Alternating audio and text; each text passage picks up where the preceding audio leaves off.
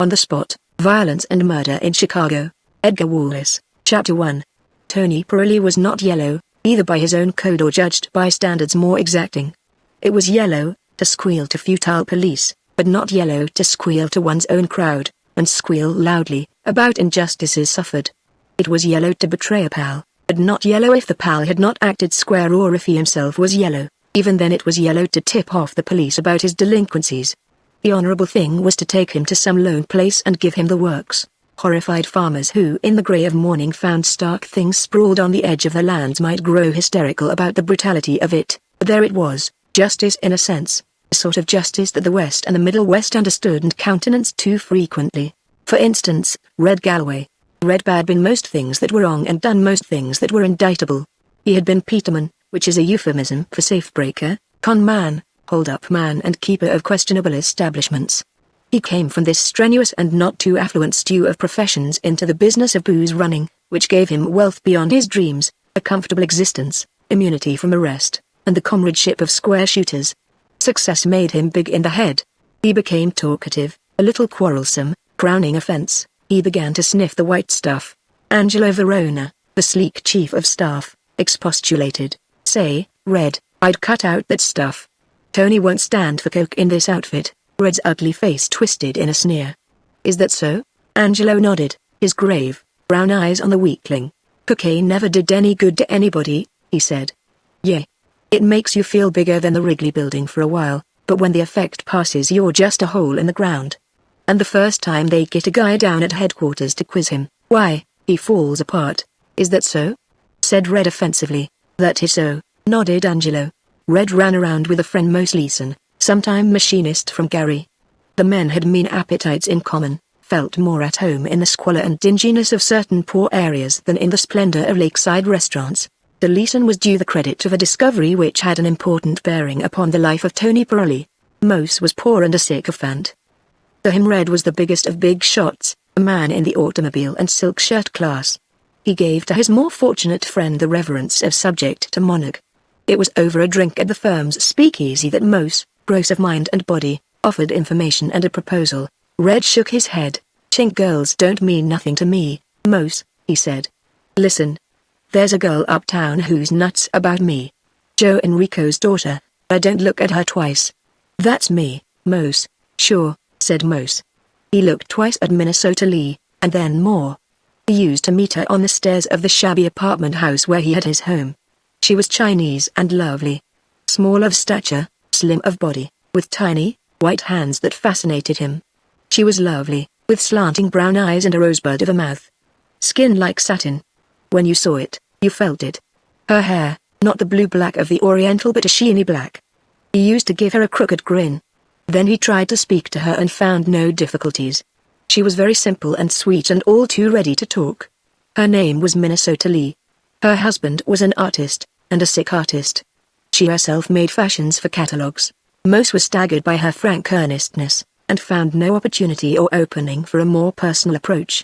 Later, when he suggested supper at a swell place uptown, she was more astonished than offended. But my husband is ill, she said. I could not possibly leave him alone. Or, listen, baby. I'll fix it to have a woman come in and sit with him. She shook her head. When he fumbled for her hand it was not the nor she. After that she avoided him. He suspected that she watched out for his leaving the house before she went abroad to the market. To test this he left the house early one morning and waited at the end of the block. Presently he saw her and stood squarely in her path. Hey, angel, face. What's the idea? Keepin' out of my way? She was too honest to deny the charge, and tried to dodge past him, but he grabbed her. Wait a minute. He might have said much more, but a bony fist thumped him in the small of the back, and he spun round to stare into the merciless blue eyes of a man he had reason to detest. Sergeant Harrigan of the Central Office was laconic, offensively to the point. Hey, you. Leave that little Chinese girl alone, and tell me the story of your life, will you? That bit of your life that began at 5 last night and finished when you went to bed. Minnesota Lee slipped away like a frightened pigeon and was lost in the crowd. Why, Mr. Harrigan, I just don't know what you mean. The voice of Mose became a plaintive and monotonous whine. Somebody stuck up a gentleman near Grant Park, took $300 and a watch from his pocket, and left him stumped on the sidewalk. Why, Mr. Harrigan, I went to bed at 10. You're a liar. You were seen near the Hippodrome at midnight. And you were seen near Grant Park at 9 o'clock. There was a search of Mose Leeson's squalid little room and a personal search of Mose. All that day he alternated between police headquarters and the clinic to which the robbed and injured citizen had been taken. There was no identification, and Mose went free that night relieved and wrathful. Minnesota Lee heard all about it and was troubled. The dying artist who wailed at her from his neat bed demanded querulously what the hell she was thinking about and why she was making a meat soup for him and the day Friday. He had never had religion until he was ill. On the contrary, he favored the more advanced school of thought which so heavily discounted the sacred symbols of divinity that they hardly had excuse for persisting. But since he had been sick he had ordered her to destroy certain drawings, notably the cartoon which caricatured so amusingly the Chicagoans' ideas of heaven. And all those nude studies of his, and certain appalling obscenities which had decorated the walls. Minnesota Lee was neither glad nor sorry. These crude drawings meant nothing to her one way or the other. She recognized facts, but did not color them nor tone them down. John Waite was a bad artist. She never thought that in his soul were the seeds of immortality. His perspectives were flat, his color work was muddled. He had no sense of line, and even his drift towards vorticism, the last resort of all bad painters, had convinced nobody. He was her man, that was all. Life and fate had linked them. There was reason enough for an infatuation which had the semblance of love, no reason at all for veneration. Yet she did not love him and did respect him. And he was dying. The German doctor had said so. 3 months, maybe 4. A priest came nowadays, a kindly man who was not shocked by the presence of Minnesota Lee, spoke to her humanly. He said 3 months too. There was a movement towards getting the painter to the coast, but nothing came of it. He protested vehemently against charity, he who had lived for years on an allowance made to him by the invalid mother he had brought to ruin. And when he was vehement he coughed and went on coughing all through the night. The priest used to call twice a week. On the top floor he had another very sick man, who was also very old, Peter Malaccini, sometime musician. He was not poor, but was as determined as any to die in the hovel which was his home.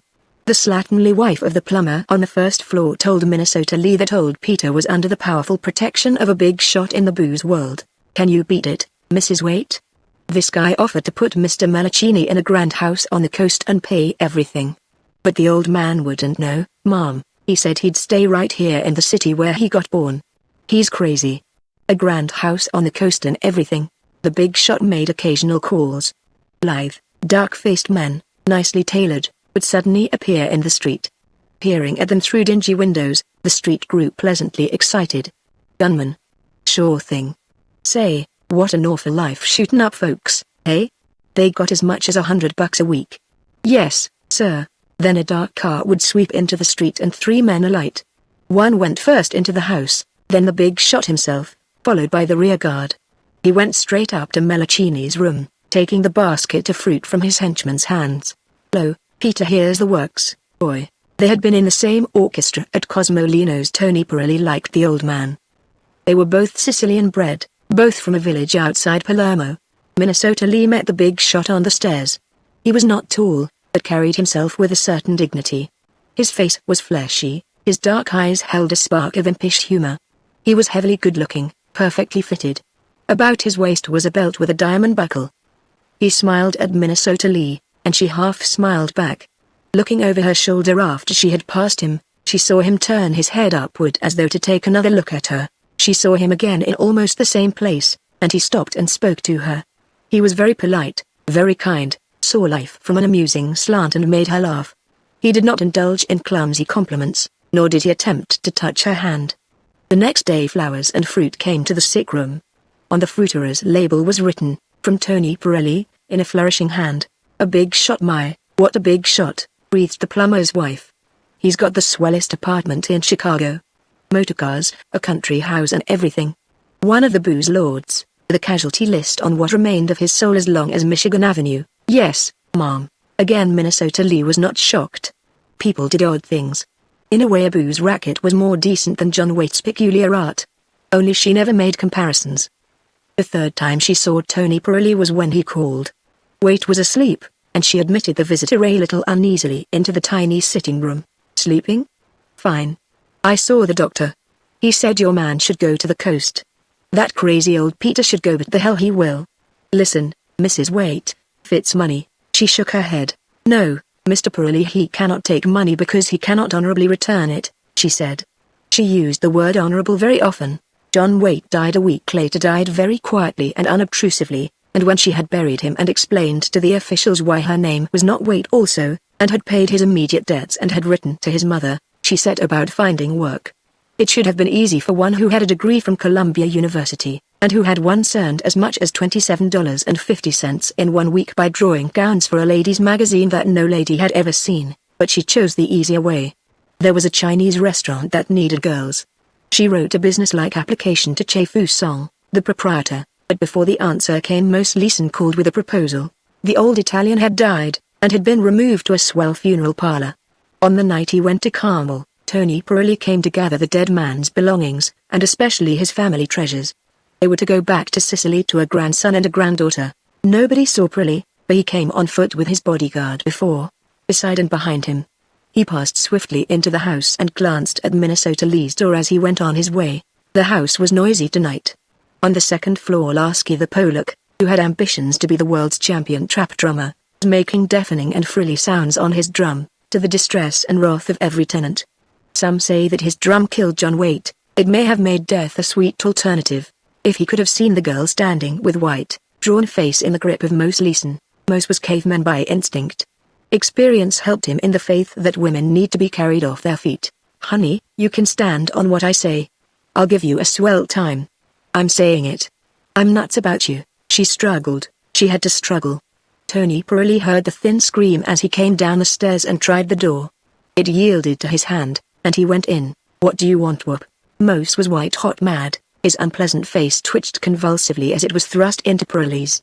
"Beat it." Tony Pirelli's voice was metallic, passionless. "Beat it, eh? Sure, I'll beat it, but not for no damn Sicilian." His fist shot out. "Mr. Pirelli." The people in the other apartments heard only what sounded like a louder and more irregular beat of the drum. Tony held the smoking pistol waist high, but there was no need for a second shot. Mose had got his. He held for a second to the bedrail, then slipped down to the floor. Minnesota Lee looked gravely from kill to killer. "Get your coat and come away." Pirelli's orders could never be mistaken for requests. She obeyed and went out with him along the street and into his waiting car. The men he left behind would deal adequately with Mose Leeson. There would be no fuss, the situation was far from being unusual, and would develop normally. A car driver found his body lying on the prairie in the snow. The newspapers said another gang shooting, and that was the end of it. In the meantime Minnesota Lee had gone to the home of Tony and became accustomed to being addressed as Mrs. Pirelli. Chapter 2. From the broad balcony with its Venetian balustrading, Tony Pirelli could look down upon the city which he was to rule. He loved Chicago, every stone of it. Chicago was home and kingdom. The endless trails of cars which passed up and down the broad avenue beneath him bore his subjects to their daily work, his subjects and his partners. Beneath every one of those shiny roofs was a man or woman who kept the best in their cellars.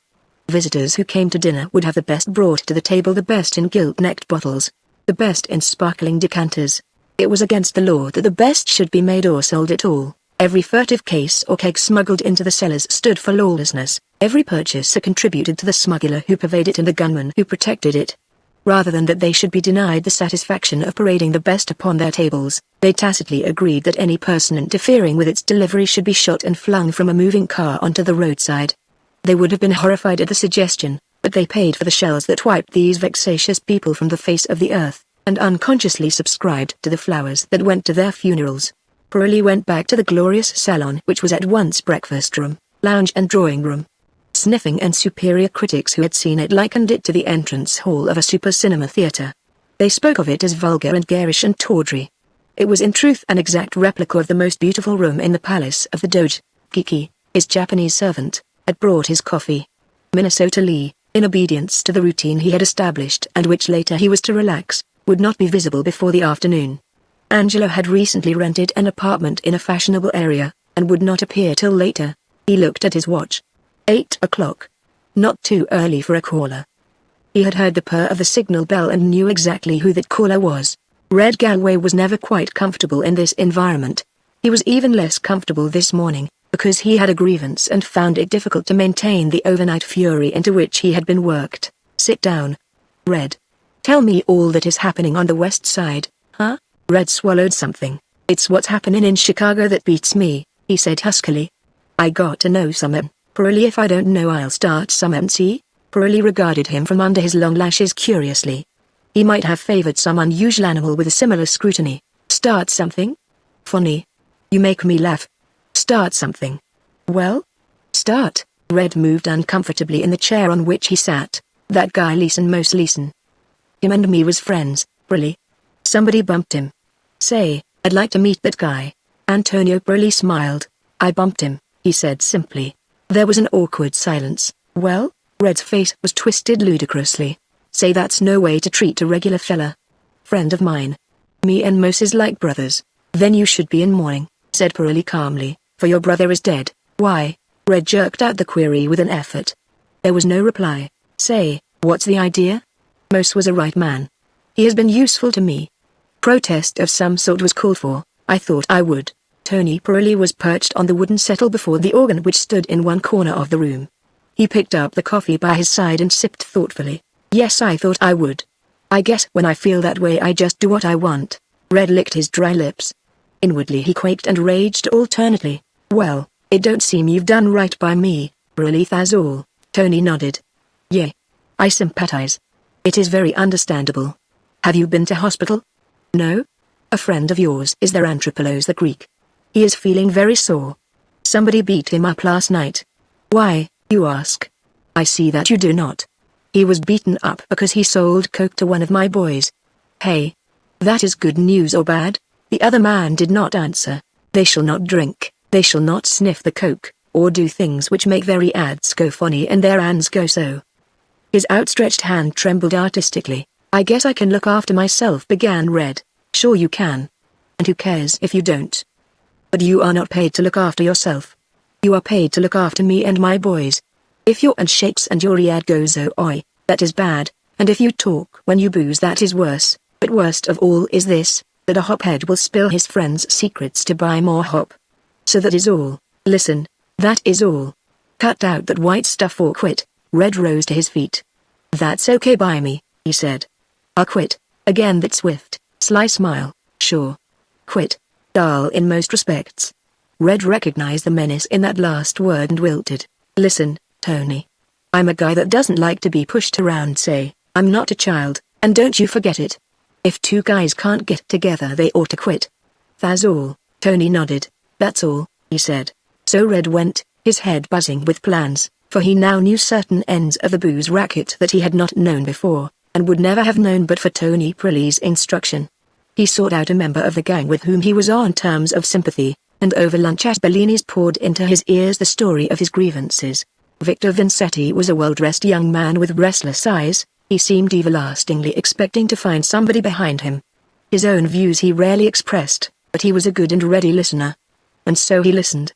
He learned of Red's little quarrel, and of Mose, and how easy it would be to run a separate racket, get booze in over the frontier, cut it and find a market.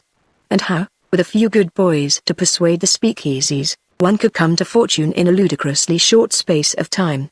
Vincetti listened interestedly, because he himself had held such opinions.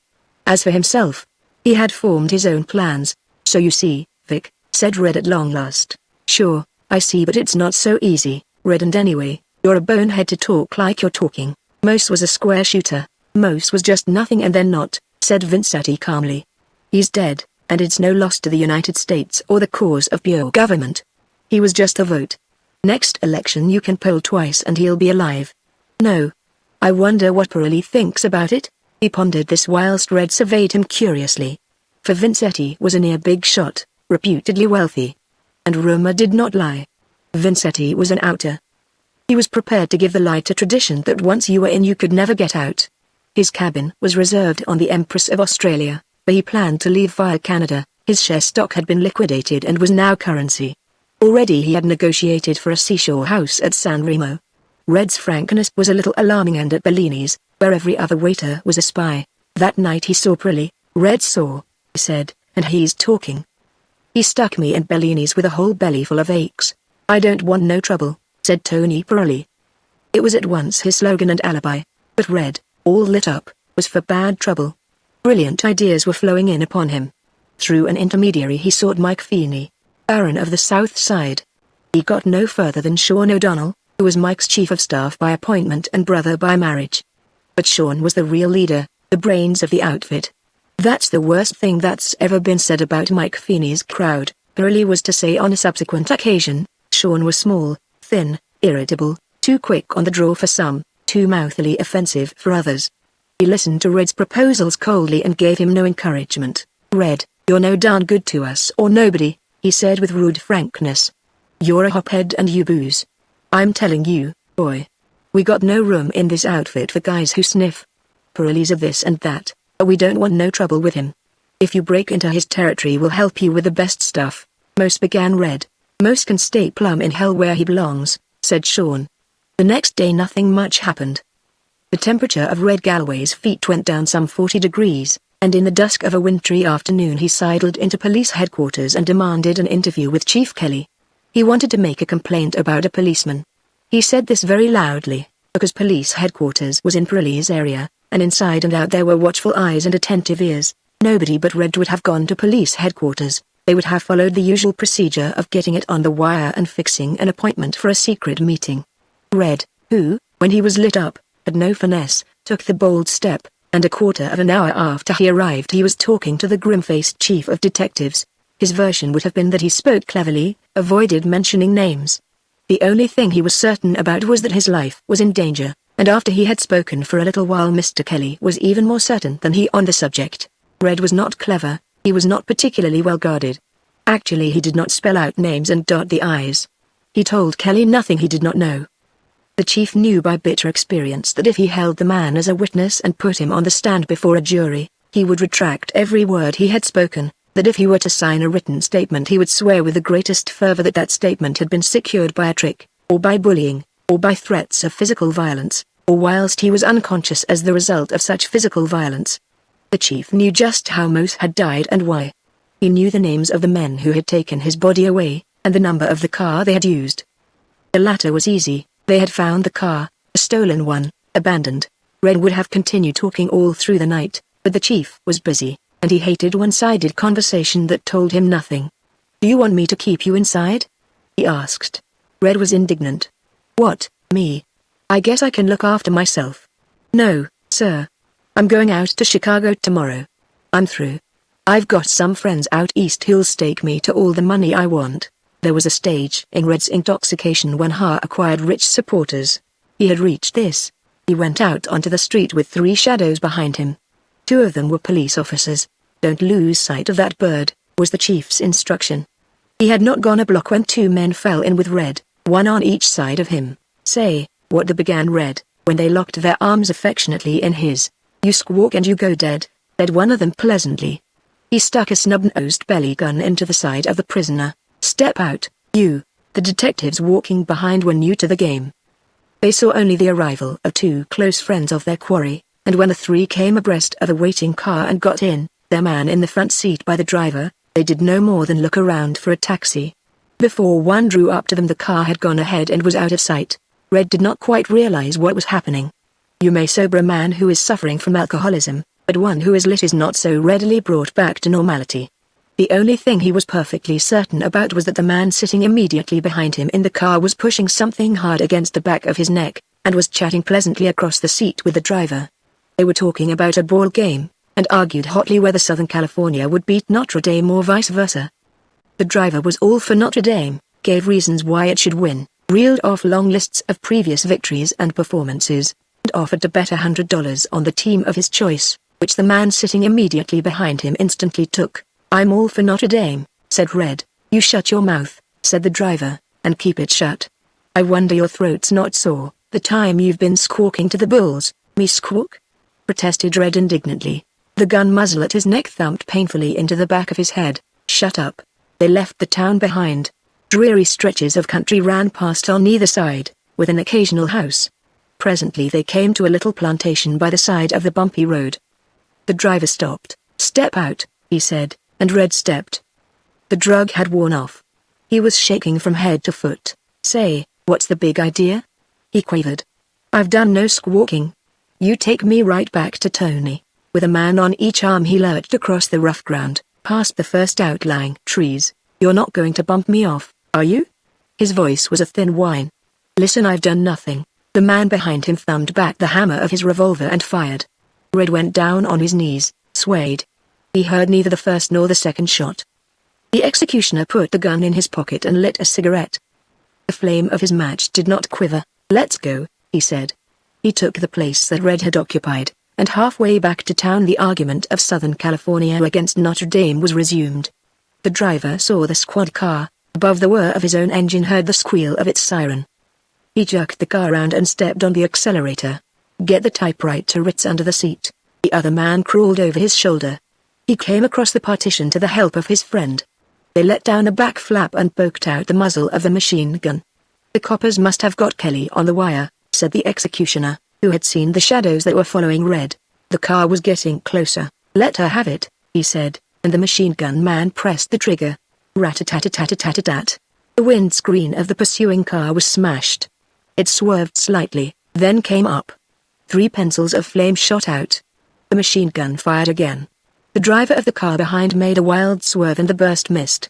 "Hell," said the man with the machine gun, and again rested the barrel on the back of the car, steadied it with his hand, then slid gently to the floor. The gun poised for a moment, then fell backward onto the road.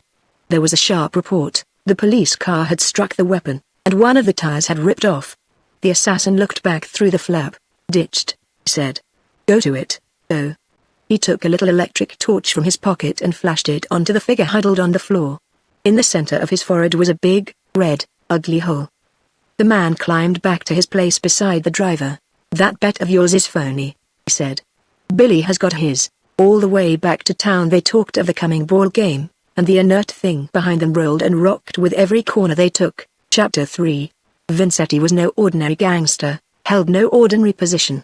For 2 years he had been the suave ambassador, the plenipotentiary traveling from coast to coast, the go-between who crossed and recrossed the lakes to Canada. At times he had been a high-grade negotiator, and settled differences which threatened to develop gruesomely if gang leaders kept their promise. He was a good-looking young man, had a reputation for gallantry, and harbored the illusion of invincibility. There was certain justification for this, but he made the mistake of engaging himself in Canada to a young lady who did not accept her ultimate dismissal with good grace. One day, when Vincetti went across to Toronto to fix a delivery of whiskey, a lawyer's emissary slipped a writ into his hand. He was sued for breach of promise, and even more than that.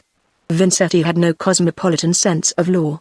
It was a matter to be fixed and he looked around for a fixer, choosing a disreputable lawyer who accepted his fee, made one half-hearted effort to secure a withdrawal of the action, and, when he failed, forgot all about it. The consequence was that Vincetti was cast in heavy damages, and on his next visit to Toronto was arrested. He paid because he had to pay, but that was not the worst. He ceased to be a buying agent, suffered a very considerable cut of his revenue. "I don't want no trouble," said Tony Pirelli when the matter was discussed. "You're in bad with these Canadian guys. I don't want people working for me who are upward on the street." "I don't see how it affects you," said Vincetti, inwardly boiling. Tony stroked his little mustache and studied the pattern of his silky carpet. "Maybe not," he said.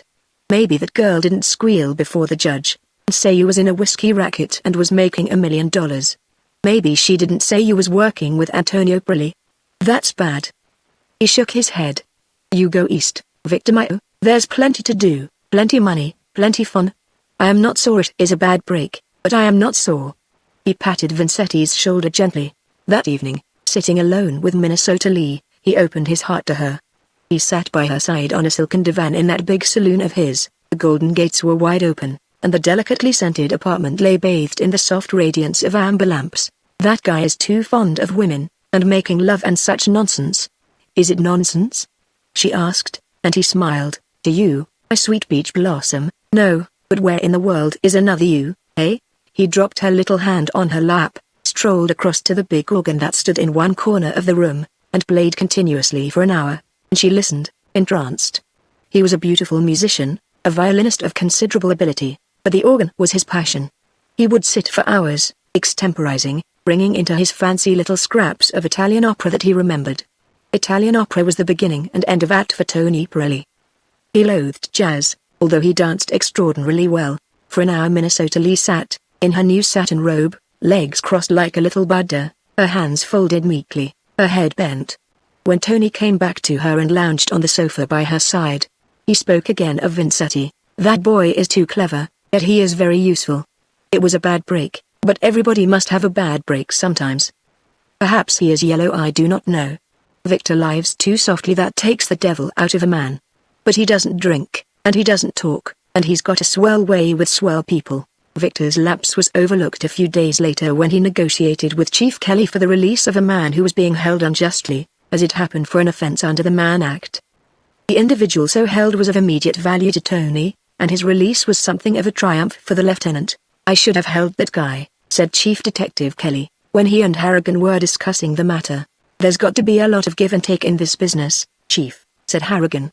"My own opinion is that Pirelli worked his release because he was afraid of us fastening another crime on him. They found Red Galloway this morning, by the way, plugged through the back." Kelly nodded. "That was always coming to him. A loudspeaker, that bird, sooner or later he would have blown wise. It's a waste of time, but you might see Pirelli." He scratched his chin irritably. "No, I guess I'll see him myself."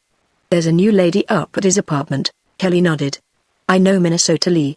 Mrs. Waite, or whatever her name was. If there's any honor amongst thieves, Pirelli has it all. He's got the tightest bunch of hoodlums in the town.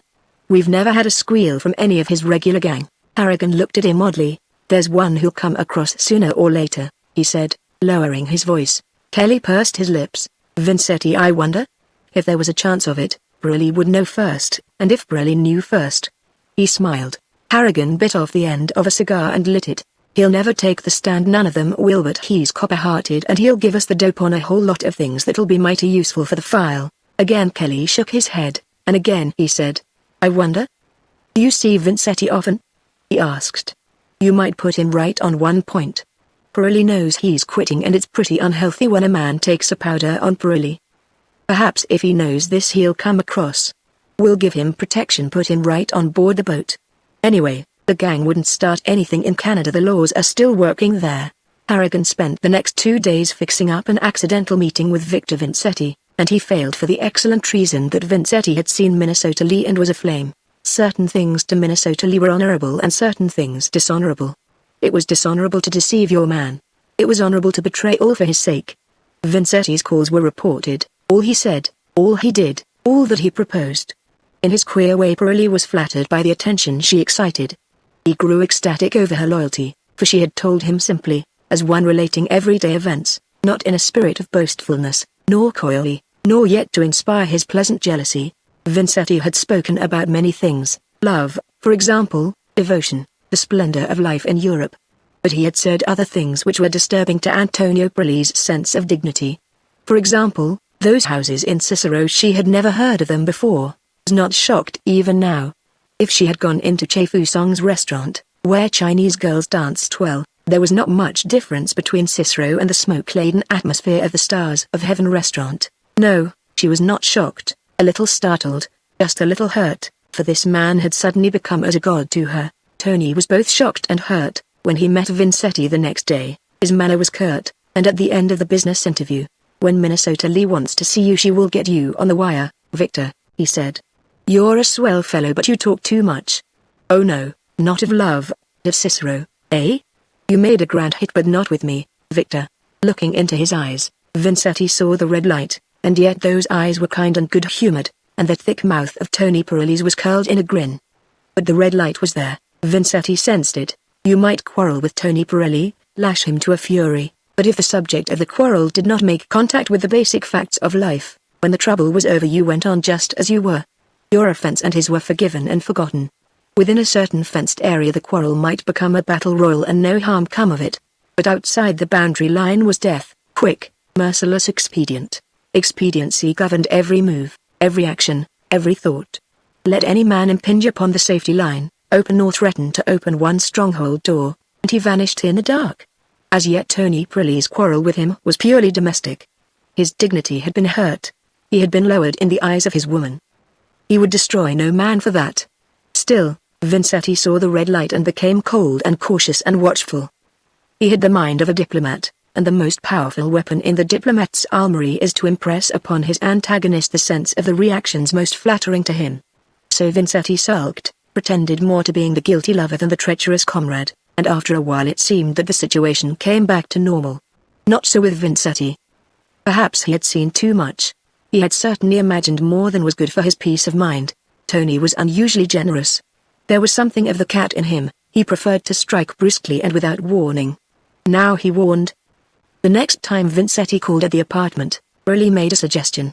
"There will be no vacation for you this year, Victor," he said. "I guess I'd sell that reservation on the Empress of Australia. Why waste money? Just that, no more. No recriminations, no reproaches, no cold fury at this unforgivable act. For the man who takes the powder on the gang is outcast, and if he is detected after he has made his getaway, all manner of troubles await him. Notifications go forward through a strangely active police that the man is a criminal, foreign ports are barred against him, he may land only to be arrested, and possibly deported, and a man so deported would go back, as he knew, to waiting guns." Burley had an espionage system which was well-nigh perfect. He had clerks in the banks who furnished him with particulars about his own people. He knew to assent their balances, would be instantly informed about the transfer of money or stock to another country, and particularly did he keep tag of checks drawn in favor of tourist agencies or steamship companies. Vincetti was one of the few men who kept a banking account. As a rule, gangsters do not trust banks, rather putting their faith in safe deposit boxes. Tony could keep watch, therefore, on the more intimate side of Victor Vincetti's life. He knew all about the letter of credit that the bank had sold him. His chief offense was that attack at Cicero. Somebody had tipped off Mike and his friends, and here was the natural sequel. 3 men alone knew of the forthcoming visit, certainly not the trader in Canada, who had no idea that his lucrative customer was Tony Pirelli. It was a great pity about Vincetti, Angelo agreed, for he was a wise boy and an asset. One must have fellows who could dress well to deal with those honest and respectable villains who supplied the raw material of Mr. Pirelli's trade. As a liaison officer between the outfits he was unrivaled. Vincetti could walk into any territory and get away without so much as a smell of powder.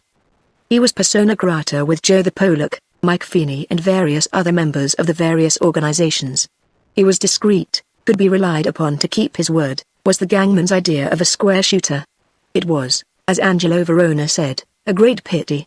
Events were moving in one inevitable direction. Pirelli's activities were multifarious. He had fingers in all makes and shapes of pies, some legitimate, some distinctly illicit. He kept rigidly aloof from the ordinary criminal classes. He neither financed nor benefited by vulgar robbery with or without violence. The moneys of men who fell victim to his vengeance or suspicion were invariably found intact. Sometimes enormous sums were discovered in the pockets of the dead men left derelict by the roadside. He kept faith with seller and buyer. His word was his bond, and he even resented the practice of sending the booze he supplied to the analyst. His wages bill was enormous, his turnover colossal.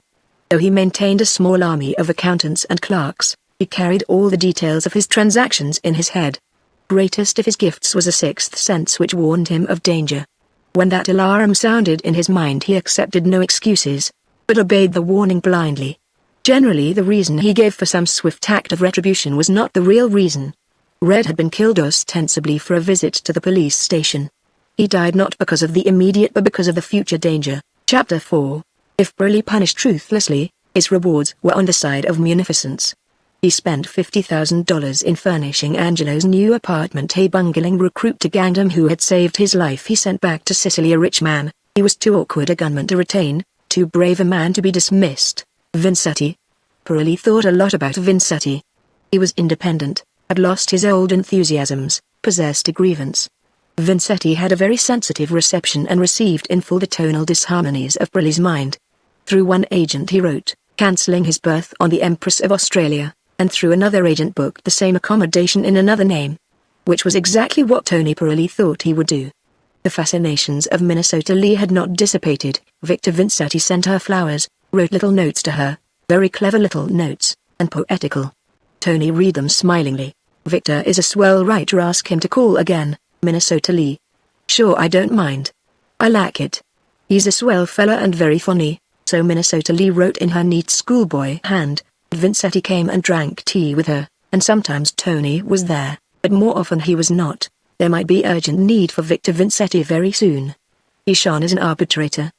The two big gangs were edging across neutral ground into one another's territory. Feeney's crowd supplied a large number of speakeasies on the north side with hard liquor and beer. Mike ran a couple of breweries and was a millionaire. There was a sort of no man's land on this battlefield, where both gangs operated side by side. The proprietors of the speakeasies might buy safety from one side or the other. There was no you take ours or none in the tactics of either party. Then suddenly Mike changed front, claimed the territory as being exclusively his own and passed out the customary warnings, which were followed by the customary reprisals. One of Pirelli's good customers had his establishment wrecked and was himself beaten up.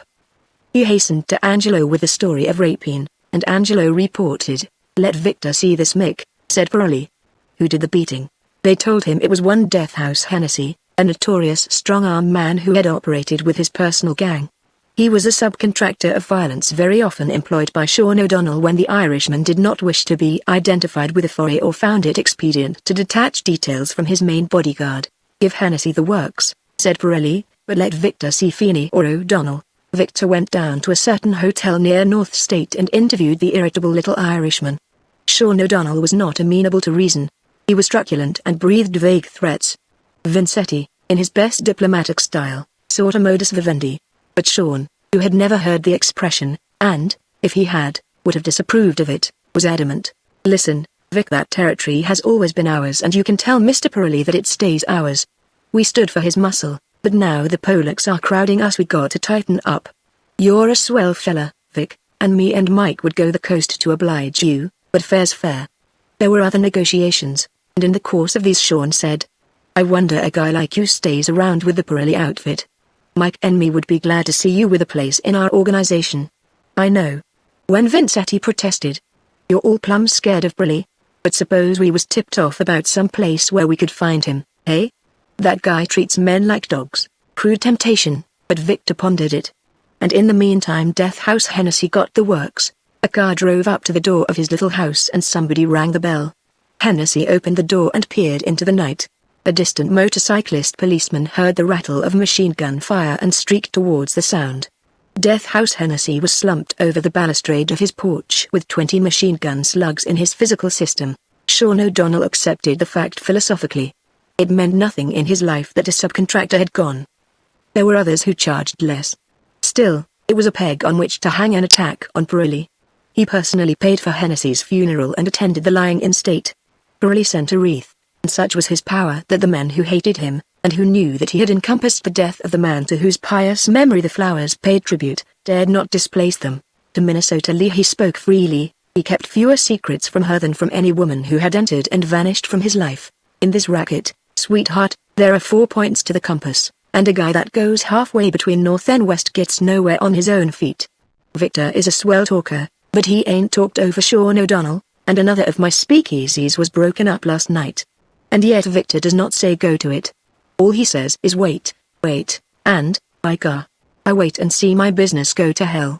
Victor had reason for saying wait. He saw Tony and reported negotiations, and the big shot listened patiently. "Sure, that's fine," he said. "Maybe I will wait till Sean O'Donnell gets an old man and has sense, huh? For 10 years maybe. This Mick must settle or he gets the works." Victor, I'm saying it. "There is too much talk, let Ricardo speak." Ricardo was his favorite machine gun chopper, a man who had fought in the Great War and had 3 decorations and 20 killings to his name. "I will wait a little longer, yes," said Pirelli, and then, he drove out to Cicero that afternoon, and was sitting in his own restaurant, sipping coffee, when 3 cars drove slowly past and swept the restaurant with machine gun fire. Pirelli lay flat on the floor in a confusion of smashed glass and falling plaster, and decided that he could not afford to wait. He must move, and move quickly. The attack had not been improvised, it was the result of careful planning. Vincetti was one of the very few who knew that he was going to Cicero on that particular day. Victor had actually planned the trip, the object of which was to meet a Canadian shipper. He made inquiries. Mike Feeney and Sean had left on the previous night for New York. Their alibi was a little too cleverly established. He saw Victor on his return and was very voluble about the narrowness of his escape. To have made light of the matter would have been a mistake. Vincetti would have been alarmed, and who knew what a frightened rat might do? Victor was alarmed, nevertheless. He sent an urgent message to Kelly, and had an interview with the chief, giving him a little information but promising more. Then Vincetti did a curious thing. It was one of those bizarre acts of his that were peculiar to the man. He called at his lawyers and made a will, one clause of which ran, In the event of my dying by violence and on the coroner's verdict that murder has been committed, I direct that the sum of $100,000 shall be acted aside from my estate as a reward to the person who shall secure conviction of my murderer and his execution. In the afternoon he called upon Minnesota Lee. She had phoned an invitation to tea at Tony's suggestion. "You may stay in your suite, little darling," he said, "for I have much business to finish with Victor." Vincetti called at 4:30. A quarter of an hour later Kelly came. This was the arrangement which had been agreed. In truth, the detective arrived outside the entrance of the building 5 minutes after Vincetti went in, and filled the idle time by watching some men load furniture on a truck. 2 big chairs, a davenport, a coat hanger and a table were loaded and pulled away as Kelly entered the building and made for the elevator. Angelo opened the door to him. "Victor's gone," he said. "He only stayed a minute, came to see Minnesota Lee, Chief, but she's got a headache." "Where is Briley?" "He was on the sun balcony, and was sent for." "Vincetti came in here 15 minutes ago and could not have gone," said Kelly unpleasantly. "If he is not here he could have gone," he said. "There are 2 ways out, Chief. One at the back of the block. Victor usually goes that way. I'd like to search this apartment." Kelly was frankly and rudely skeptical. "Sure." Tony Pirelli was all smiles. Vincetti was gone. How, whither, was a mystery. Kelly knew of the back exit and had had a man stationed there, but Victor Vincetti had not passed. 2 days later they found his body floating in the lake. He had been shot dead at close quarters, and in his pocket were 80 sodden notes, each for $1,000. They hauled Pirelli down to police headquarters and quizzed him. "I hope you get the guy that bumped poor Victor," he said. "There's too much of these killings." He attended the funeral, riding in an armored car just behind the funeral coach. Chapter 5. Vincetti was something of a literator. He kept a big diary, which, to the disappointment of Chief Kelly, and to the infinite relief of at least one person, contained no vital information. On a visit to Hollywood he had made this illuminating comment. "The gangster's life has no continuity. It is a series of short stories written round the same funeral parlor.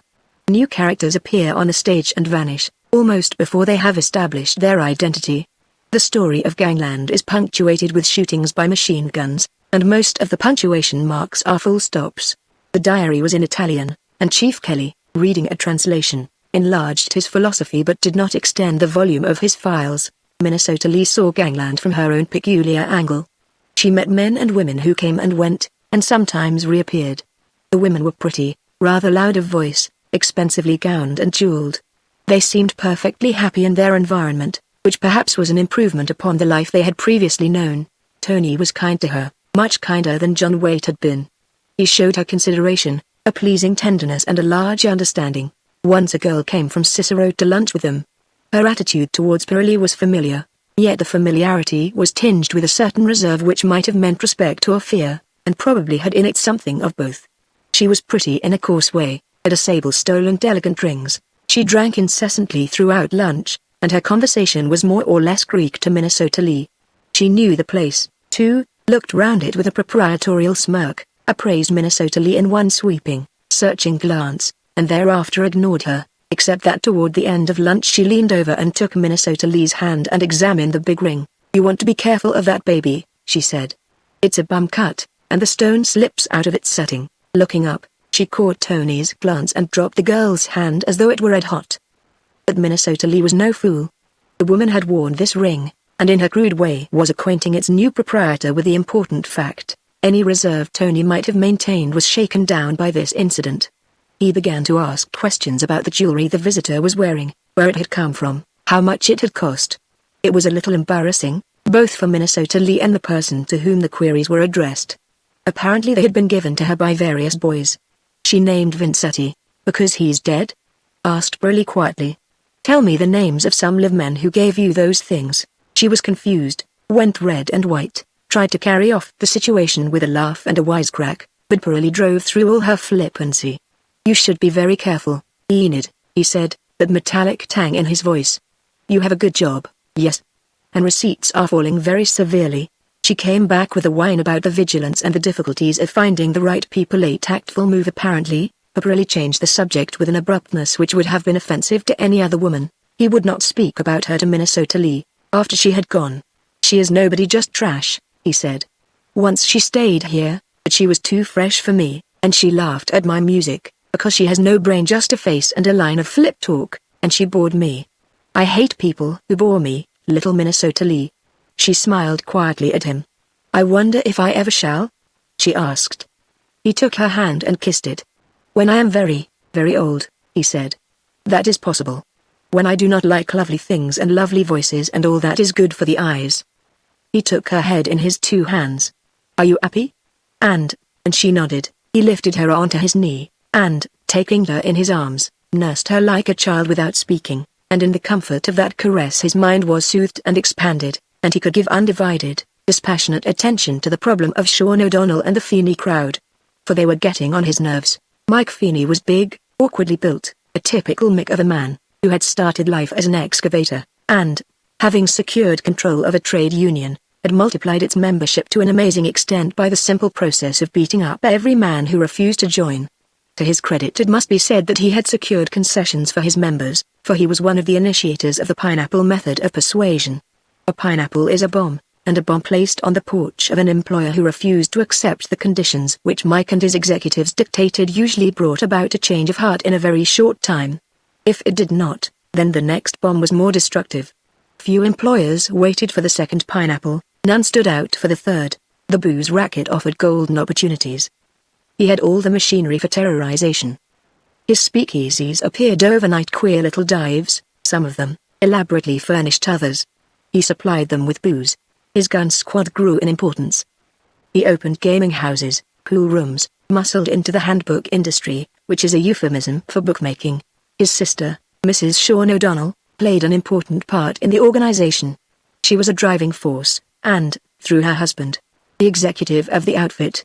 Almost as tall as her brother, big-boned, gaunt, red-faced, with hands like raw meat and a nose which was long and permanently red, this big-footed lady had once, so it was said, fought a man and beaten him.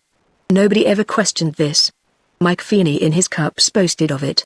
With all the money in the world, she was the worst-dressed woman in Chicago. She affected naming violets, impossible reds, wore diamonds as big as nuts, set in gold brooches the size of coffee saucers. Her voice rasped, and when she spoke the Feeney crowd stirred uncomfortably. Pirelli she hated for his very masculine qualities. To her he was always the whoop dude. She called him other names, for she did not approve of those houses at Cicero. When her history comes to be written it will be found that she urged on her husband to inaugurate rival establishments. She ruled her husband rather than her brother, which was remarkable, for Sean had a temper of his own and the brain of 3 Mike Feeneys. For the rest, she was as remorseless as any, sent men to their death and never thought of them again. It was she who organized an attack on Tony Pirelli. "We're surely scared that Peterman," she said to her husband. "If you had the heart of a man you'd go and get him, after what he said about me to Mrs. Merlo. Maybe it don't mean nothing to you, having your wife called Romeo's nightmare. But if that don't mean something insulting, I'm a crazy woman. Go get that whoop, Sean." Sean snarled round at her. "You're in a hell of a hurry to get rid of me, ain't ye?" he snapped. "You keep out of this, Bella." She had been named by an unimaginative parent, Flora Bella. News of the beautiful Chinese girl who was staying at Briley's apartment reached her, and feminine curiosity took her calling. She towered above little Minnesota Lee like an ugly derrick above an Easter lily. For once in her life she was human. Pirelli was amazed to learn that she had left a good impression upon the girl. As for Mrs. O'Donnell, that baby's too good to live in a place like that with a dirty little Sicilian around. "Gee, he's getting fat, Sean. You couldn't miss him unless you was drunk." Sean said nothing. He had his own plans, and was not to be rushed. His wife brought back one piece of information. Pirelli's got a new man from New York, one of them 5 Points people, Konohara. "Do you know him?" Sean knew him. Mike Feeney knew him better, and had good reason for disliking him. "He's a gun, and a slick one, nothing yellow about Con. He never stops talking, and I guess that means that he'll just have about time to see the city before he passes on." That week Pirelli gained another recruit. There was a man in Boston who was a booze importer and a highly respected member of the community. Through another friend he heard of a Harvard boy's misfortune and wrote to Tony. "I don't know whether you'll be able to do anything for this fellow, but he comes of a good family, speaks 2 or 3 languages, and is the kind of man you might find useful." So Jimmy McGraw came to Chicago with a letter of introduction, and a sense of humiliation which was all the more bitter because it was deserved. He had been expelled from a great university for a theft which was both mean and stupid, and which in his sober moments he could not understand. The college authorities accepted inebriation as the admission of another and even more serious offense. It was certainly no excuse. Jimmy scribbled a hurried note to his New England mother, went into hiding in New York, and, after a futile month spent in searching for work, accepted the rail fare and the letter of introduction which brought him to the Venetian magnificence of Tony Pirelli's apartment. He was tall, tow-headed, good-looking, nervous. Pirelli liked him from the start, though he was puzzled as to how he could place him. There were the makings here of a big shot. He had a well-ordered mind, would certainly become a capable organizer. But a big shot must be blooded. Here, too, was a substitute for Vincetti, but again he must qualify. Tony's rule was inflexible. A man must have blood on his hands before he was initiated into the inner mysteries. It was not his sense of drama but his sense of safety which dictated this condition. A man must be in up to his neck. There must be no member of the outfit so guiltless that he could take the stand without fear or knowledge of guilt. You were either in or out. There was a farm in the country where members of the gang rusticated. It was a sort of club, and it had its own shooting range. Pirelli sent the boy down with Ricardo, champion of all machine gun choppers. Give him the keys, he instructed, and by keys he meant the freedom of this drab little world. Ricardo reported a week later that the pupil showed no promise. He hasn't the nerve for it, he said. You'd better find him something easier first, Tony. So Jimmy McGraw was brought back to Chicago and was given the keys of that territory which Pirelli ruled so efficiently. He met gangsters, men on the one side or the other, and a few who were on neither but were in danger from both. For some reason or other he liked Sean O'Donnell, and, more wonderful still, O'Donnell liked him and took him to his apartment off North Place and introduced him to his wife. One of Pirelli's mob, ain't you? She asked disparagingly. Say, why do you go and get yourself fixed up with them Sicilians? Leave the kid alone, that's his trouble, said Sean. You going to be Tony's fixer, Jimmy? Jimmy was puzzled. Well, I guess I'm going to be anything that he makes me, he said. Sean looked at him thoughtfully. He'll be wanting a fixer now that he's humped off Vincetti. His best friend, that's the kind of yellow dog he is, interrupted Mrs. O'Donnell. Sean explained. Vincetti ran around and fixed things. He saved Pirelli a lot of trouble. He might in truth and in justice have said that he himself had been relieved from many an embarrassing situation by the intervention of the fixer. There was a fourth man at the luncheon, a gloomy Italian who was introduced as Mr. Camona. Exactly what role he played in the complicated business of Sean's activities Jimmy did not know. The man spoke little and then only in monosyllables. Throughout the meal he ate and drank, and when he was not eating and drinking he stared blankly out of the window and seemed immersed in his thoughts. If he spoke at all it was in very bad English. Later, Pirelli was to give the man's history. He was a Sicilian, who had been smuggled into the United States without a passport. Mike Feeney controlled a number of alky cookers, men and women who distilled denatured alcohol, later to be doctored and bottled and sold to people who could not afford the best, and certainly got as near the worst as made no difference. Camona had been a bandit, had certainly suffered imprisonment in Italy, and was a fugitive from justice when he was imported into Chicago. His job had to do with the organization of the alky cookers. Incidentally, he had served in the machine gun corps of the Italian army and was a useful recruit to Mike Feeney's corps of killers. Either Camona or the driver of the car which carried him was at fault one evening. Tony was driving back from the opera with two of his trusted gang. He had turned into a side street off Michigan Avenue when another car drew level. Tony dropped to the floor as a hail of machine gun bullets came through the window. One of his companions was not so fortunate, and went down with a bullet through his neck. It was all over in a few seconds. 4 alert eyes saw a drooping mustache behind the sights of the machine gun. Tony drove the wounded man to hospital and came back to his apartment, very calm and unflurried. Minnesota Lee, who was waiting up for him, had no idea what had happened, though she supposed it was something serious, for Tony ordered her peremptorily to bed. Camona lived in a little apartment house on the south side. He arrived home at 2 o'clock in the morning, was putting his key in the door when a man walked up behind him, laid a pistol against the back of his head, fired, walked back with the greatest unconcern to the waiting car, and was whisked off before the nearest police patrol was within sight. Good work, Con. Pirelli congratulated his newest recruit at breakfast the next morning, and Konohara, stocky, classily tailored and interminably talkative, grinned at the compliment. It was his first solo job. Clean, Tony, that's my speciality. I never give a guy more than one. And after that his name's was. I could have got him on the street, but there was a broad saying good night to her fella. I see him go up the stairs and nicked out me 38, sure. Tony had little patience with people who dramatized their actions. "You're a swell fella." Jimmy learned the news from the afternoon editions and was shocked. Here was a man with whom, 2 days before, he had sat, a living, breathing entity, with a history and a future, and who was now nothing but an object of curiosity to certain police officers and a name on a sprawling headline.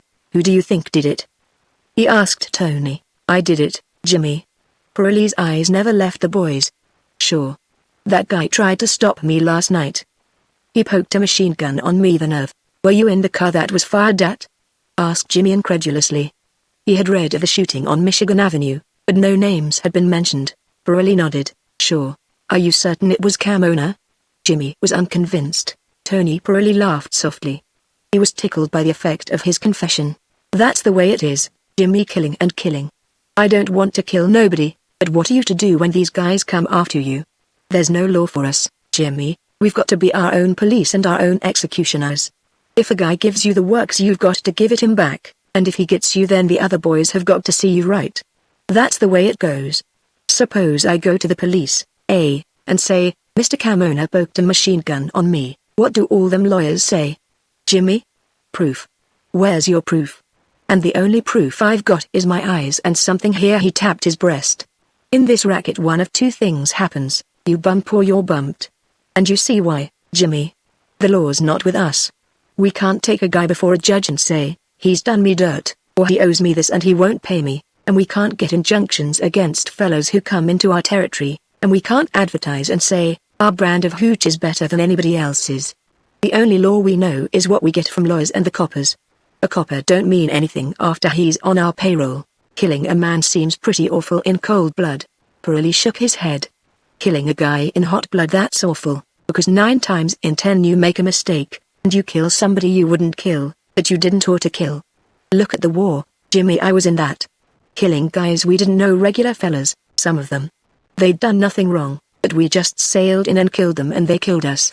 There's no sense to it. But when we bump off a man there's a reason, and when we do it it's been worth doing. The things you do in hot blood are generally foolish, and the things you do in cold blood are the worthwhile ones." So Jimmy had his first lesson in the ethics of gangland, and, being young, he was impressed. "Keep next to Sean O'Donnell," Pirelli instructed him. "Maybe you'll be our fixer one of these days." McGrath told him of the conversation he had had with Sean. "Fine," said Pirelli. "Him and me thinks alike. Maybe you'll take Victor's place, and that will mean big money for you, Jimmy." In his heart of hearts he knew that nobody could take Victor Vincetti's place. Vincetti had started steeped in the traditions of this strange underworld, a complete and exhaustive knowledge of its code, founded on actual contact with its members.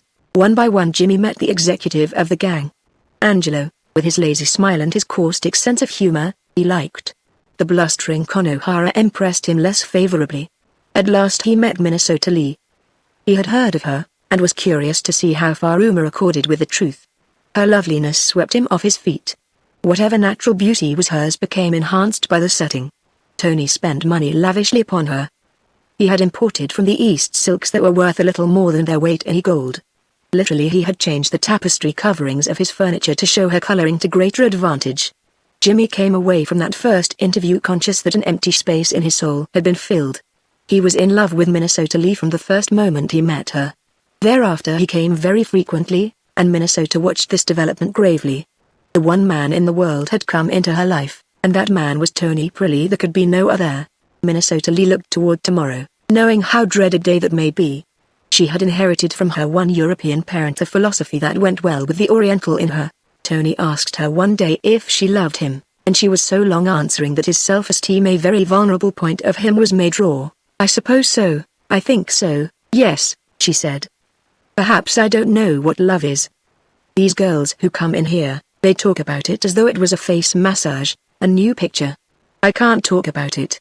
You frighten me, that's all I know." He looked at her, a question in his frown, in the set of his face, in the cold scrutiny of his eyes. "You love me, huh? Suppose I had a guy waiting in the hall and I said to you, 'Minnesota Lee, go out, he's waiting there with his choppers. The first one who goes through that door will be killed.' Would you?" She laughed. Very rarely she laughed, and when she did, it was the low laugh of the European, not the high, shrill giggle that he had heard from Chinese girls. "I would go, yes, of course." His breath came quickly. You would be killed, Minnesota Lee, huh? She nodded. That's nothing, she said. For anybody else would you do that? She thought, her brows puckered. No, she said at last. For nobody else. A broad smile lightened his fleshy face. High brown eyes sparkled. That's love, then, you little fool. You lovely darling. He took her in his arms and kissed her for a long time. Chapter 6. Tony Pirelli thought a lot about his newest recruit. He liked Jimmy, as far as he was capable of liking anybody, but he thought too much about him. Jimmy became a sort of amusing irritation. Always Tony was planning some place for him in the organization, and he never seemed to fit. He hadn't the balance for a fixer, or the knowledge. He wasn't yellow, but he seemed incapable of murder. Not that Tony called it murder to dispose of an unfriendly rival or one who had designs upon his own life. He seemed to fit into Tony's apartment, was attentive to Minnesota Lee, obviously in love with her. Not that Tony minded that. He regarded it as something of a compliment that a college boy should approve and confirm his choice. What could he do? Once or twice he had an inclination to slip a grand into Jimmy's hand and pack him off by the 20th century to New York. He could do this, for Jimmy was not in as a gangster might be counted in. He knew no secrets, privy to no more than the confession which Tony had made as to his responsibility for Vincetti's death, and somehow Tony rejected the idea that this boy would ever give evidence against him even if he were able to do so. Kelly was taking an interest in the boy, which was in a sense unfortunate. The detective commissioner was clever. Tony never underrated his intelligence or his gifts as a man-catcher. Shrewd, cold, remorseless, yet with a streak of kindliness which very few people suspected. He had a trick of calling unexpectedly and usually at the most awkward moments. He came into Tony's apartment late one afternoon and saw Minnesota Lee, not for the first time. He liked this girl. There was a lot that was fatherly in Kelly, and he had, too, a sardonic sense of humor that found satisfaction in the knowledge that Minnesota Lee it was who had lowered herself when she accepted the patronage of the gangster. Having a grand time, Minnesota Lee? He asked. Tony grinned. Is she having a grand time? Say, that baby started living when she came here. And when does she start dying? Asked Kelly, not taking his eyes off the girl. Tony made a grimace. Natural death was a repugnant subject. He, who lived all the time in the shadow of a gun, who knew not from day to day or from hour to hour whence a deadly enemy might spring and a fatal bullet leap, had a horror of illness with possible fatal consequences. How you talk, Chief. Here is life and happiness. Why do you worry my little girl with your talk of death? Kelly looked round at him with a crooked smile. Worrying you more, I guess, he said. Who's this new kid you've got running around with your hoodlums? Tony was ostentatiously puzzled. I don't get you. You get me all right, McGraw. Oh, Jimmy. Tony smiled indulgently. He's a friend of mine. He comes from New York. Why couldn't he stay in New York and take a correspondence course in murder? Tony shook his head reprovingly. An awful word, he said. Murder. There are too many murders in Chicago. Sometimes I wonder if the police are doing their duty, and then I think, well, my friend Mr. Kelly is on the job and all will be well, and the hoodlums will be caught and go to the chair, and that makes you sleep comfortable, I guess? Said Kelly, and repeated his question. What shall I do with Jimmy? I don't know. He is a good boy, a swell boy. He is no good for rackets, too much of an American gentleman. I guess I'll give him something to do in Canada. Is he the new fixer? Asked Kelly. Fixer? Tony was blankly bewildered. You'll want a new one since you bumped off Vincetti. Kelly never minced his words. I was wondering who would take his place. Mr. Tony Pirelli was shocked. Since I bumped off Vincetti, Chief? His voice was a pained reproach. Say, where do you get that? Vincetti, my best friend? No, Chief, it was Mike Feeney's gang got him. I'm giving you the straight of it. That bum Sean O'Donnell gave him the works. Will you go on to the stand and testify that? Asked Kelly quickly. Tony smiled. I am telling you because you, Mr. Kelly, are my friend, not because you, Mr. Kelly, are a cop. I know things but can prove nothing, and if I could prove something would I be a squealer? Kelly knew that trouble was brewing between the rival factions. Pirelli's position was growing stronger from day to day. His rivals were being wiped out as effectively as words may be wiped from a slate. Feeney still stood as the most formidable of the gang leaders opposing him, and Feeney meant Sean O'Donnell. He tried to get in touch with him, but failed. Making contact with a rival gangster, the inventor of the handshake murder, was a little difficult, for had not Tony Pirelli on a certain night greeted Emilio Moretti with a firm grip of one hand and shot him with the other?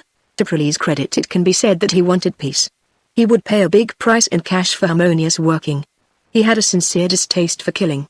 He desired that the war he waged should be fought with the minimum number of casualties, and if money could have brought that happy state of affairs, or any concession other than the loss of territory, he would have bought these conditions at almost any price. With the little gangs he was ruthless. They kept no faith, took his money one day and muscled in on his joints the day after. For these tiny problems there was only one solution: the little gangsters came and went and none saw their going. Charred bodies were found in the woods, men bound with wire were fished up from the bottom of the river, one was shot dead in the crowded vestibule of a theater. They had all gone their ways, little dust heaps, easily flattened. Mike Feeney was a dump of slag, not easily removed. Third-hand contact could be made with the gang. Jimmy met Sean O'Donnell and lunched with him. Sean liked the boy, was secretly amused at his enthusiasms, saw no harm in him, and certainly no danger. Sean listened gravely to the boy's naive essay in diplomacy. When Jimmy had finished he shook his head. "There's nothing to it, kid," he said. "Meet Tony." "Where in his gold parlor, the same as Vincetti did?" "No, sir. But I swear to you that Tony wants to settle outstanding differences." Sean blinked at this. "That's a grand way of describing first-degree murder," he said. "Sure, he wants to settle, and we want to settle too. But we want to do the settling. Our guns are as good as his." "No, kid, keep out of it. You're a swell guy and you don't properly belong to this racket or any other. And you might tell that bum Mick, Konohara, to keep that woman of his away from Tony Pirelli. Com's due for the works. We've put a cross on him. And he knows it. But all the same, tell him what I told you." He looked at Jimmy for a long time. "Why don't you get out of Chicago, boy?" he asked. "If it seems good to you, running alongside of a racket, believe me, you're all wrong. Before you know where you are they'll pull you in, and that'll be the end of you. You'd better go home." Jimmy shook his head. He was bound now to Chicago by bonds which were not to be broken. Whatever might be his fate, Minnesota Lee was worth the risk. He sat for hours in the little room he rented, thinking about her, and in moments of complete sanity marveled and was shocked at himself that he, with his puritanical upbringing, his ultra-European ideals, should be so completely dominated by a girl who was at best a half-caste, whose history was, by all his standards, unsavory. Yet he could not bring himself to think of her as anything but as he saw her, and as from day to day and from hour to hour she impressed him. It was a puzzling, baffling sort of existence, this gang life. There were so many ramifications to Tony Pirelli's business, so many complexities. Interest overlapped interest, men he had regarded as being henchmen of Pirelli, and whom he had never thought of as being anything but loyal adherents to the big man, were, he was to discover, allied to other groups, and their allegiance to Tony the most temporary of associations.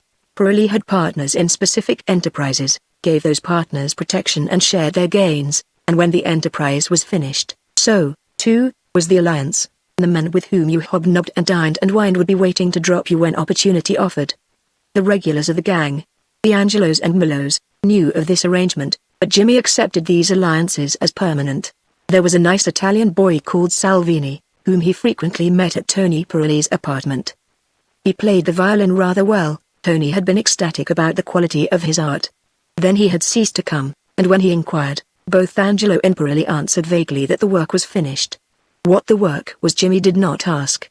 One day he was driving on the Burnham Road and saw a crowd gathered around a small sedan. A squad car came howling and jangling past and pulled to a stop behind the stationary machine, scattering the crowd in all directions.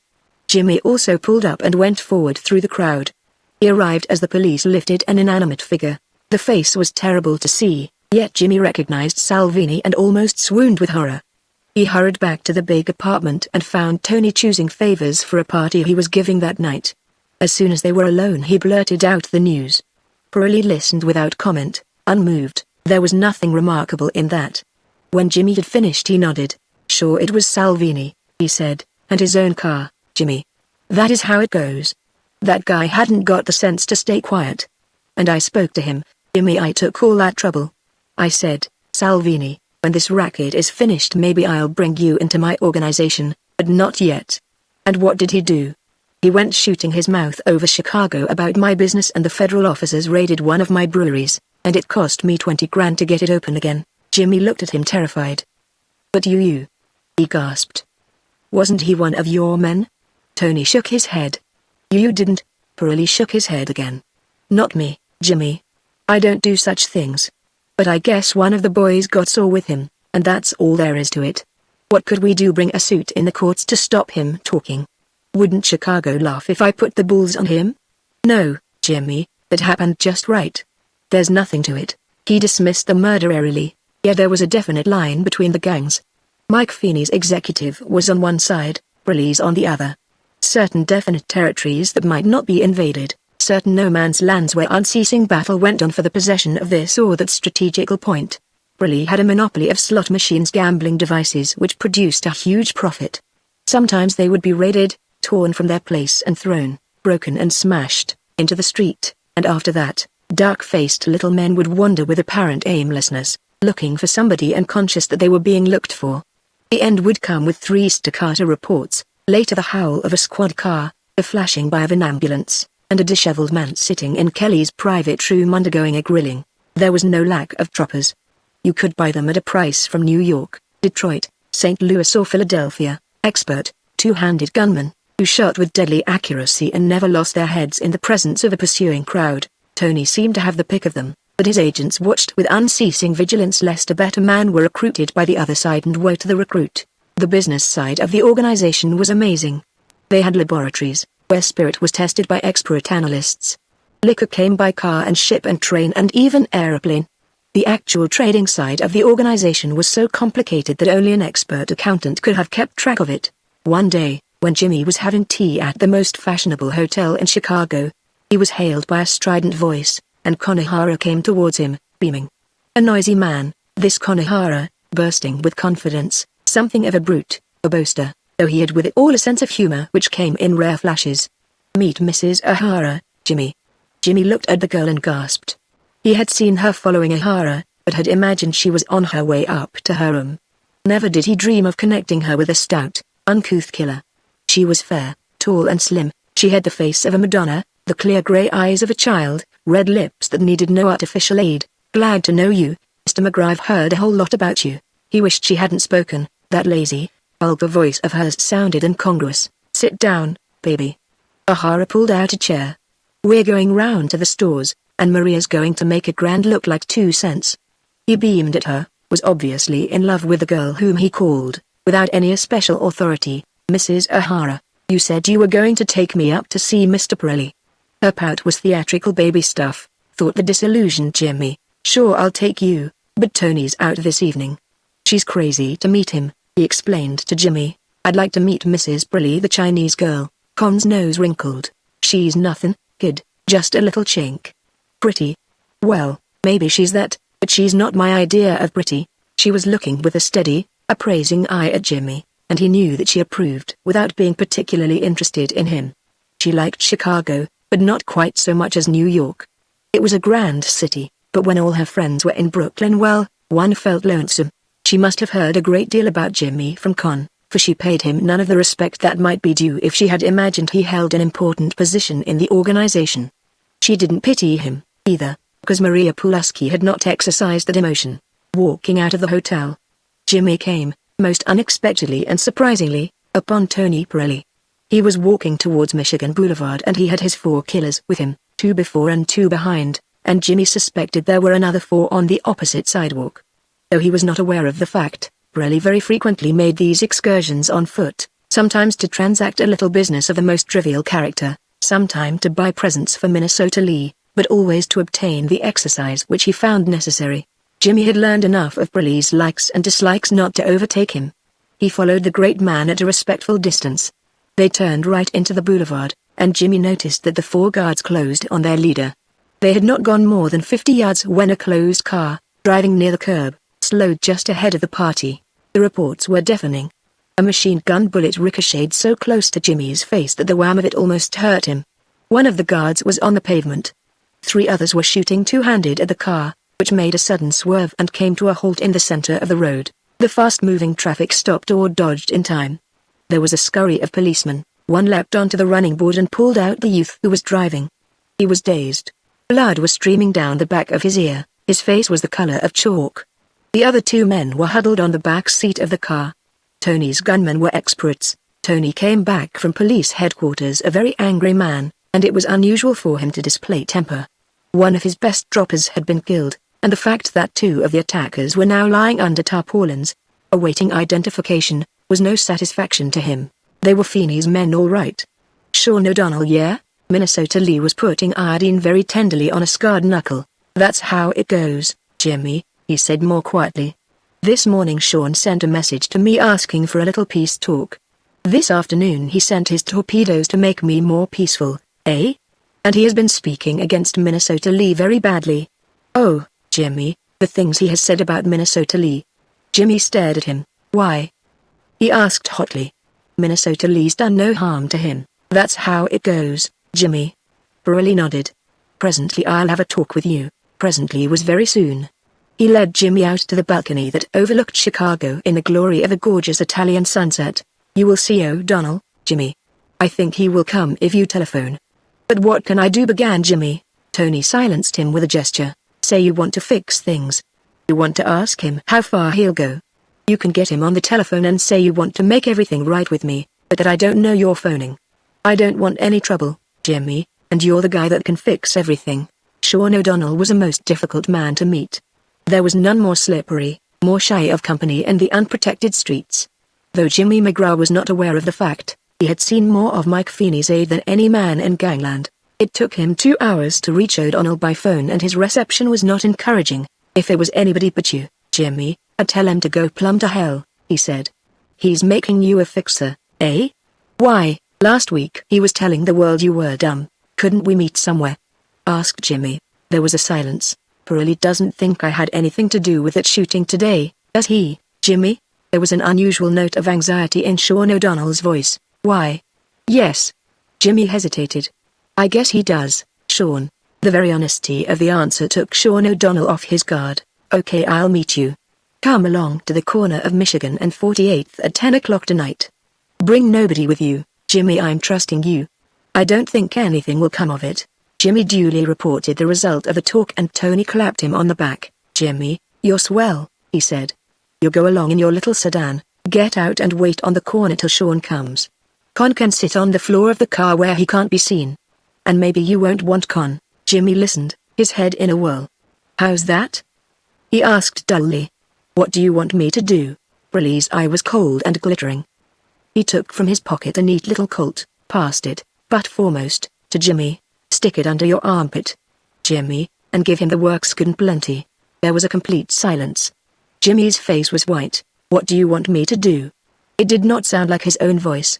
It isn't what I want you to do, it's what I'm telling you to do, said Pirelli steadily. You're going to bump off Sean O'Donnell. Chapter 7. Jimmy M. Segrett found himself unlocking the door of his room without realizing how he came to be there. He was moving mechanically, thinking not at all. The world has become a monstrous unreality, the living people who thronged the streets and occupied the wild tangle of motor traffic, that moved and stopped obediently at the green and the red traffic lights, were of another kind to himself. They had homes and relatives and interests. Thousands of them were dressing for dinner at this moment, millions were relaxing in the security of their apartments and houses, having no worries beyond the domestic problems which beset every household. He belonged to a people apart. They were human beings.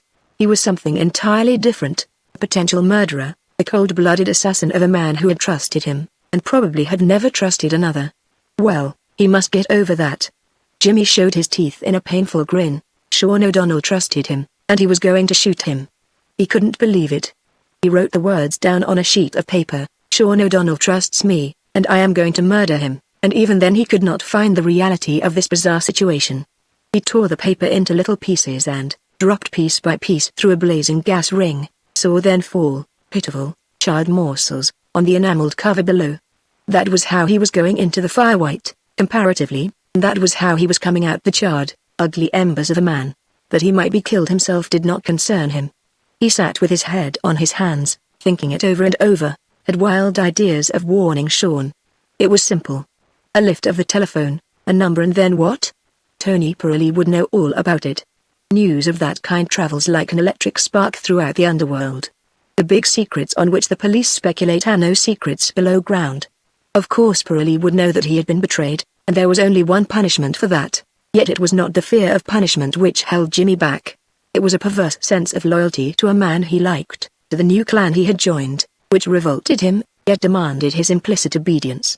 This was the end of it, then the end of Jimmy McGraw. If he killed Sean O'Donnell, the Feeney gang would put the cross on him. He would be marked for death. He laughed at the thought. No fear here, either. If he killed Sean, he deserved death. That was the beginning and the end of it. Tony would give him protection, would send him out of Chicago till some grander crime, directed against the Feeney crowd, wiped out all memory of lesser offenses. He was desperately sorry for Sean, but, for some curious reason, not particularly sorry for Mrs. O'Donnell, who had treated him so well and civilly. Somehow he did not think of her as a dependent woman. He could imagine in her none of the romance and tragedy of widowhood. He thought of her only as a cog in the machinery of Mike Feeney's organization. You might fear her but not be afraid of her.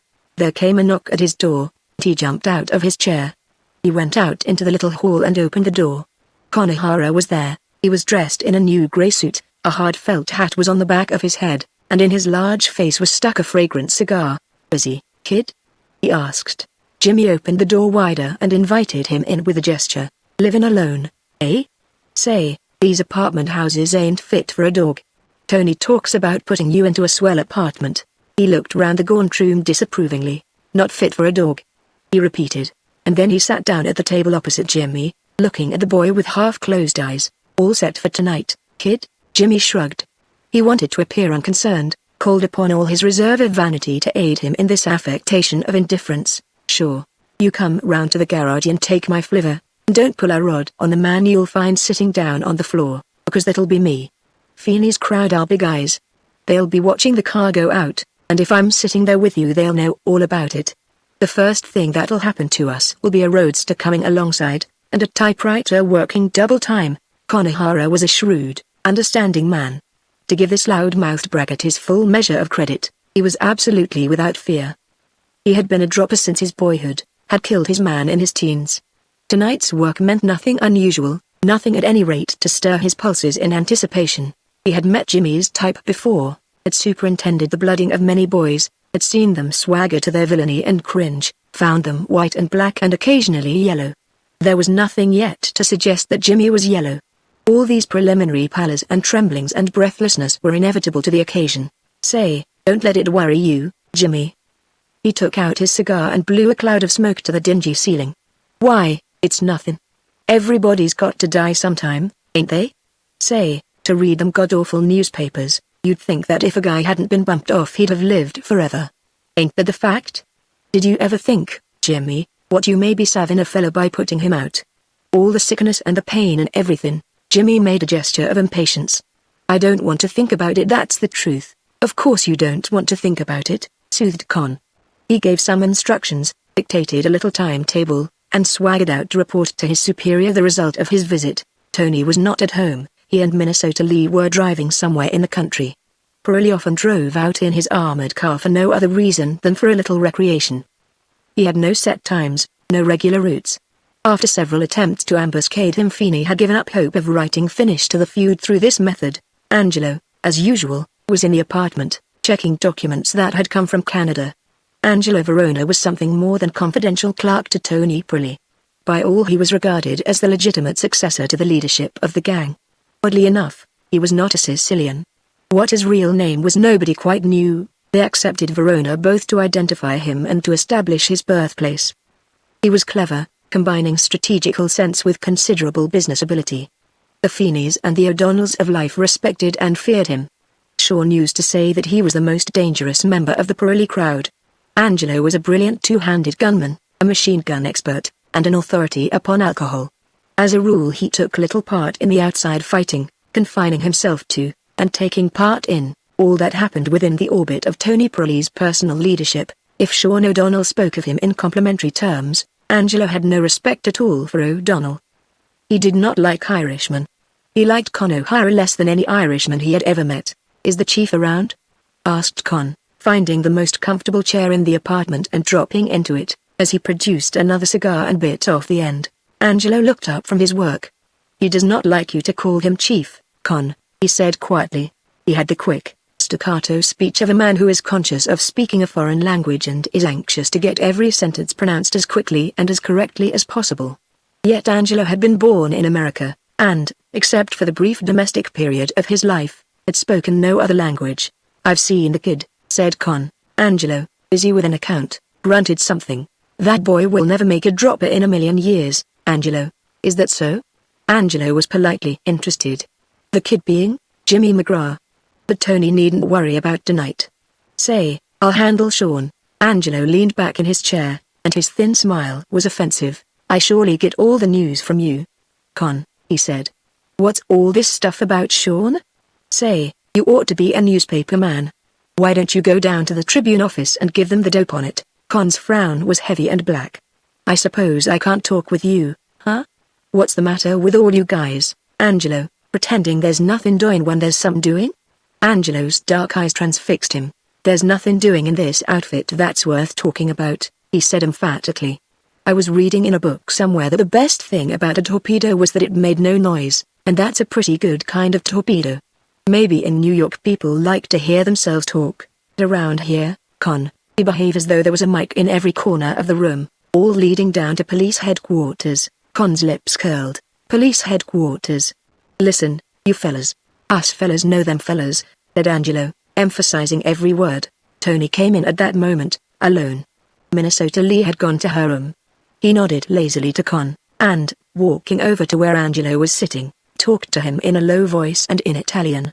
Tony often chose that language for his more confidential communications, and these were the only occasions when Angelo responded in his mother tongue. It was a practice which irritated Con. It made him feel out of things. Say, what's the idea of leaving me out of it? Pirelli turned his insolent gaze on his servant. Did anybody tell you were in it, Mr. Konohara? He asked. Well, I happen to be here, began Con. And who invited you here? Maybe you think this is a speakeasy where you can drop in just as and when, Con? I come in to tell you about Jimmy, said Con, his vanity hurt. Say, I'd rather do the job without Jimmy. That kid looks like falling apart. Pirelli walked slowly towards the man, standing before him, his hands on his hips, his head tilted on one side. Did I ask you anything about what you'd rather do? He demanded. This is Jimmy's killing. If he gets this fellow without your gun, let him get him. You're there to help Jimmy, in case he gets nervous and Sean pulls on him. It isn't a question of taking him, he's taking you along. Get that, Konohara? Con's face was dark and sulky. He was an injured man. That's okay, he grumbled.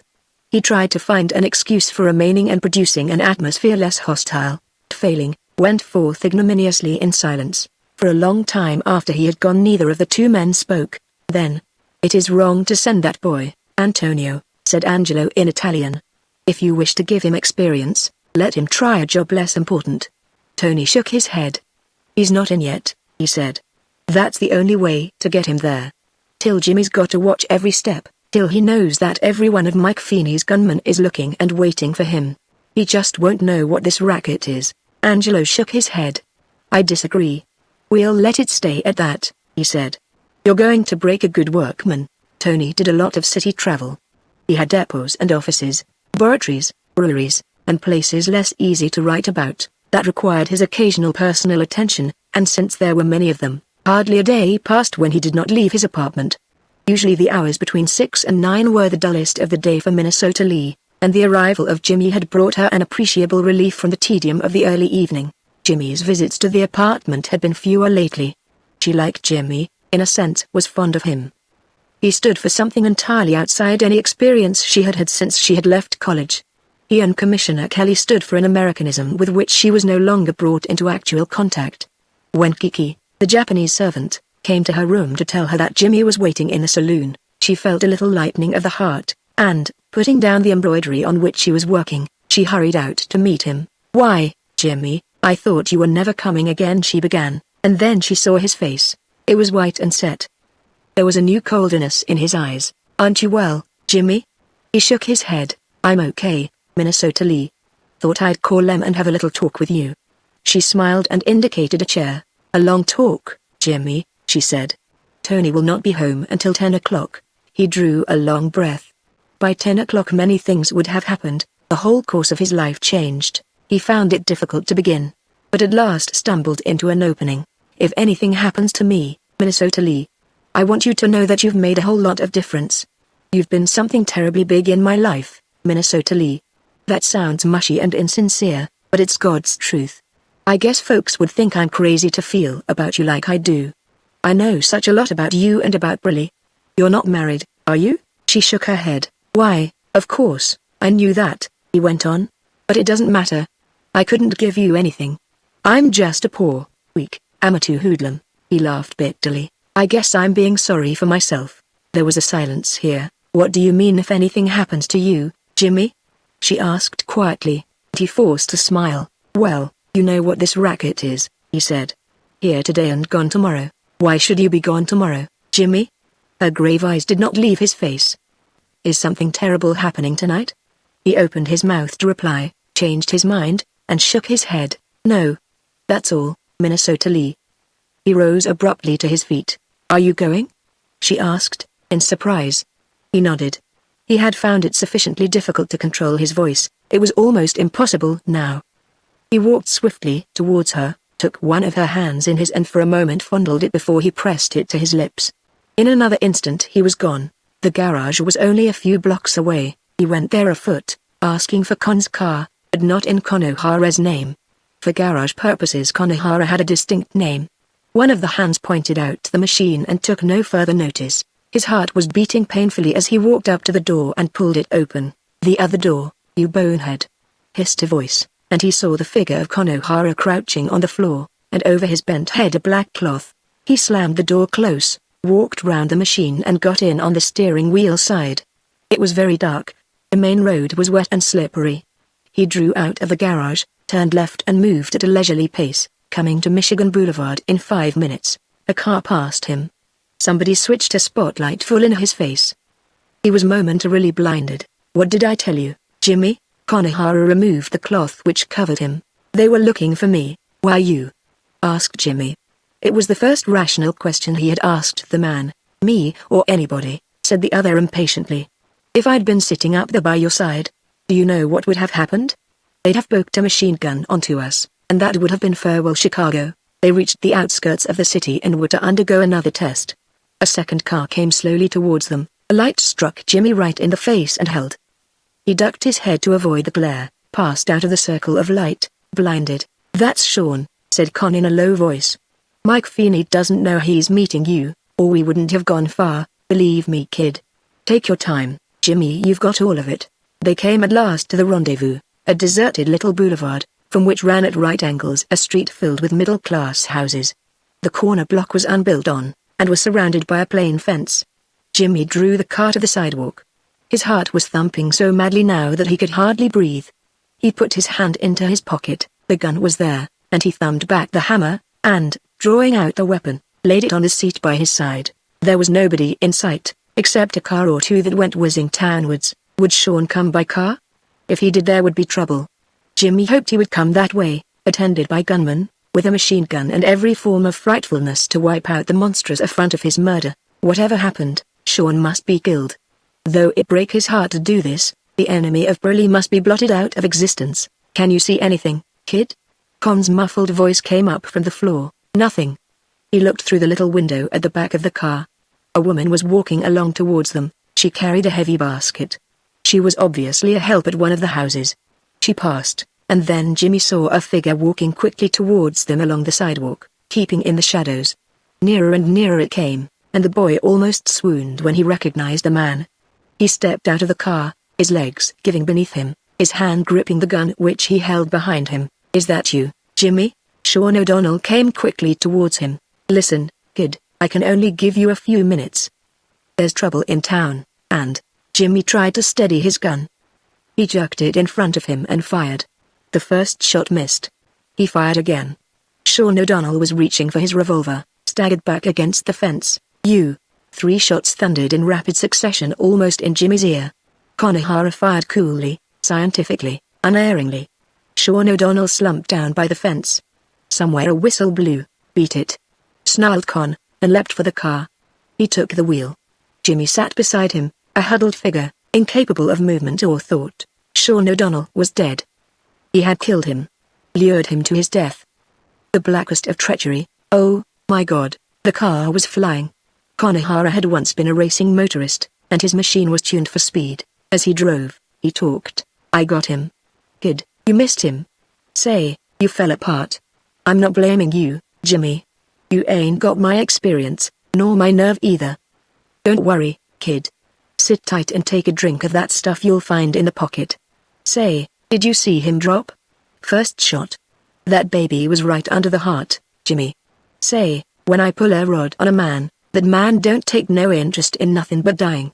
Jimmy sat, staring through the smeared glass of the window. Murderer. Jimmy McGraw, murderer. Chapter 8. The news flashed through Chicago. Sean O'Donnell had got his. And it was news of the first importance, for Sean was a big shot amongst little shots, a power man to whom lesser gangsters turned, if not for comfort, for very material assistance. A big shot in this sense, that at his word men died quickly and often in painful circumstances. It was Sean who had taken Pirelli's boyhood friend so daringly that it was the talk of their world.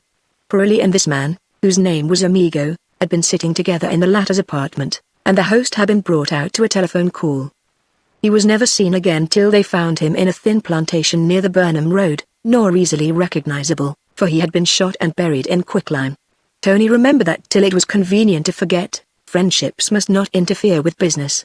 And here was Sean dead, and his wife displaying an unexpected aspect of femininity in a fit of hysterics, crying and screaming blue murder, and Detective Harrigan's car at the door, waiting to take her to the Brothers' Hospital, where Sean lay beyond any other help than that which the hastily summoned priest could give to him. The little priest stood with Harrigan by the bedside of the unconscious man. The mud-stained cyclist patrol who had found the body and brought it in was an interested spectator. Curiously enough, in all his years of service, he had never been brought vis-a-vis a gang shooting.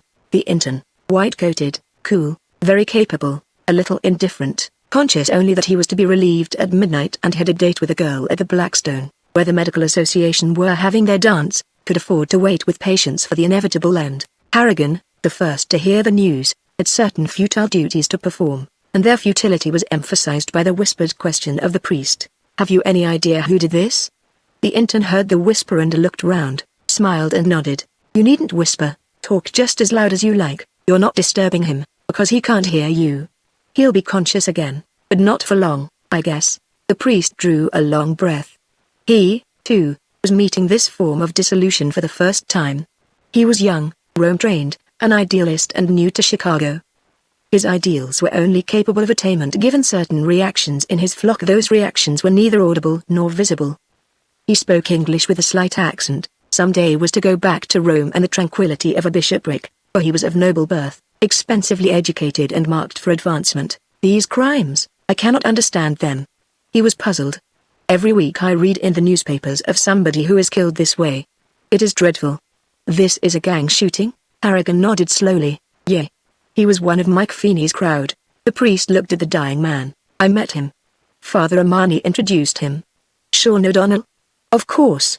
He was an altar boy at the Holy Name Cathedral." "That's so," said Harrigan.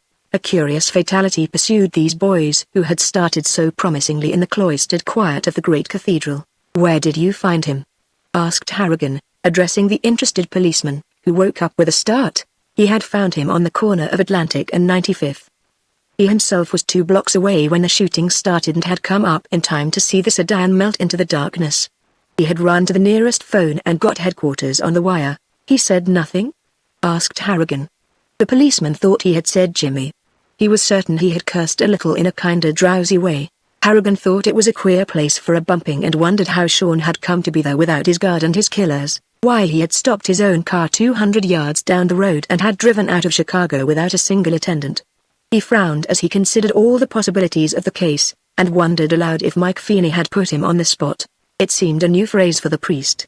"Put him on the spot?" "Sure, Father," nodded Harrigan, and then the priest remembered that he had heard of such fatalities, sent to his death by his own gang. Horrible. "But why?" Harrigan shook his head again and answered patiently. "Sometimes it is the price they pay for peace," he said. "Gang leaders can't always control their own men, and if one of them starts to shoot up a rival gang, leader can either take on his quarrel or put him on the spot, send him to some place where the other gang can get him." The young priest whispered. "A human sacrifice, it would be, Father," said Harrigan, with a frosty smile. "If they were human." At these his gesture towards the bed was very expressive. Sean was moving. They could hear the faint sound of his voice. The intern looked up quickly and beckoned with a jerk of his head, his hands being occupied. "You won't have much time," he said in a low voice. Harrigan sat down on the side of the bed and bent over. "Hello, Sean. You know me, boy?" Pat Harrigan. Captain Pat Harrigan. He saw a gleam of intelligence in the tired eyes. "You are all Jake, boy. I have been a good friend of yours, Sean." "Sure I have. Looked after your mother the first time you went to stir, didn't I? You are going to tell me who did this, aren't you?" A whisper from the wreck on the bed. Harrigan bent his ear and nodded. "Sure, I've sent for your wife. I rushed my own car for her. They never gave you a chance, Sean. They put you on the spot, didn't they?" He paused expectantly. Sean O'Donnell understood, but there was no answer. "Come clean with it, kid. It wasn't Feeney? Two of the Pirelli gang, wasn't it, Sean?" The eyes were fixed in a stare, and Harrigan's voice became more urgent. "You're not going to God with a lie on your lips, are you? Wasn't it Con O'Hara bumped you? Sean, for God's sake, don't go out without telling the truth. Pirelli's gang got you? Con O'Hara, wasn't it?" He waited. True to the gang tradition, Sean did not speak. The police meant nothing. Their promise of vengeance meant nothing. He was silent not because he did not trust the police, not from any mistaken sense of honor. He had no faith in policemen, because he knew that his own police would settle all accounts and his own executioners would move expeditiously and unerringly to avenge him. He relied on a higher authority than the authority of the established law. In his dimming consciousness he knew that the machinery of revenge would be working, and working swiftly. Harrigan read the signs in the eyes. He turned to the priest and beckoned him forward. "That's how they are dumb," he said bitterly, and knelt, looking at his watch as he did so. Sean did not keep him waiting very long. Mrs. O'Donnell came too late to the hospital to do any more than make preparations for her husband's funeral. If she had wept she did not weep now. Her instructions were practical to the point of heartlessness. It may have been that this gruesome business of designating the exact quality of silver casket that should receive all that was mortal of Sean O'Donnell, and the injunction that it should cost no more than so much, ran anodyne to the stark desolation of her soul. The intern, dressed for his party, listened, amazed, to the discussion that took place in his office. She had with her three of Mike Feeney's most trusted chiefs and an effeminate youth who wrote shorthand in a book with a red leather cover with gold edging. She left the hospital with the three men and drove back to her apartment with them. The most important of these, Spike Milligan, weedy-looking, hatchet-faced, sandy-haired, with the appearance of a well-furnished bank clerk, by nature more deadly than a ring snake, turned to the more pressing business of reprisal. Mike Feeney was in Indiana, superintending certain important negotiations. Milligan had got him on a long-distance wire and Mike was speeding back through the night. "It was Jimmy McGraw and Con O'Hara," said Mrs. O'Donnell. "You saw them coming back, didn't you, Spike?" Spike nodded. "I knew Sean was going to see Jimmy," she went on. "He didn't often tell me where he was going, but he told me that, and I tried to get him to stay home. Pirelli sent Jimmy because he blew Sean trusted him. Those two men have got to be fixed before Mike gets back." "That's what I say," said Spike. The other men nodded. "Jimmy's nothing just yella, but he ain't going to get away with it," said Spike. "O'Hara's got an apartment on North State. He's living there with his woman." "But Pirelli," said one of the others, "ain't one of you boys got enough guts to get him?" Mrs. O'Donnell spat the question. Spike looked thoughtfully at his well-manicured fingernails. "That's not easy, Mrs. O'Donnell." There was a note of apology in his tone. "The other two, why, they don't think that anybody's seen them. They'll be easy. I'll get Con and Jimmy if they're not on the run." The woman's hard face set into an ugly mask of hate. "I'd fix Pirelli if he'd see me," she said between her teeth. There was a long silence, then she rose abruptly from the table. "Go and get these boys," she said, and the droppers went out to their mission. Chapter 9. The reactions of Jimmy McGraw were peculiar and unexpected. He was quite cool, his mind perfectly ordered, when he said goodnight to Con O'Hara and walked the rest of the way home. He had taken his step and there was nothing else for him to do but to wait. He was beyond pity either for Sean O'Donnell or for himself. There was blood on his hands, the blood of a friend. He was a cold-hearted midnight assassin. He had not understood these shootings till now. They had been beyond his comprehension. He had never been able to put himself in the place of the killer, and now he was a killer himself. He was numb to grief or remorse. It was as though a local anesthetic had been applied to his sense of right and wrong. Just numb. The more sensitive places of his mind west beyond feeling. He went upstairs to his room, unlocked the door, put on a light, bolted the door behind him and washed his hands. He was terribly thirsty, drank glass after glass of water. He took off his coat and vest, loosened his collar, and, kicking off his shoes, lay down on the bed, pulling the coverlet over him, and switched out the light. Sleep should have been denied him, yet he slept immediately, and was heavy in dreamless oblivion when a tap came to his door. He was awake instantly and off the bed. His gun was on the table where he had left it. He took it up, his heart thumping painfully. Again came the knock, and then a voice he recognized. It was Angelo's. "Open the door, Jimmy." He drew back the bolts and Angelo came in, sleeping. "Eh?" He was frankly surprised. "Put on your shoes and coat." "Does Tony want me?"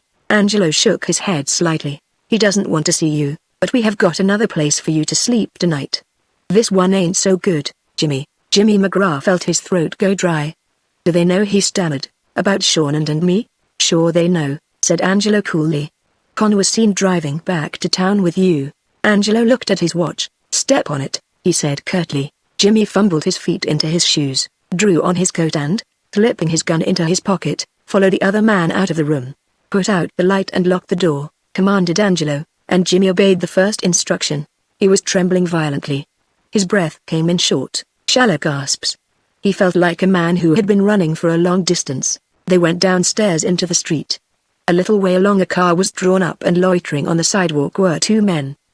He did not speak to them, nor did Angelo. They left them behind. A quarter of an hour later Jimmy found a new lodging in a small hotel near to Tony Pirelli's apartment. "Don't open the door to anybody. I'll send somebody early in the morning and then you can have breakfast brought in. Tony will want to see you." "Where is Con?" "Home," said Angelo impatiently. He was not in the mood to answer questions. He had himself been pulled out of bed to secure a new recruit to the murder squad, and was anxious to return to the comfortable place.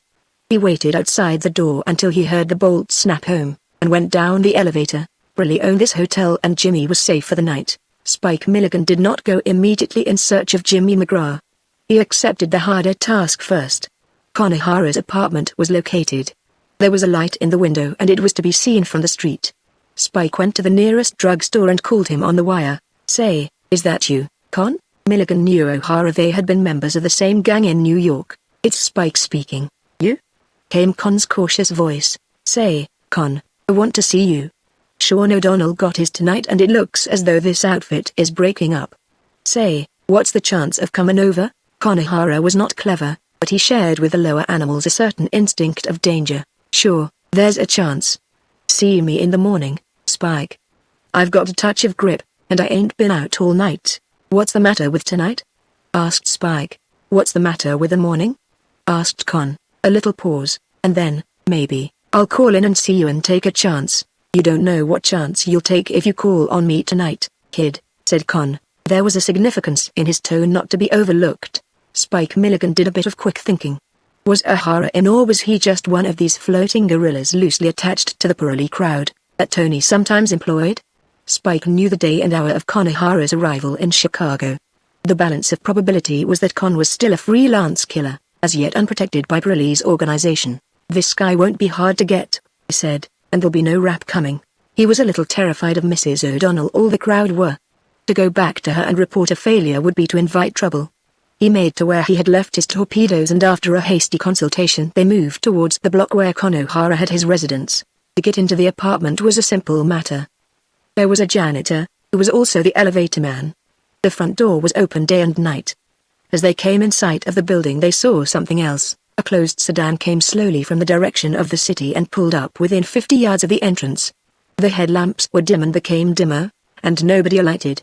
Spike halted in the shadows and grinned. To walk into that building was to invite himself to an insignificant funeral, for the honors of the day would go to Sean. They went back to the place where his car was parked and drove towards Jimmy's house. If there was a car waiting here, there was nothing left for him to do but to return to his employer. They drove past the building. There was no sign of car or guard. 100 yards away Spike alighted, walked slowly back, and crossing the road, reached the closed door of the apartment house. To open the door was easy enough. He had lodged at the place himself and after his interview with Mrs. O'Donnell he had gone home and got the key. The passage was dark. He went softly up the stairs to the third floor and knocked gently at Jimmy's door. There was no reply. He knocked again, listening intently. If Jimmy had moved in his bed, he would have heard him, but there was no move, no creak of mattress or sound of stealthy footstep. He turned the handle, and when he found that the door was not locked he knew that the room was empty. Jimmy had not completely carried out instructions. Spike switched on a light and looked round. The bed had been slept on, but not in. He read all the signs with a skill born of practice. Briley had got him away. And then a sudden, queer premonition of danger sent a chill down his spine. If Briley had got his killer away, it was because he knew somebody was going after him. He turned off the lights and went softly down the stairs, his pistol arm stiffly extended, sensitive to every sound. Spike's thumb was on the back-drawn hammer of his Colt, the trigger tightly pressed. He had but to release his thumb and whosoever stood within the range of his gun died. Turning the knob of the front door, he opened it and stopped. Immediately opposite, at the foot of the steps down which he must pass, was the sedan he had seen near Konohara's house. He stood, thunderstruck, for a fraction of a second, and then something hard and painful thumped against his spine. "Step lively, Spike," whispered a voice behind him. He was pushed out onto the top step, and simultaneously two men came out of the car. One walked up to him and took away the gun from his hand, slipping his thumb under Spike's to lower the trigger gently. "What's the idea?" His throat was dry, his voice husky. He glanced up and down, no sign of his own torpedoes. They would be waiting for him 2 blocks away unless they had seen the car drive up. Maybe they were too dumb to see that. The man behind him closed the door softly. "You're going a ride, Spike," he said.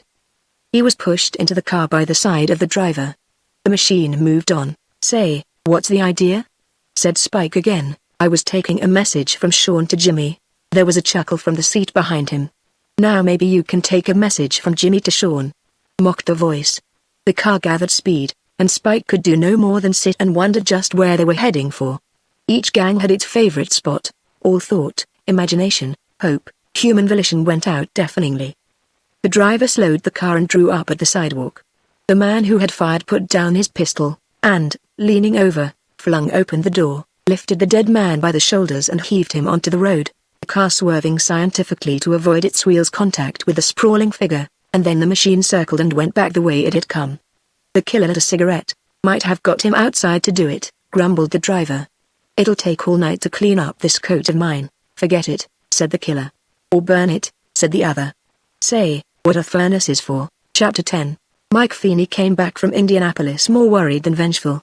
There was nothing foolish about this slow-thinking man, and, though perturbed and not a little terrified by the savage outburst which greeted him when he met his sister, he saw the situation, as every good racketeer must see it, from the aspect of big business. Spike didn't come back. Sure, he didn't come back. He was relieved to be given this opportunity for asserting the superiority of his tactics.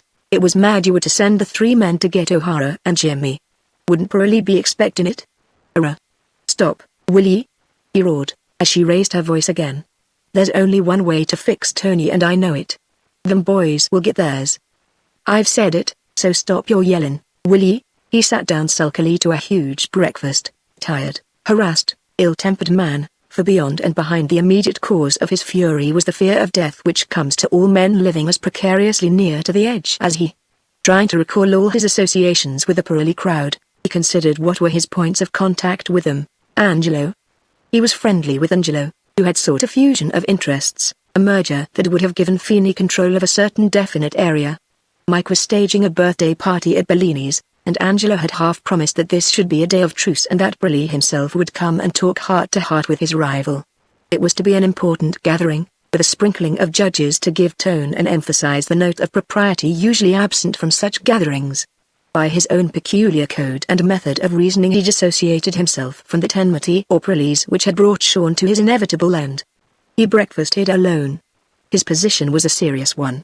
There was no one to take Sean's place, there were many matters to consider, his line of action to decide upon.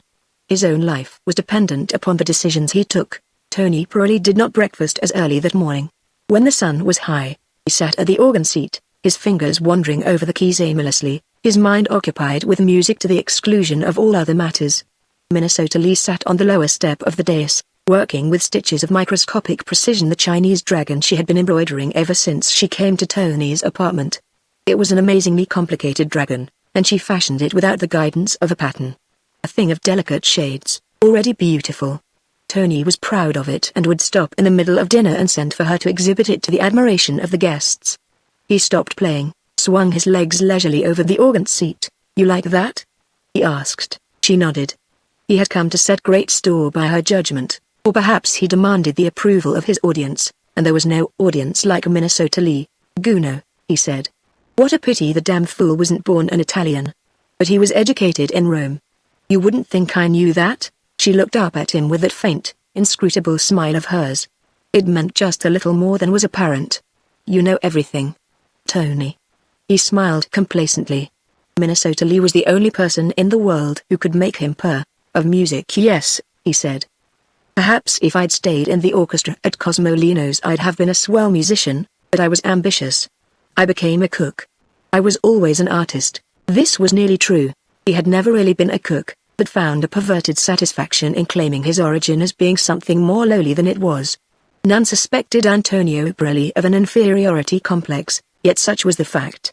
No man was more conscious of his social defects than this lord of the underworld.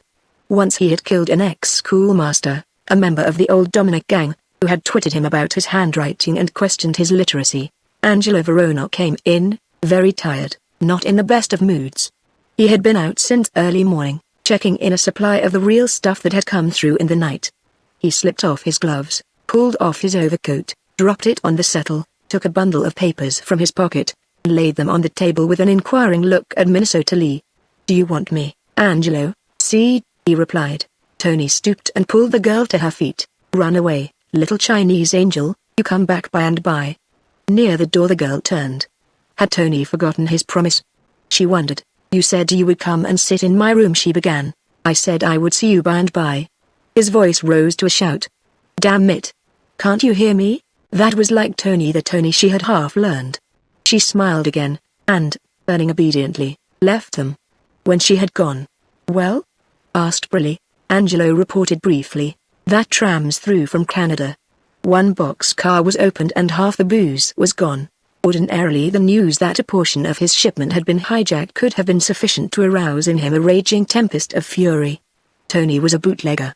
Never in his life had he utilized his forces to steal other men's goods. By his understanding he was a square dealer. Every case of the liquor he imported, every beaker of alky was bought with real money. Hijacking was the long suit of the Feeney gang. Nothing was sacred to them. They would steal a shipload of other people's liquor in a night, had even broken into bonded warehouses with the connivance of certain officials, and removed large quantities of the stuff without paying a cent.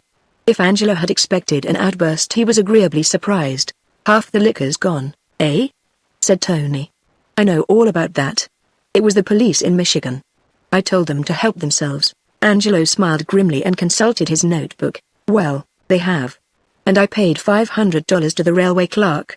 $2,000 to that prohibition officer. He'd have stopped it going out of the yard else. Tony said it was worth it. He didn't want trouble, that was his slogan. He didn't want trouble with the police, with the federal authorities, with Feeney, or with any other gang. We'll start drugging it tomorrow, said Angelo. It's all the best stuff. Tony glanced casually at the list. He noted one or two familiar names, and uttered a warning as he turned to the organ again. Be careful, Angelo, he said, that Judge Colson gets that good champagne. Last time he got apple juice and he raised hell. I don't want no trouble with them Supreme Court judges. And watch out for Feeney's crowd. He nodded and repeated, watch out. Angelo smiled. He was young and confident. To him the blow which had befallen Feeney's relative and henchman was one from which the Irishman would never recover. Feeney was finished, the nibbled core of a greatness that was never too great. Forget it. He scoffed. Feeney will be like a cat on wheels now that Sean's got his. Sean was the brains of that outfit, Tony smiled. He had other views, and it was typical of him that he did not express them even to a man who was as near to being completely in his confidence as any. That's the worst thing that's ever been said about Mike Feeney, he said. He sat at the organ and played a few notes of Rigoletto. He played softly and with feeling. Rigoletto soothed him, gave him something of gaiety. To Angelo the man was an enigma, outside the range of his experience, beyond understanding. He brought the conversation to another matter which was concerning him. O'Hara is a loudspeaker, ain't he? Tony turned his head lazily. He is Irish, and he is from New York. He can't help it, he said. Piqued by his indifference, Angelo said. He's got some swell woman. The music stopped suddenly and Tony swung round on the organ seat. Here was a matter very vital. Women carried the color of romance. They were the flowers in life's garden, eh? His eyes were alight, and Angelo groaned. He himself had little or no interest in women. He loathed their intrusion into business. He was systematically offensive to them, Minnesota Lee alone being the exception. To Minnesota Lee his attitude had been curiously gentle, curious to those who knew Angelo Verona. He had gone out of his way to make life more agreeable for her. And now I was a bonehead to talk about women, he said. That's your trouble, Tony. Why can't you keep your mind on business for a few years and then take a holiday? About this stuff for the judge. But Tony Pirelli was not to be put off. She is really pretty, this O'Hara woman. It is funny you should have noticed her. I do not think I remember you ever speaking of women before. And if you say she is pretty, ain't they all? Asked Angelo wearily. What's prettiness anyway? It's only a face. And eyes? Asked Tony, his eager eyes still fixed on the other. It depends, said Angelo cautiously. Blonde? Said the other, and Angelo folded up his notebook deliberately. What made me talk about her I don't know, he said in despair. It's the first time since Minnesota Lee has been here. Leave her out. Tony's voice was sharp. Tell me about this girl. Is she smart, Soigné? Angelo shook his head. What the hell that is I don't know, he said. All I can tell you is that she's tough but she's classy. She's the kind that you see here 3 days a week. But Tony pressed for detail. He had an uncanny perception for the extraordinary, and he knew that Mrs. O'Hara was something out of the ordinary run. But he had one doubt. O'Hara, that pig, how could he get a fine girl? He demanded. He is fat, he is noisy. He is ignorant. If you start wondering what girls see in guys, your mind is going right off your business, said Angelo, and looked at his watch. O'Hara will be here in a few minutes. I had him on the wire this morning. Spike tried to see him in his apartment last night. Say, I'm glad that Torpedo's dumb. He's a fool, and a fool can't be trusted to do the wrong thing all the time. Sometimes he's on the spot by accident. With a shrug of his shoulders, Tony turned back to his organ. He heard the door shut on Angelo, and 5 minutes later the shrill tinkle of a bell. Kiki was putting his breakfast on the table, thin slices of brown toast, a grapefruit and black coffee. Tony was abstemious in his diet. He dreamt of returning to the sylph-like proportions of his early youth. See to the door, Kiki, he said, and presently he heard a loud voice in the hall outside, and smiled. O'Hara. It wasn't possible that he should possess anything in the world that Pirelli desired. Con came into the apartment, looking spruce, shaven, jocular. He was conscious of a piece of work well done. He saw Tony at the organ and was rather amused. He despised the artistic side of Pirelli's nature. His love for the organ was almost tantamount to effeminacy in the eyes of this dull gangster. He had never stood in awe of Tony, felt a definite superiority to him. He had a Celt's misplaced disparagement for the Latin races, a disparagement more frequently found in those nearest of kin to the Latins than in the more sober and more modest Nordic strains. Listening now uncomprehendingly to the aria, his bull voice pierced the music. That's funny, he chuckled. Playing the organ like some in church. You had a guy singing here yesterday. Foreign, wasn't he? And devil a word did I understand of it. Tony surveyed him coldly. Con was tolerable when he kept to his own plane. As a critic of music he was ludicrous. As a critic of Tony he placed himself outside the pale. That man sang at the Scala in Milan, he said, but his information was without significance to his hearer. Gee, them talkies is everywhere, ain't they? He said admiringly. That guy certainly made me laugh. It amused you? If Con had been better acquainted with Tony he would have seen the red light. It was not in this mood that Con O'Hara should have made his call. Tony had a genuine grievance. He had read 4 newspapers that morning and each journal had told the same story. You. But I'm the sort of guy who gets a laugh out of most anything, said Con. They both heard the mournful wail of a siren. Tony got up and, going to the balcony, looked down into the street. It was a police car speeding along Michigan Boulevard. You, said Con. They are busy this morning. Them bums ain't got nothing else to do except to whoop around. Pardon me. He stretched out his hand to take a piece of toast from the rack. Tony's steel knife blade missed him by the fraction of an inch. Con drew back his hand with an oath and stared at the man who had dared to swing a knife to his finger. His eyes narrowed, his ugly, full face grew taut. What's the big idea? He asked slowly. I am not asking you to breakfast, my friend, said Tony coolly. If you are hungry, I will ring for Kiki to give you something to eat. Have you read the newspapers this morning? He indicated the pile that lay on the table where his breakfast stood. Con O'Hara did not read newspapers. They were, he said righteously, too full of lies for his liking. but Tony was insistent, and thrust a Tribune into his hand.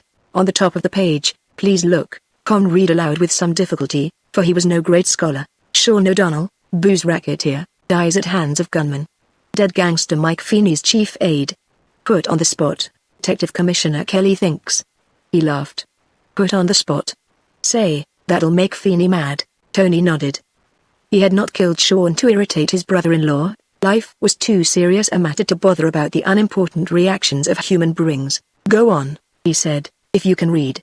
O'Hara scowled at him and, taking up the newspaper again, spelt out the news. "Last night at 12, Patrolman Ryan, of the Maxwell Street Station, heard shots, and, running the direction, found the body of Sean O'Donnell. He had been shot in hell. Wasn't I there?" Tony smiled. "Yes, I believe you were there. That is why it is so very interesting for me." The thick lips of O'Hara curled. "The kid gave him one or maybe two, it doesn't matter much, because I was out at the machine with my rod up before the first shot was fired. I don't waste no time, Tony. It was all over and we was heading for Michigan Avenue before that bull was in sight." Again Tony Purley smiled. "That was fine. And he was dead? Was he dead?" scoffed the other. "Listen, when I pull a rod on a guy, his front name's late." Purley leant back in his chair, chewed at a golden toothpick, "And yet," he said suavely, "he was alive when he was found." There was a silence painful to Con O'Hara. "How's that?" he asked incredulously. "He was alive," said Tony, "and taken to the Brothers Hospital, and Harrigan saw him there." Gwynlaff. O'Hara was taken aback. He had skimmed the newspapers without reading them carefully, or he would have anticipated this reproach that had come to him, and he might have been more ready with his excuses. "It was that college kid," he said. "I told you I didn't want to take him along. Say, that boy fell apart the minute he pulled his rod. I've never missed my man." Tony's smile was most amiable. "I see. You missed him. But you killed him, and that was why he was alive at 1 o'clock in the Brothers Hospital with Mr. Harrigan saying, 'I'm clean for your old mother's sake.'"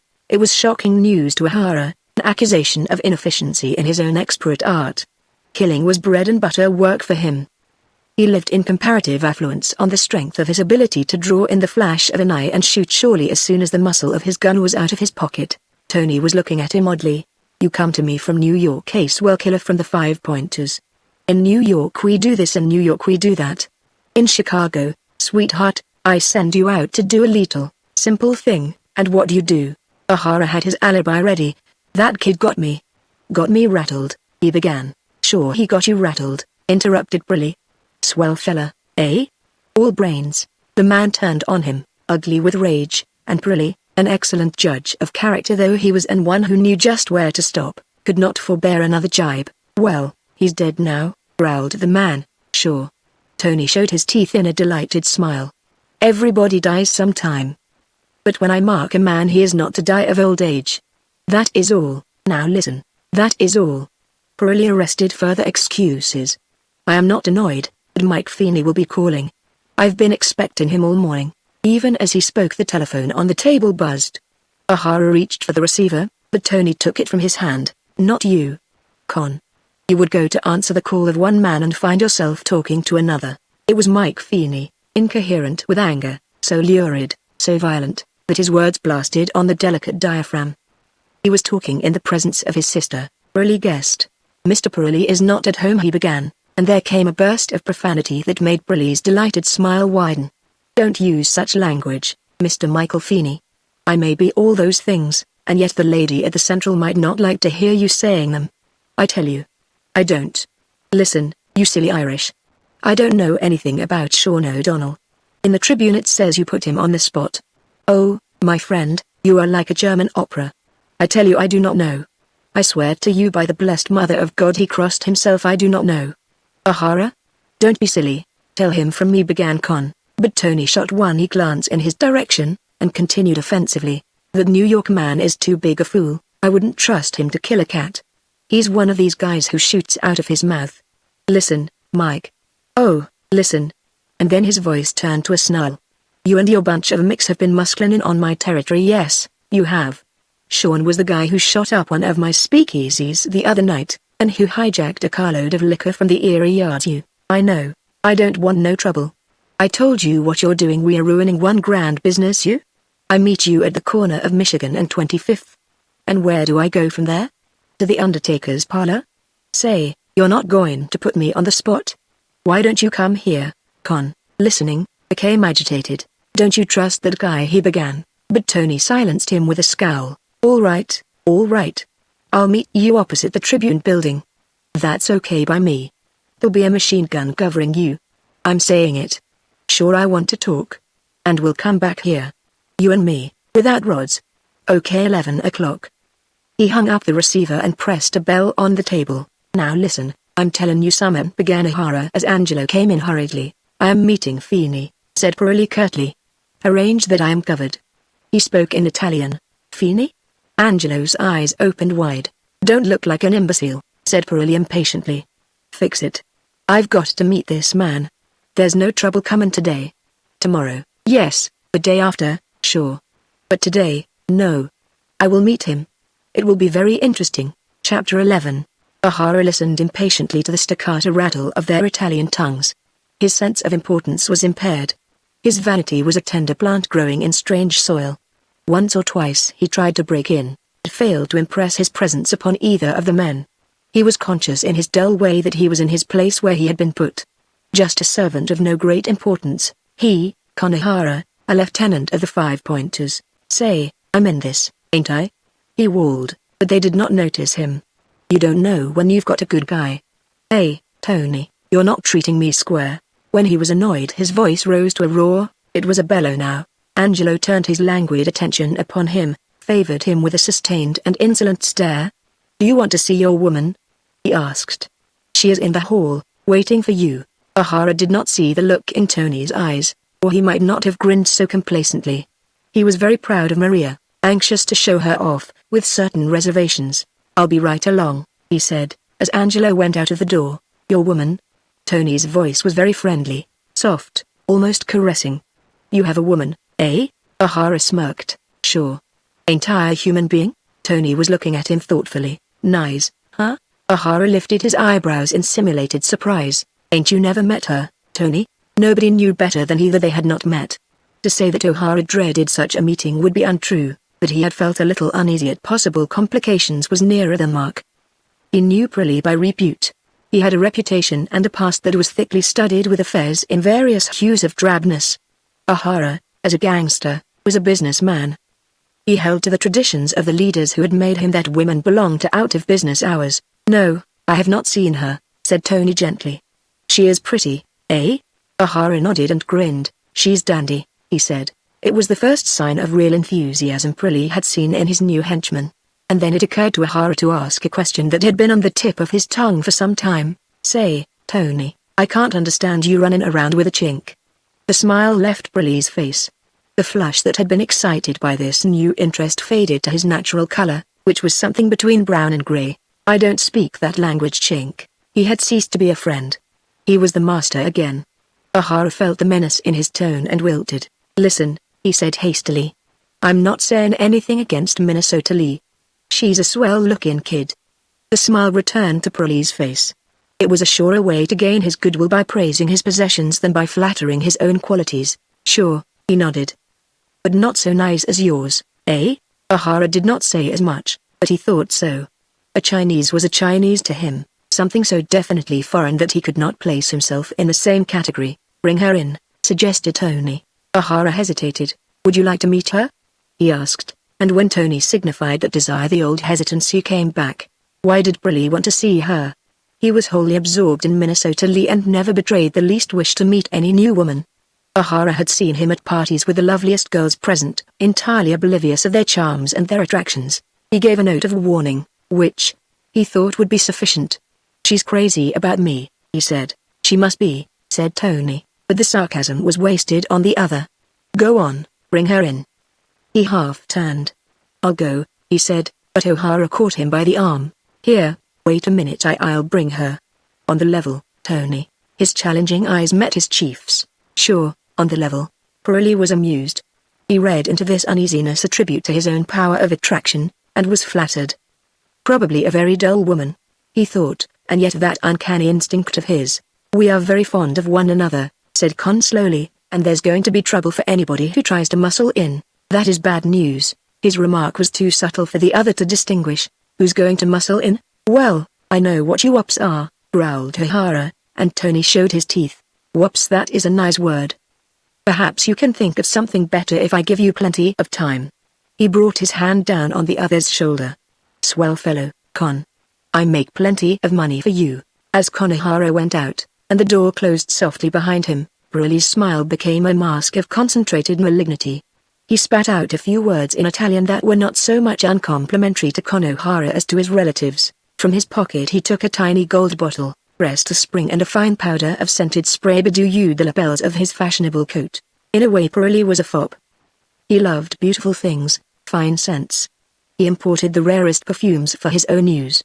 He washed his hands in rose water, and Angelo, a born economist, once calculated that Pirelli's daily bath cost him $20. He was facing the door when Con came back, but his eyes were for the woman who followed him into the room. Pirelli was a man who dreamed about women, and never once had he met a type that was comparable with the supreme creature of his imagination. And now he had met her. Blonde, perfectly featured. He guessed her to be a Pole and was right. She was of the height, she had the figure, the gesture of his lady of dreams, and from that moment there was no other creature in the world for him but this woman who called herself O'Hara but was in fact Maria Pulaski. He stared at her as though she were a materialized spirit, and in a dream he heard O'Hara's harsh voice, "Meet Mr. Pirelli, Maria." The hand that rested in his was small and soft, the fingers long and tapering. He held it for a moment and then, ending, kissed it.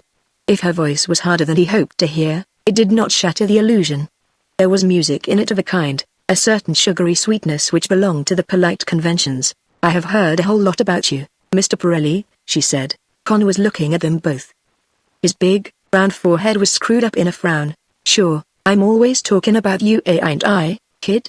He had talked a lot about Pirelli, but not all of it was complimentary, some of it was distinctly unflattering. He had spoken of Tony as an equal.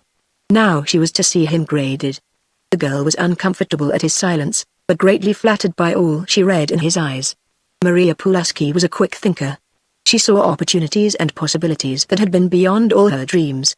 Con had talked about him, yes, but she could remember only one thing: that guy must be worth $10 million, 20 maybe.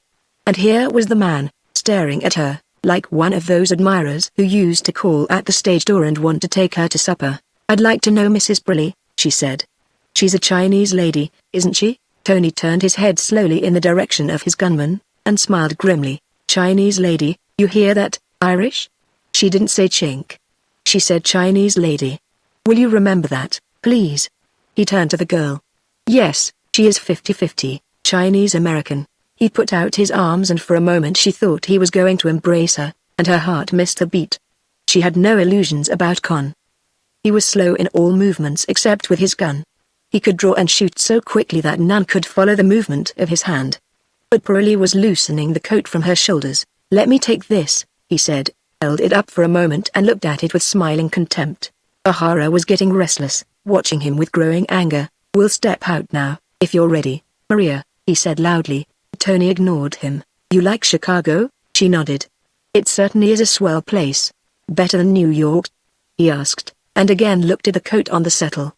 "We have beautiful stores, good furs, sables on chiffon. Exquisite. We will do some shopping one day." O'Hara stood, undecided. How far could hospitality justify this blatant invitation? He did not know Tony well enough to resent this friendliness. Wops were notoriously polite, given to empty promises that meant nothing. "Perhaps," Tony went on, "we shall see some sables." Her gurgling laugh was music to his ears. "Sables? Say, what are you handing me?" She, too, was conscious of Con's disapproval and she turned to him for support. "Your friend, Mr. Pirelli, is a swell kid. Why, I have only had that model." She looked at the coat. Until that morning she had been rather proud of it. Now it was inexplicably shabby. She saw where it was worn on the sleeve. The model was only a year old. O'Hara felt it was the moment to justify himself. "That coat set me back $2,000, he said deliberately. Tony laughed. $2,000. I pay that for the fur collars." Angelo came in and Tony caught his eye. The Irishman was too busy and too ostentatiously looking at his watch to notice the signal. "Gee, look at the time." He was a bad actor. "Come on, kid. We shan't make that appointment. You are wanted on the wire, Con." Angelo was unusually polite. Not often did he address O'Hara by his Christian name. Me? Incredulously. Who is it? Nobody knows I'm here. Can't you put it through here? Angelo looked at him and made a mysterious signal. Police department, he said under his breath. That's what it sounded like. Maybe they know you're here. Kelly knows everything, said Tony. O'Hara hesitated. The one thing he did not want to do was to leave his wife alone in the salon with Briley. He looked from her to Tony, helpless with doubt. Don't keep that man waiting, said Briley. You stay here, Mrs. O'Hara. You shall see Chicago from my balcony. He looked at Con through half-closed eyelids. Why are you waiting? He asked sharply. The girl understood. Spurs for Con. She, at any rate, have no illusions. This matter was progressing in such a direction as she could wish. She was curious to discover what method of approach there would be. She hardly noticed that her husband had left the room. There was much to admire in this great salon. The paintings were exact copies from the Doge's palace, the white marble arch of the balcony and the slim Venetian pillar that supported it. It's a swell dump, Mr. Pirelli, almost like a church. I ain't seen one like it since I left. She did not particularize the city, the state or the continent where she had seen a cathedral interior. She stepped out on the balcony and suddenly an arm was put round her. Tony's hand was under her chin and her head was forced back, and their lips met. She was unprepared for this. A swift worker. She struggled a little. He did not hold her long enough to give her indignation scope, but she breathed with difficulty when he released her. You've got a nerve. You've never seen me before, she said breathlessly. You like this place? He asked eagerly. Swell, eh? Where do you live, Maria? The man was aflame. His eyes burned her. The pressure of his hands on her shoulders hurt. Where do you live? Struggling from his grasp, she walked backward from him. We've got an apartment off-state, she said. 4 rooms and a bath. Well, it's good enough for me. Nothing's good enough for you. He caught her again. Her lips were too conveniently placed for any reluctant woman. You've got a nerve to kiss me like that, she whimpered. If Con saw you do this, Con. He exploded. He swung her round fiercely, still gripping her shoulder, lowered his face to hers, searching her eyes. If Con knew, I will do it before him and want nothing better. He was trembling, his voice was slurred. Never in her life had Maria Pulaski made so instant, so terrific an impression.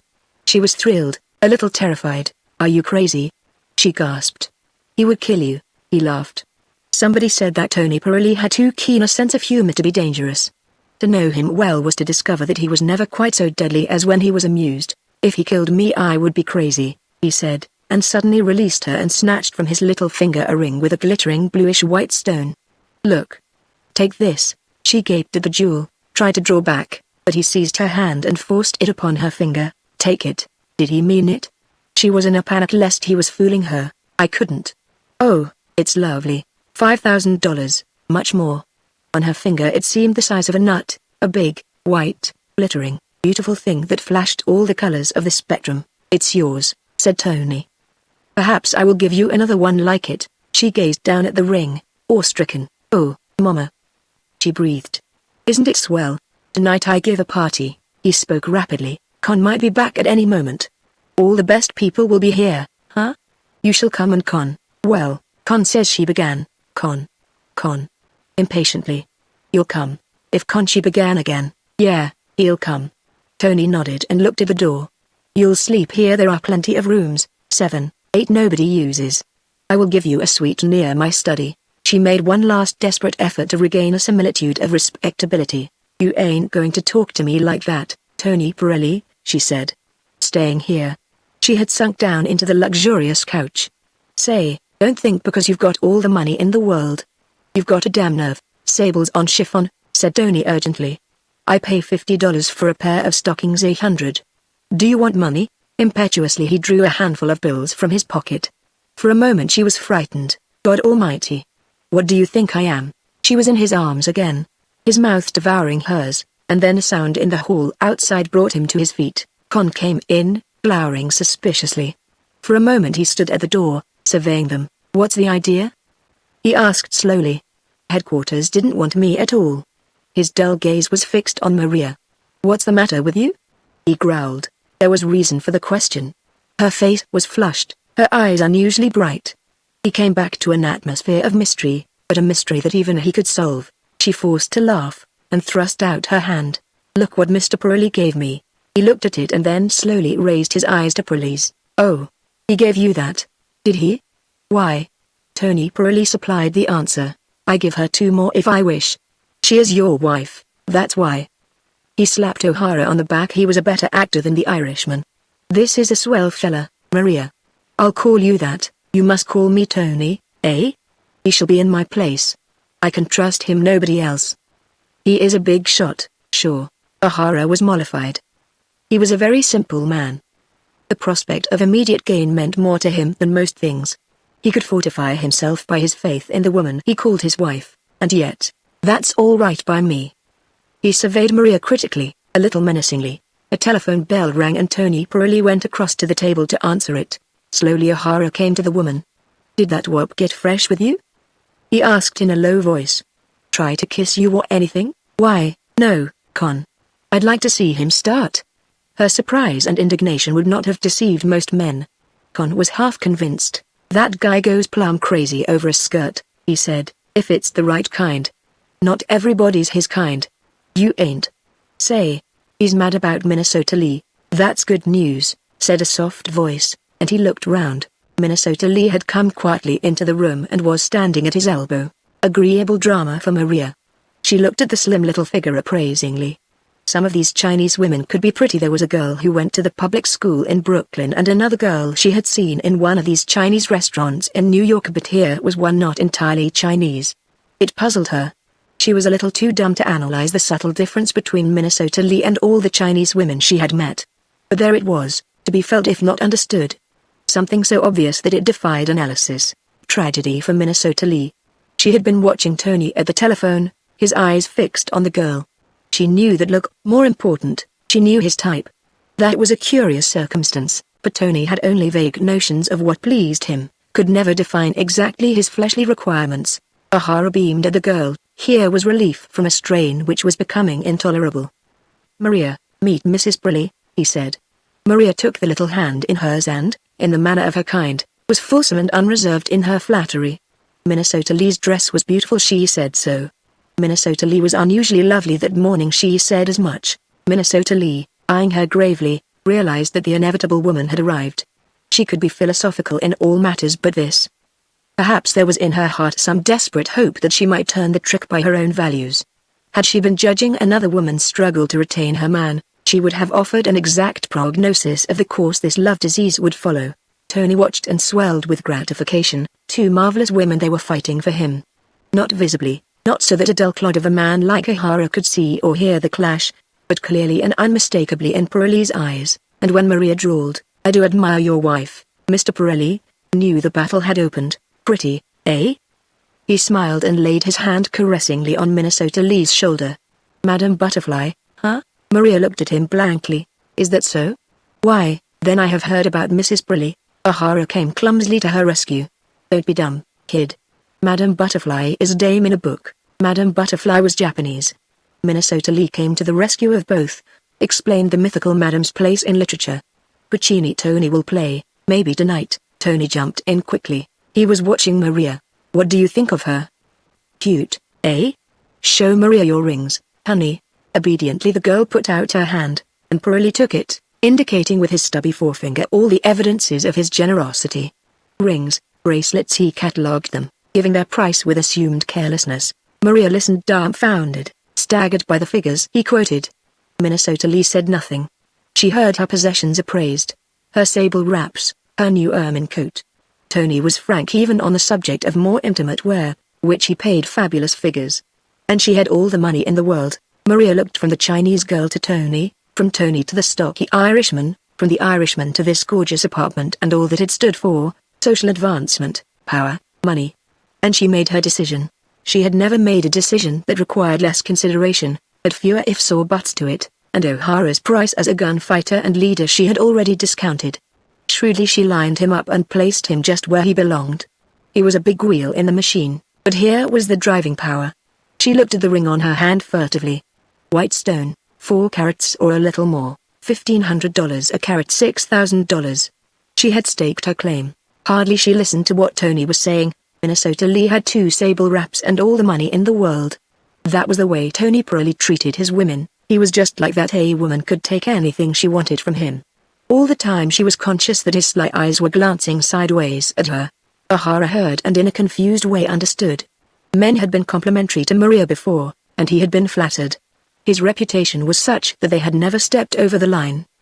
Besides, it was the unwritten law that Skirt was never to interfere with business. Women were chattels in his world. He had had his interest in the houses, had split profits from them. One could have isolated affections, as a man with a stable of horses might have his pet amongst them and feel a genuine regret when circumstances made him sell or slaughter it. It was the uniqueness of this complication which disturbed him more than any active feeling of jealousy. "We'll be stepping out," he growled. Tony suddenly became aware of his presence. "I want you. Con," he said. "Go, get that Jimmy boy. Your wife can stay till you come back. Minnesota Lee, you show Mrs. O'Hara the Winter Garden. That's where we have our parties," he explained to her. "Some other time, I guess," grumbled the Irishman. "Mrs. O'Hara's got an appointment. Snap into it now." For a moment Tony seemed likely to assert his authority. "Oh, well. Au revoir." He took Maria's hand. "You will come to the party?" She caught Con's eye and it said no. "I'm not so sure that I can," she began. "You come and you stay here. Minnesota Lee, we shall give Maria that suite on the avenue." It was a command. Again she sought encouragement from Con and did not find any. "We only live 8 blocks away." She hesitated. Tony smiled. "You will stay with us." "I don't like sleeping in strange apartments," interrupted O'Hara. Burley surveyed him coldly. "Sing Sing was like home to you?" He sneered. There was trouble coming. Maria sensed it. The Chinese girl stood in the archway that led to the balcony. She knew it too. Trouble, tragic trouble. No new experience for her. She smiled mechanically as the woman approached her, half-turned with a little gesture to display the view. To Con O'Hara here was an opportunity to assert his point of view. Tony was pulling at his cigar, watching the women thoughtfully, apparently oblivious of the man's presence until he stepped up to him. "I'd like a word with you." He lowered his voice so that it would not carry to the balcony. There was a menace in the tone. An ordinary man might have quailed before it, but Tony Purley was not an ordinary man. He knew exactly what this husband had to say, but there were certain things about him which were irritating, the faint odor of stale whiskey and cheap perfume, for example. Slowly he brought his eyes from the balcony to the man who confronted him. "Don't come so close, my friend," he said softly. "Get this straight."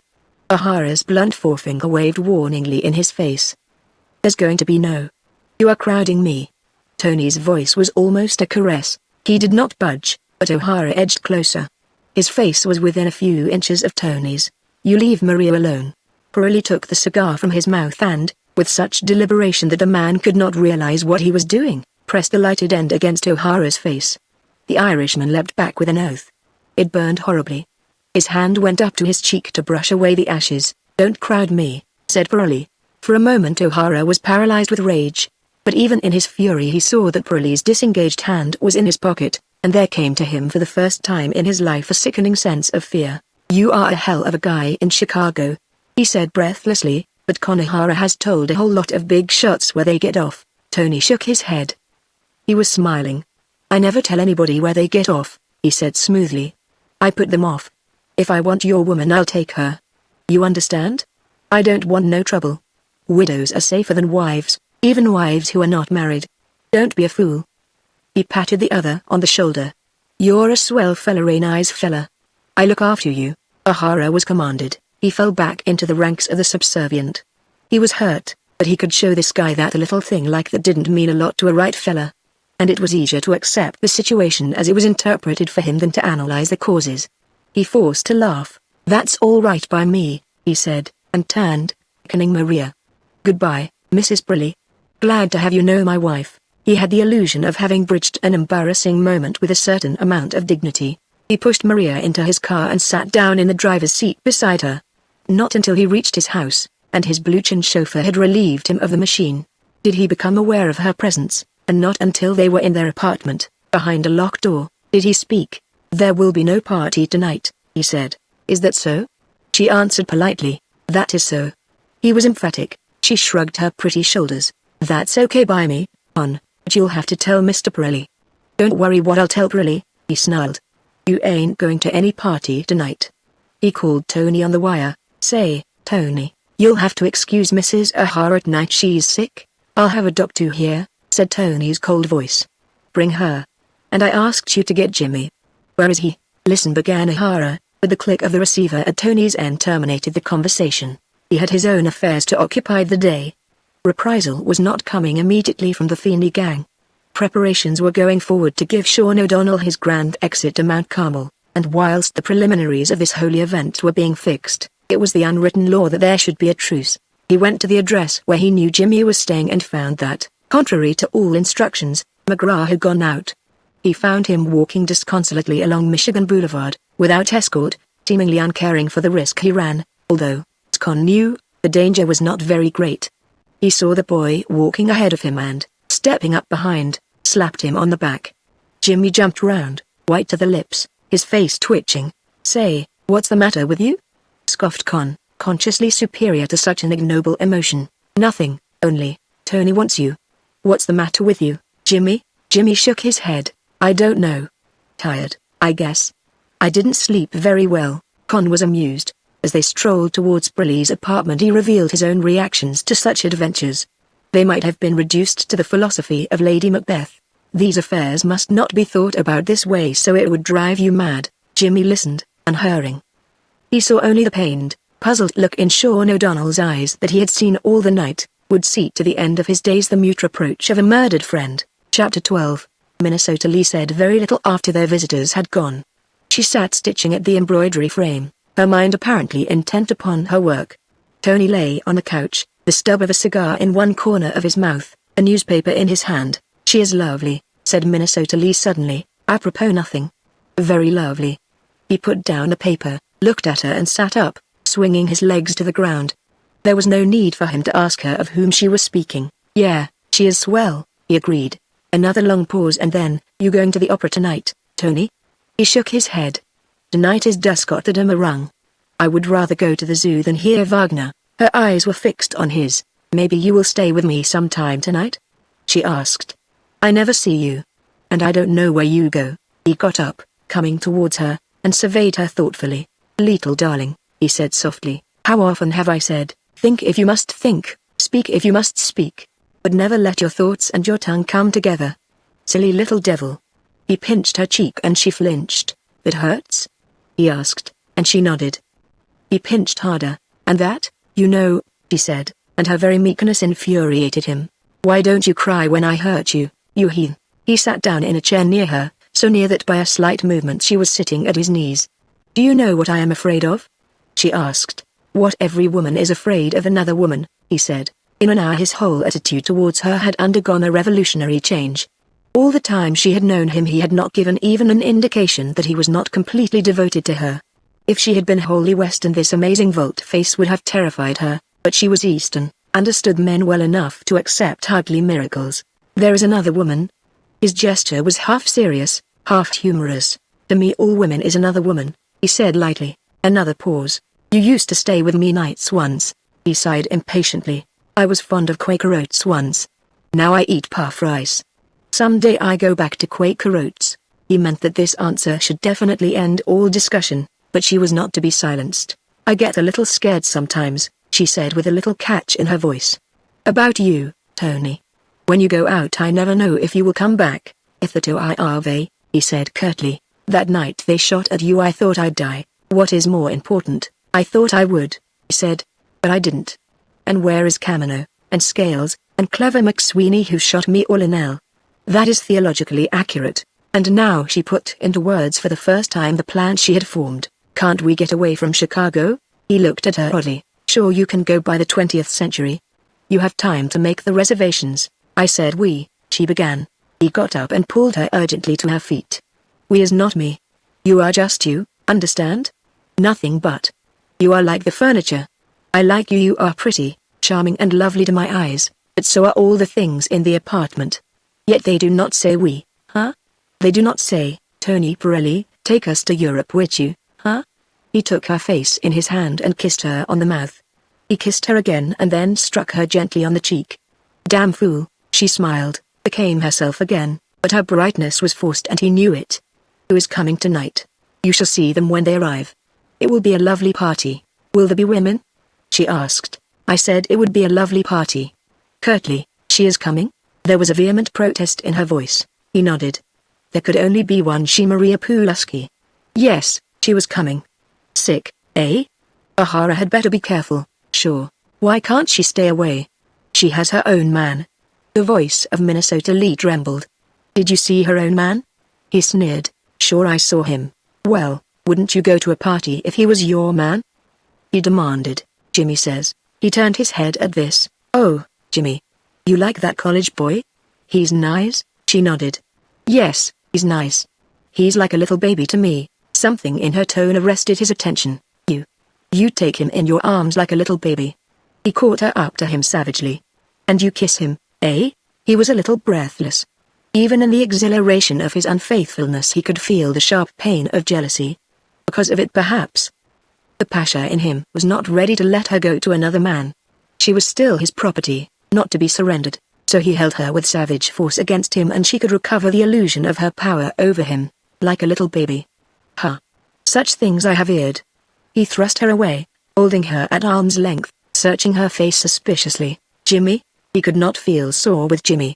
And yet there was something he could not fathom. Why do you look at me like that?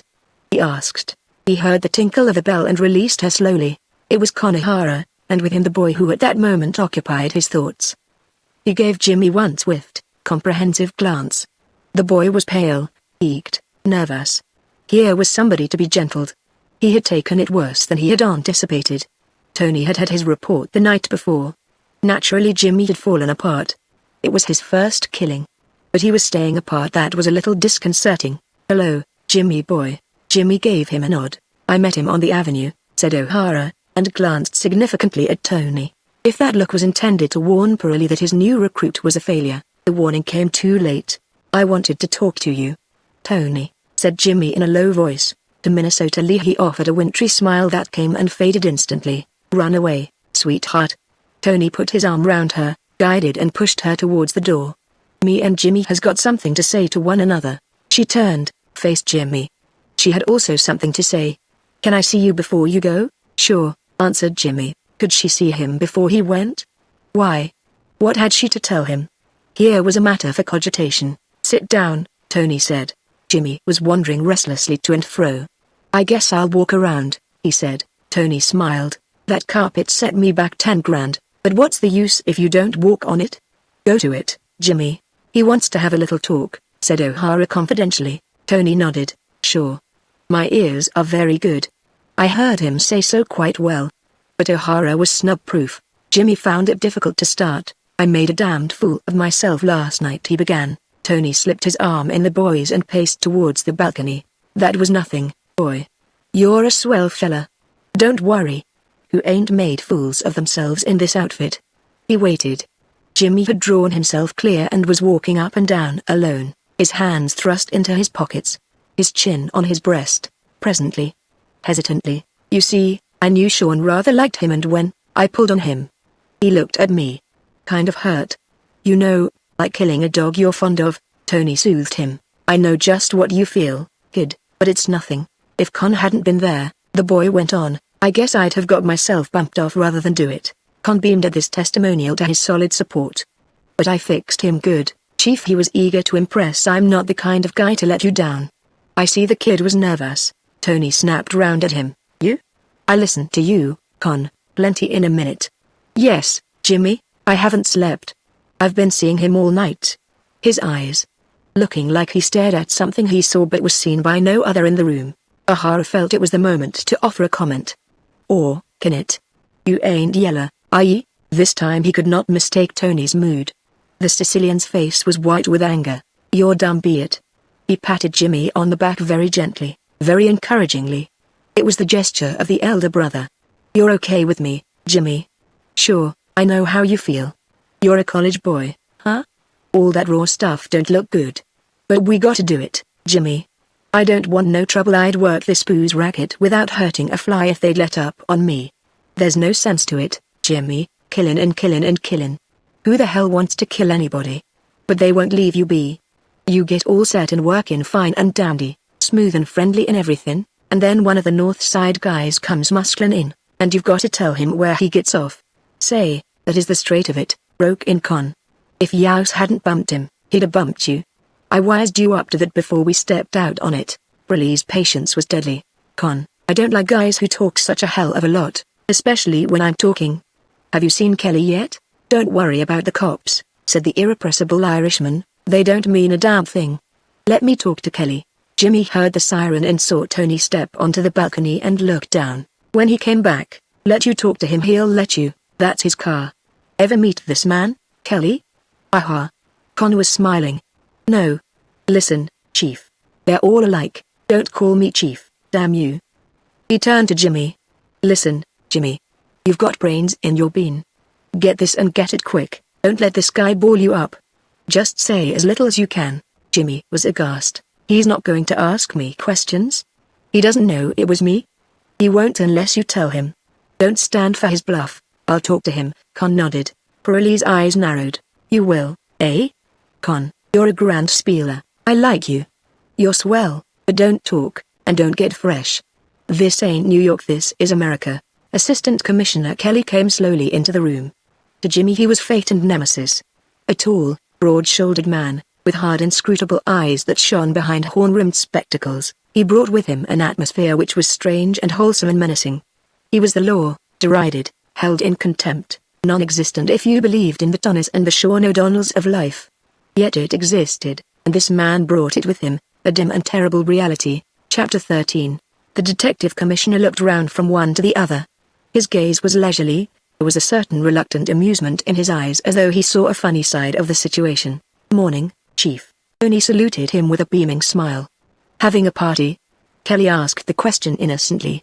He was looking at Jimmy now. A little early for a party, said Pirelli brightly, and the chief nodded. I went to a party this morning. His voice was dry, almost harsh, no longer was he amused. There was me and the coroner and Sean O'Donnell.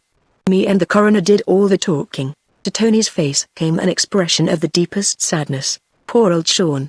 Ain't that too bad? When I read the papers and saw he'd gone, why, I was just beaten. It spoiled my morning. Again that curt nod of Kelly's. It spoiled his, he said dryly. Is this boy McGraw? Tony introduced them, though the introduction was unnecessary. Mr. James McGraw of Harvard.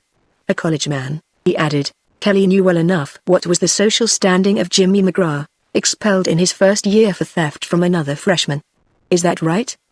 He jerked the question to the boy, sullen, silent, wholly terrified. You seem to know it all, he said, and hardly recognized his own voice. He's making a fresh start, Chief. Tony volunteered the information, and Kelly's lips curled. Huh?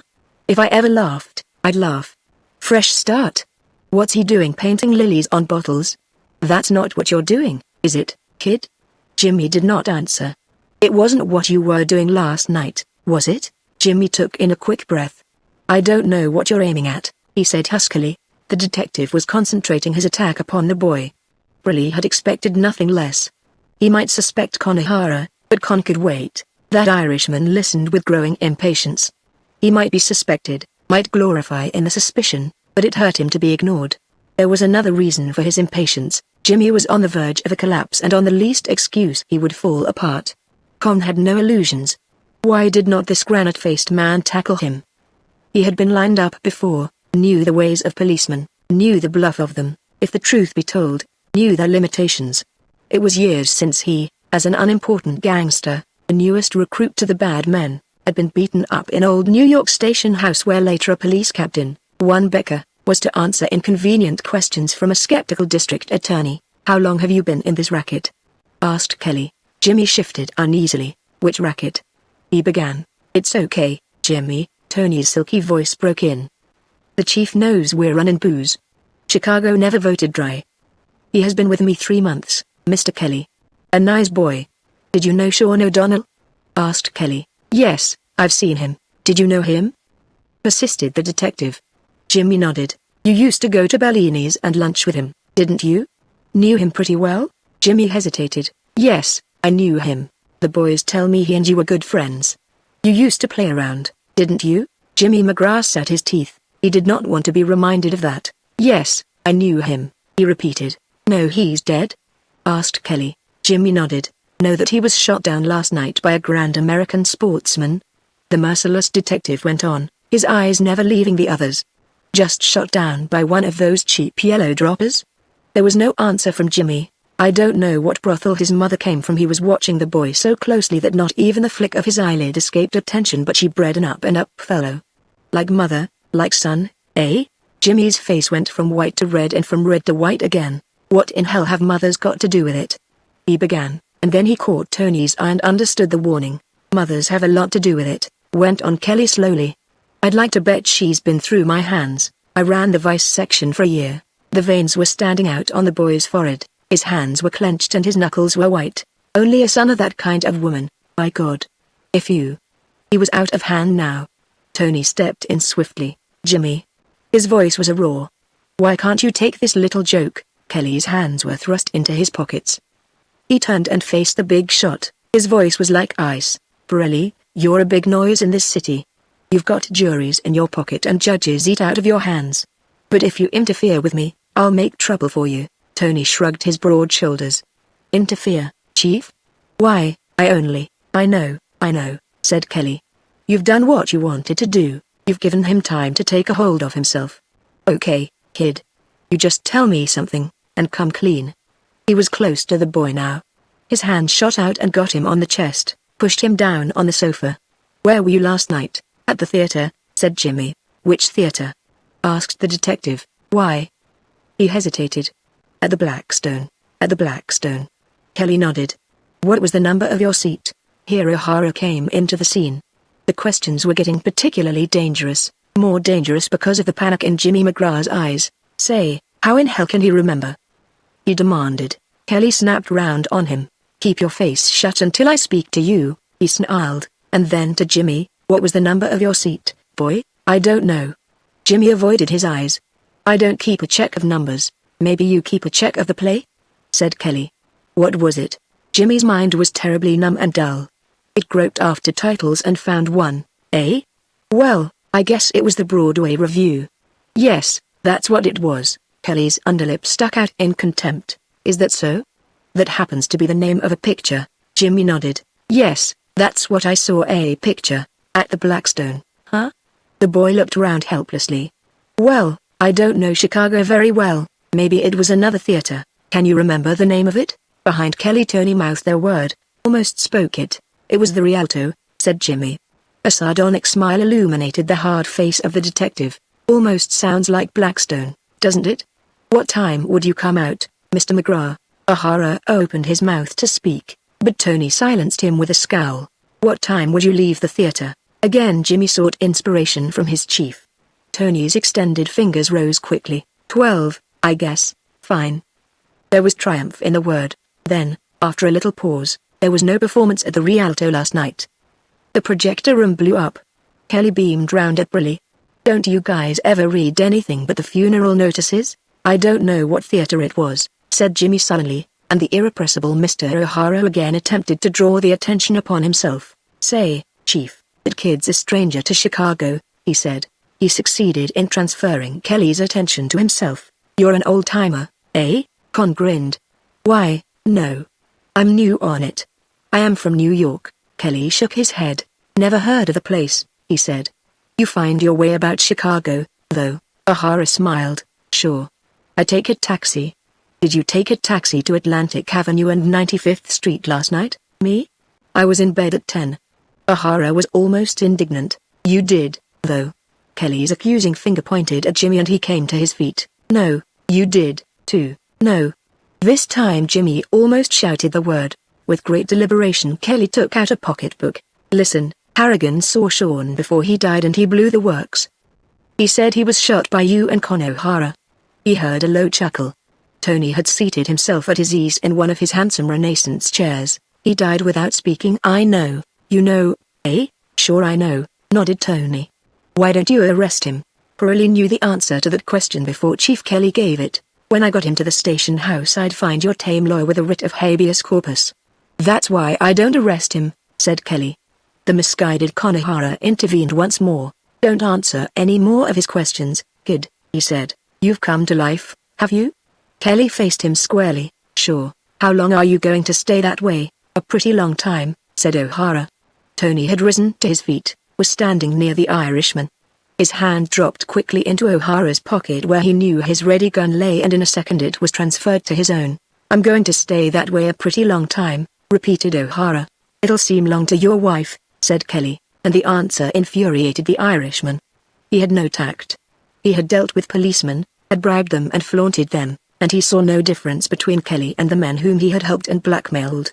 What he started to say to the detective was not even printable. He had hardly uttered 3 words when Kelly struck him across the face with an open hand. With an oath, O'Hara stepped back and dropped his hand for his gun. But the commissioner was quicker. Like magic, a thick black automatic had appeared in his hand. It rested just on the buckle of O'Hara's belt. "Give me that rod," he said. He searched the Irishman scientifically. "You haven't got one, eh? But you thought you had." He slipped his own into the holster under his arm, walked to where Pirelli was standing, and dropped his hand almost affectionately upon his shoulder. "Pirelli, I hand it to you. You are clever. The day I hang you, I'm going to get drunk." He looked at his watch and started towards the door. "You'll be late for your appointment, Pirelli. Don't keep Mike Feeney waiting." With this Parthian shot he left them. "Who told him that?" O'Hara gasped, but Tony did not speak until he heard the door close upon the detective. Then he rushed to the salon entrance, called Angelo and threw a command to Jimmy to get him Mike Feeney on the phone quickly. Jimmy was at the phone when Angelo entered. To him Tony gave specific instructions. There was no need to give them in detail, because Angelo had met this situation before. By this time Feeney's call was through. "Is that you, Mike? Go steady, the wires have been tapped. Kelly's been here. That's why I am late. Okay, yeah, we'll come right back." "All right, Mike." He hung up the receiver. Angelo came running in with his overcoat and hat. "Got the boys outside?" "Fine. You come along, hon." He looked at Jimmy thoughtfully. "No, Jimmy, you stay here. I'll be back in a few minutes." He turned to Angelo. "Angelo, you go over to Scoberg's." Angelo had already been over to Scoberg's. That also was part of the routine of a gang killing, and to Scoberg he had handed a black-edged card on which, legibly inscribed, was a poem. Angelo was something of a versifier and had composed many obituary pieces. Over the wire Mike Feeney had conveyed the bright thought which explained his readiness to meet his enemy. It had occurred instantly also to Tony Pirelli. This was to be no secret meeting between gang chiefs, rather a meeting, if not under the auspices, certainly under the surveillance of the police department. So there would be no shooting on either side. If the police knew of the conference, as evidently they did, any breach of the common law would be fraught with danger to both parties. Tony had not reached the rendezvous when he realized that his own view and Mike Feeney's warning were justified. There were squad cars at the corner of every block.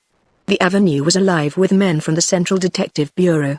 When they met and shook hands like respectable citizens, they did so in the presence of a cloud of witnesses, and Mike Feeney was conscious of his audience. His gunmen had melted away, but were within hail. So too had Tony's. "Hello, Mike," was Tony's commonplace greeting. They gripped hands without fear one of the other. "You come back to my apartment, Mike?" asked Pirelli. Big Mike looked sideways, seeking support. "Them boys can follow in," said Tony. "We don't want no trouble." "That's Kelly's car just went past." "Say, Mike, that guy is like a brother to you." Mike hesitated. He was unusually nervous, for somewhere in the background was his sister. In this car or that which went speeding past she might be sitting, and she could work a machine gun as well as any man. Hating Tony as she did, hating him with malignity beyond his own understanding, there was reason for his nervousness. "Sure, I'll go with you," he said. They went up together in Tony's big elevator, which was kept exclusively for his use when he was in the building. He let himself into his apartment and was a most willing witness of the climax of the little idyll which had followed his exit. Chapter 14. Jimmy heard the door close on his master, sat with his head in his hands, thinking, wondering. In his soul was a whirl of confused fear and resentment. He might get out of Chicago, but he would carry his burden with him, a burden of guilt, of treachery. His was the guilt of Cain. There was no place to go to. If he could have walked into Kelly's office and confessed his crime without involving O'Hara and Pirelli, he would have accepted that as a solution of his tremendous problem. If he could go out into a new, clean world. But he would carry his world with him wherever he went and for all time. Jimmy McGraw knew there was only one way out. By his own hand. No. That would be cheating. His life was forfeit. He must pay his debt to his real creditors. "What is the matter, Jimmy?" He looked up quickly. Minnesota Lee was standing within a foot of him, so serene, so calm, so radiant in an unearthly way that the sight of her caught his breath. Hello, Minnesota Lee. His voice quivered. What's wrong, Jimmy? Aren't you well?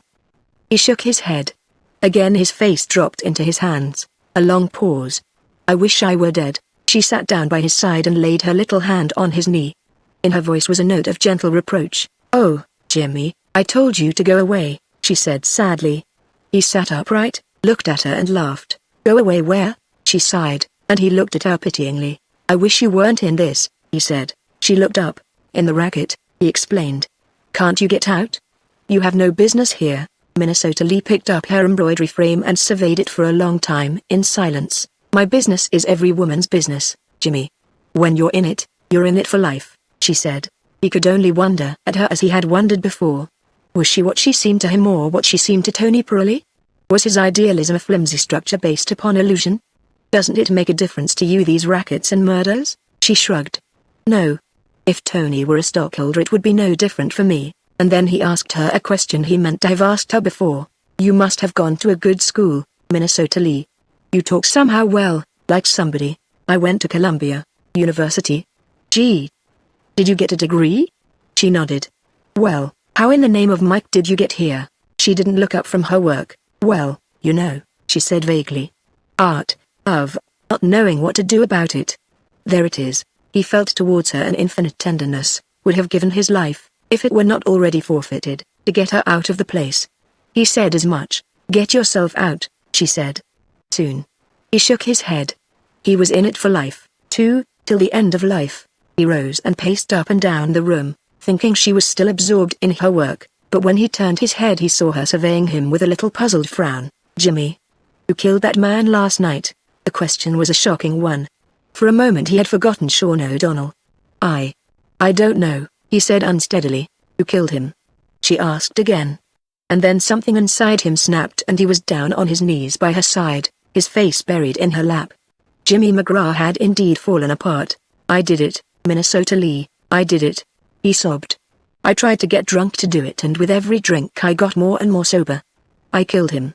I killed him in cold blood. I've got to pay, I know that. But I want to pay soon, I want it to come soon now. She nodded. It will come very soon for you and for me, she said. For you? He looked up, saw the blurred image of her through his streaming eyes. Nobody would hurt you, and then he realized that she was being hurt all the time, hurt by Pirelli, hurt by him, that she was not the unemotional, philosophical Easterner at all, that the 50% American in her was there to feel and to suffer. He groped for her hand and caught it. I love you, Minnesota Lee, he whispered. There's nothing worthwhile but you. I haven't said this before to anybody. She freed her hand. I have nothing to give you, nothing, she said. Her voice was level, almost monotonous. I am waste, no good for anybody. And then he began to blurt wild plans, conceived in that moment, that they should go away, get across to Canada, go beyond Pirelli's discovery, where neither he nor his gang could trace them. She brought him to his senses with a little laugh. A Chinese girl and a boy. Jimmy, no. I have nothing to give. My body belongs here to Tony. I want no other man. I have not enough to give him, I love him so. Other women have lived in this apartment. The desire for her drove him to disloyalty, she knew that, and they have gone you know where? She knew but she was not afraid. She tried to bring him to sanity. Tony would be good to him, he thought, if he would stay. He loved her, but it was all he knew. He repeated this. Again she shook her head. I love only Tony. Tony Pirelli, standing in the doorway, saw this, beamed upon them as a benevolent father might beam upon his children. Jimmy heard his murmur and scrambled to his feet, but Tony arrested his babbling apology. Ah, Jimmy, no. You are not to feel damn foolish. It was so nice. Run away now, you two little babies. Take him up to your apartment, my pretty flower. Again Jimmy tried to speak, but was shooed away. Tony's smile was benign, mechanically benign. He watched the two until they passed out of sight, still stood staring after them for a long time. Chapter 15. Mike Feeney came into the saloon fearfully. It was not his first visit, but many things had happened since he was here last. Vincetti, for example, the peculiar circumstances of his passing had been a 9 days wonder in the world of gangdom. A place of death, this, for all the masses of blooms that frothed in blooming vases, for all the austerity of the organ and the faint fragrance of burning joss sticks. He turned at the door and addressed his followers loudly, rather to encourage himself with the knowledge of their support than to offer them instructions. You guys, park your guns. That's the arrangement, ain't it, Tony? Tony understood and smiled. Sure thing. Lay your guns on the table and help yourselves to a drink. Feeney pulled 2 guns from the holsters strapped under his arms and laid them on the table with a nourish. There's mine, he said. Tony drew guns from the specially tailored pockets on his hips and put them by the side of the other weapons. Where's Angelo? Mike looked round. I sent him down to Scoburg's, said Tony significantly. Mike was pleased. Sure, that's a grand idea. You're a wonderful guy for thinking up notions, he conceded handsomely. The boys will be pleased at that. Tony opened a drawer in the table with a bang that brought his guests spinning round apprehensively. But it was a familiar box that Pirelli produced and opened. Have a cigar? Mike selected one. I don't smoke as a rule. It's bad for the eyes. Neither of the men saw Minnesota Lee as she crossed the balcony. There was a stone canopy which acted as a sounding board. One could stand out of sight and hear the lowest-toned conversation. She had discovered this the day she had arrived at the apartment. Tony had never made the discovery because he rarely went to the balcony unless the saloon was empty. One Angelo Brattacchi was shot dead on the 3rd-floor balcony of his flat by an enemy who opened fire on him from another balcony 500 yards away. Gangsters never take the same risk twice. Now see here, Mike. Tony lit a cigar. What I said over the wire goes. We're both making money. For a few dollars one way or the other, why all this trouble? Ain't that right? Feeney's enthusiasm was a little forced. I've always said you have more under your hat than any college professor.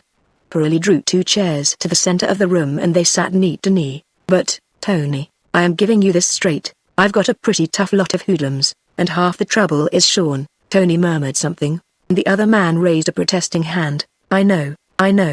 Sean didn't like you. He went after you, and I might have done the same, but I've got a sister who married him. Well, you know what women are. She's out to get the birds that got her man, and the gang is with her. Your sister, said Pirelli politely, is a very nice woman, but Mike had no illusions. She's not your kind, Pirelli. She never had no sex appeal for anybody except Sean. And that's the trouble. Tony came straight to the point. What do you want me to do? Leaning forward, Mike spoke deliberately. We know the guys that got Sean, that kid McGraw and Con O'Hara. One of my boys saw them smoking back to the city. That kid's yellow, too. I'm sorry for Con, I knew him in New York, but he is certainly a loud noise. Seen his woman? Tony had seen his woman and had not forgotten her. Yes, I have seen his woman. What do you want me to do? He asked again. Mike Feeney lowered his voice. Put them on the spot tonight. 11 o'clock at the corner of Michigan and 94th. I'll have a couple of boys there and that'll finish it. I wouldn't do that to a yellow dog, said Tony hotly. I respect you for it, but... Pirelli laid his chin in his chubby fist. These guys are certainly a whole lot of trouble to me, he said, and at the sign of his weakening Mike's spirits rose. There's yellow guys in every outfit. Remember Vincetti? I knew him. Feeney smiled grimly. He was yellow. Tried to take a powder on you, didn't he? He was talking of quitting, said Pirelli indifferently. He came to this apartment and was never seen no more till they picked him up on Lake Shore. Mike was impressively dramatic. I read about it, said Tony. I don't want no trouble, he went on slowly. Okay, I'll put them on the spot. They got to their feet together as a knock came at the door. It was Angelo. They did not see him at first, because he was hidden behind a great floral harp which he carried forward with stately tread and deposited before the men. A beautiful harp. One of Scoburg's grandest efforts, and Scoburg was the swellest florist in Chicago. Mike Feeney was touched. That's mighty thoughtful. Gee, I appreciate that. He lifted the purple-bordered card and read. The angels heard the voice of Sean and said, another good man gone. Deepest sympathy from Tony Pirelli. Mike's voice broke. Jeez. That's lovely. He wailed. Chapter 16. Tony's parties were always swell. This wildly extemporized party of his might have been justified by some outstanding achievement. Not a tactful party, with Sean O'Donnell resting under earth and the weight of truckloads of flowers. It was bad luck for Sean that the bishop refused him burial in consecrated ground. His shrill wife protested violently. There were actually cables dispatched to the Holy See, but nothing came of that. In the unblessed ground he lay for at least a month. Then loyal hands dug him up and laid him at the very feet of the bishop's predecessor. For the moment here he was, and in hell, I have no doubt, said Munson irritably, in a corner of the Baptist's lot. And in consequence a big party would be unseemly. But a party of sorts was necessary to Pirelli. Here was a moment which called for wine and trumpets. These were proper accessories to a grand going out from life of beloved enemies. Wine was part of the ritual of destruction. There was a certain society in Chicago that had its killings. The members of the society were fellow countrymen of Tony's.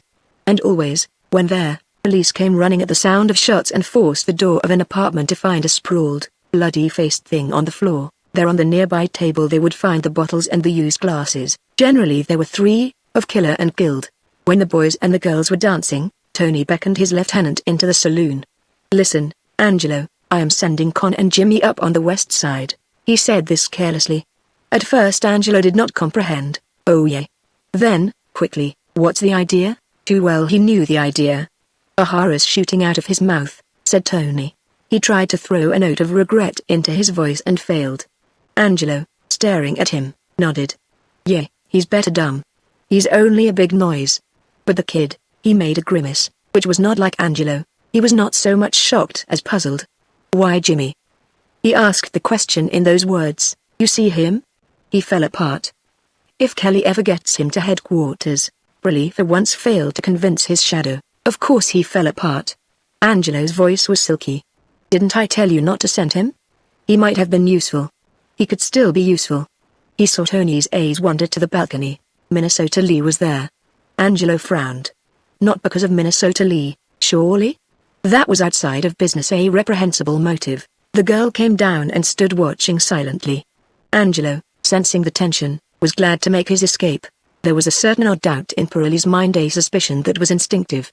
He had missed Minnesota Lee, even in the wild excitement of Maria's association he had missed her. "Where have you been all the night?" he asked. She looked him straight in the eyes. "In my room," she said. "When I have a party you go to your room." "And has Jimmy McGraw been in your room, too?" The answer came with shocking unexpectedness. "Yes." He stared at her. She could not have been in her room all the night. He had gone to her apartment and found the door locked. She only turned the key when she was out. "I suppose you and Jimmy were in the room when the door was locked?" "Yes." He drew a long, whistling breath. "Ain't you got the nerve?" He could hardly speak the words. "She and Jimmy in her room. And the door was locked. You told me to get him away from the party." There was a half smile on the curved red lips. "Well, I got him away from the party. Sure I told you," he said huskily, and then, as the enormity of her offense took a clear appearance, he gripped her by the arm. "But did I tell you to stay with him in your room and lock the door?" She did not wince, gave no sign of the pain she felt when his powerful hand pressed the bracelet into her flesh. Nor, under his furious gaze, did she flinch. With a jerk of his hand he released her. "Where are all the pretty ladies and gentlemen?" he asked. He was not interested in the pretty ladies and gentlemen, only in her and in Jimmy and the significance of the fastened door. "In the winter garden they are dancing." "You locked the door, huh?" I asked the question for a joke. Could I imagine you'd say yes? He took control of himself. "Tell Jimmy I want him." For the first time she showed alarm. "Are you going to say anything to Jimmy? It was my fault." He shook his head. "No, no, no. Jimmy is a nice fella. I am fond of Jimmy." He looked at his watch. "You go tell him I want to see him," as she walked to the door. "Oh, Minnesota Lee. I want Konohara, too." "Come here," obediently she returned. Knowing him so well, she was not surprised when he slipped his arm around her shoulder. "Don't take notice of me. I am worried with business." "Don't be." His gesture was expressive. "You know? And, Minnesota Lee, you look after Mrs. O'Hara, eh? She's a swell woman, but she's not in your street, Minnesota Lee. If Con asks anything, say you are looking after her. Tell her what a swell fella I am. Didn't I send you to the coast, and give you a house, and dress you up so as to make these dames in Hollywood look like hired helps?" She drew away from him. "You can tell her that," she said. Again he looked at his watch. "Go get those boys." "Why did you lock the door?" That was at the back of his mind. "I didn't want anybody to come in," she said simply, and his lips curled. "Crying or summon. Phew. If Kelly ever gets that kid down to headquarters there will be hell to pay." Minutes Lee was smiling. "He wasn't crying," she said. When the door closed behind her he sat down on the settle near the big table, biting thoughtfully at his nails. Minnesota Lee had suddenly become the most incomprehensible person. This was not the Minnesota Lee he knew, the obedient slave to his whims. Of a sudden she had assumed a disconcerting independence. His thoughts were interrupted by the ringing of the telephone. He took up the receiver, and knew it was Mike Feeney before he heard the harsh voice of the man. Mike was apprehensive, a little fretful. Tony sensed behind all this the urgent nagging of the man's bony sister. Say, did Tony know what the time was? And was there any change of plan? His boys wanted to know this, his boys wanted to know that. It did not make it any easier for Tony Purley to know that his boys was Mrs. O'Donnell. Don't push me around, Mike, he said angrily. I said 11, it is a quarter off. That's all right. They can make it in 10 minutes. Only don't start pushing me around, that's all. When I give my word. Out of the corner of his eye he saw the door open and Jimmy come in. He ended the conversation abruptly, hung up the receiver, and greeted Jimmy with a smile. Sorry I'm breaking up the party for you, Jimmy boy. You know Captain Strood? Jimmy shook his head. A police captain? No, smiled Jimmy, I don't know any police captains in Chicago. That's okay, said Tony.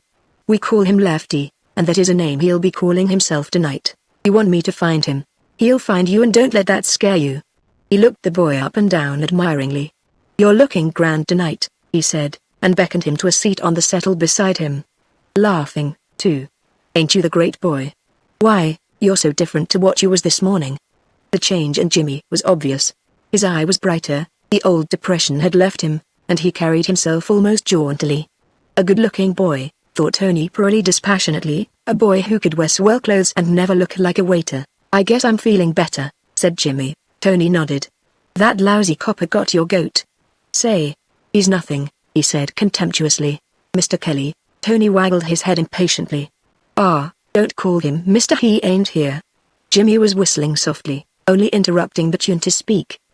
He was whistling now as he examined his hands, those guilty hands of his. That's a tough job, he said. I hated Kelly this morning, now I've got a son of sympathetic feeling towards him. Don't be too sympathetic, said Tony quickly. Sympathy's a bad thing to have in our business, Jimmy. You're sympathetic with Minnesota Lee, ain't you? He asked the question carelessly, and had the answer he least expected. Yes, said Jimmy quietly. I love her. Tony twisted round in his seat to see the boy better. He was searching his face. Yeah. Love her, eh? She's swell. I've made her.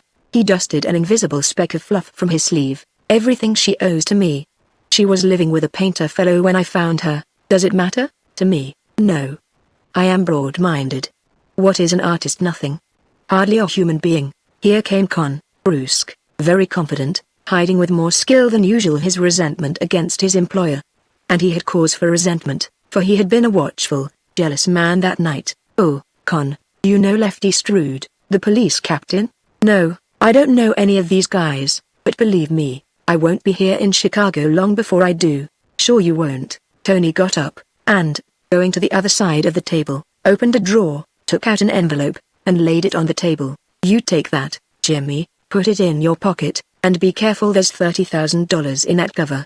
I've got a cargo of liquor coming through the Erie Canal. That's nothing to do with you, boy. You take this letter to the corner of Michigan and 94th. Strood will drive up in his car round about 11. He will say Lefty and that's all. Hand him the letter and get right back.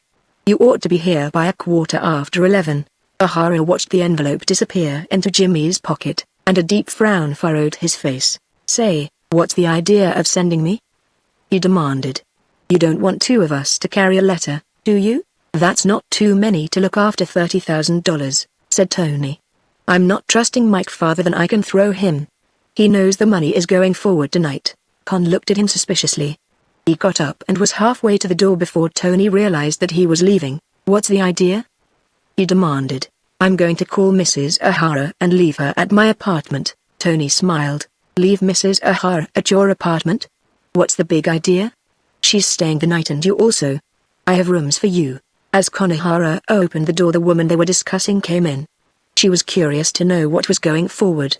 Con had been sent for, and there must be a reason for that. He had been nagging her into leaving all the evening. It was like Con to try to spoil her party. I am taking you home, and I'm picking you up on my way back, said Con, and she stared at him. What the hell am I? She asked. Something you bought at Marshall Field's? Where are you going, anyway? Tony smiled at her. That's the one question you must never ask.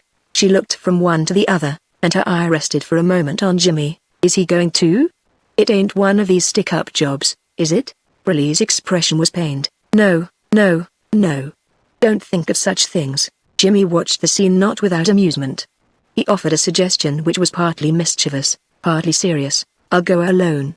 I guess I can look after myself," he said, a solution which was very agreeable to Ahara. "Sure you can," he began, but Tony turned round on him with a snarl. "What's all this?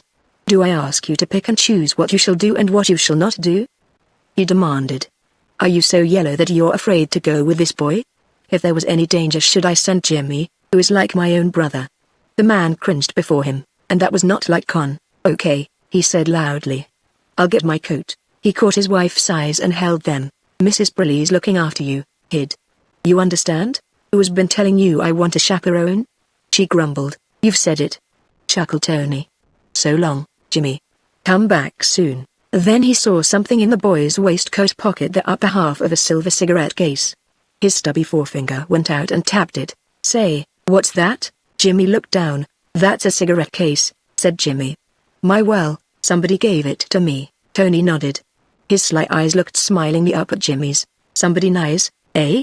You wear it over your shirt?" "It happens to be there." Tony shook his head. "I wouldn't keep it there, Jimmy. Put it on your hip. It don't look good." For a moment Jimmy was puzzled, and then in a flash understanding came to him. He took the cigarette case slowly from his waistcoat and dropped it into his hip pocket. "Why, of course.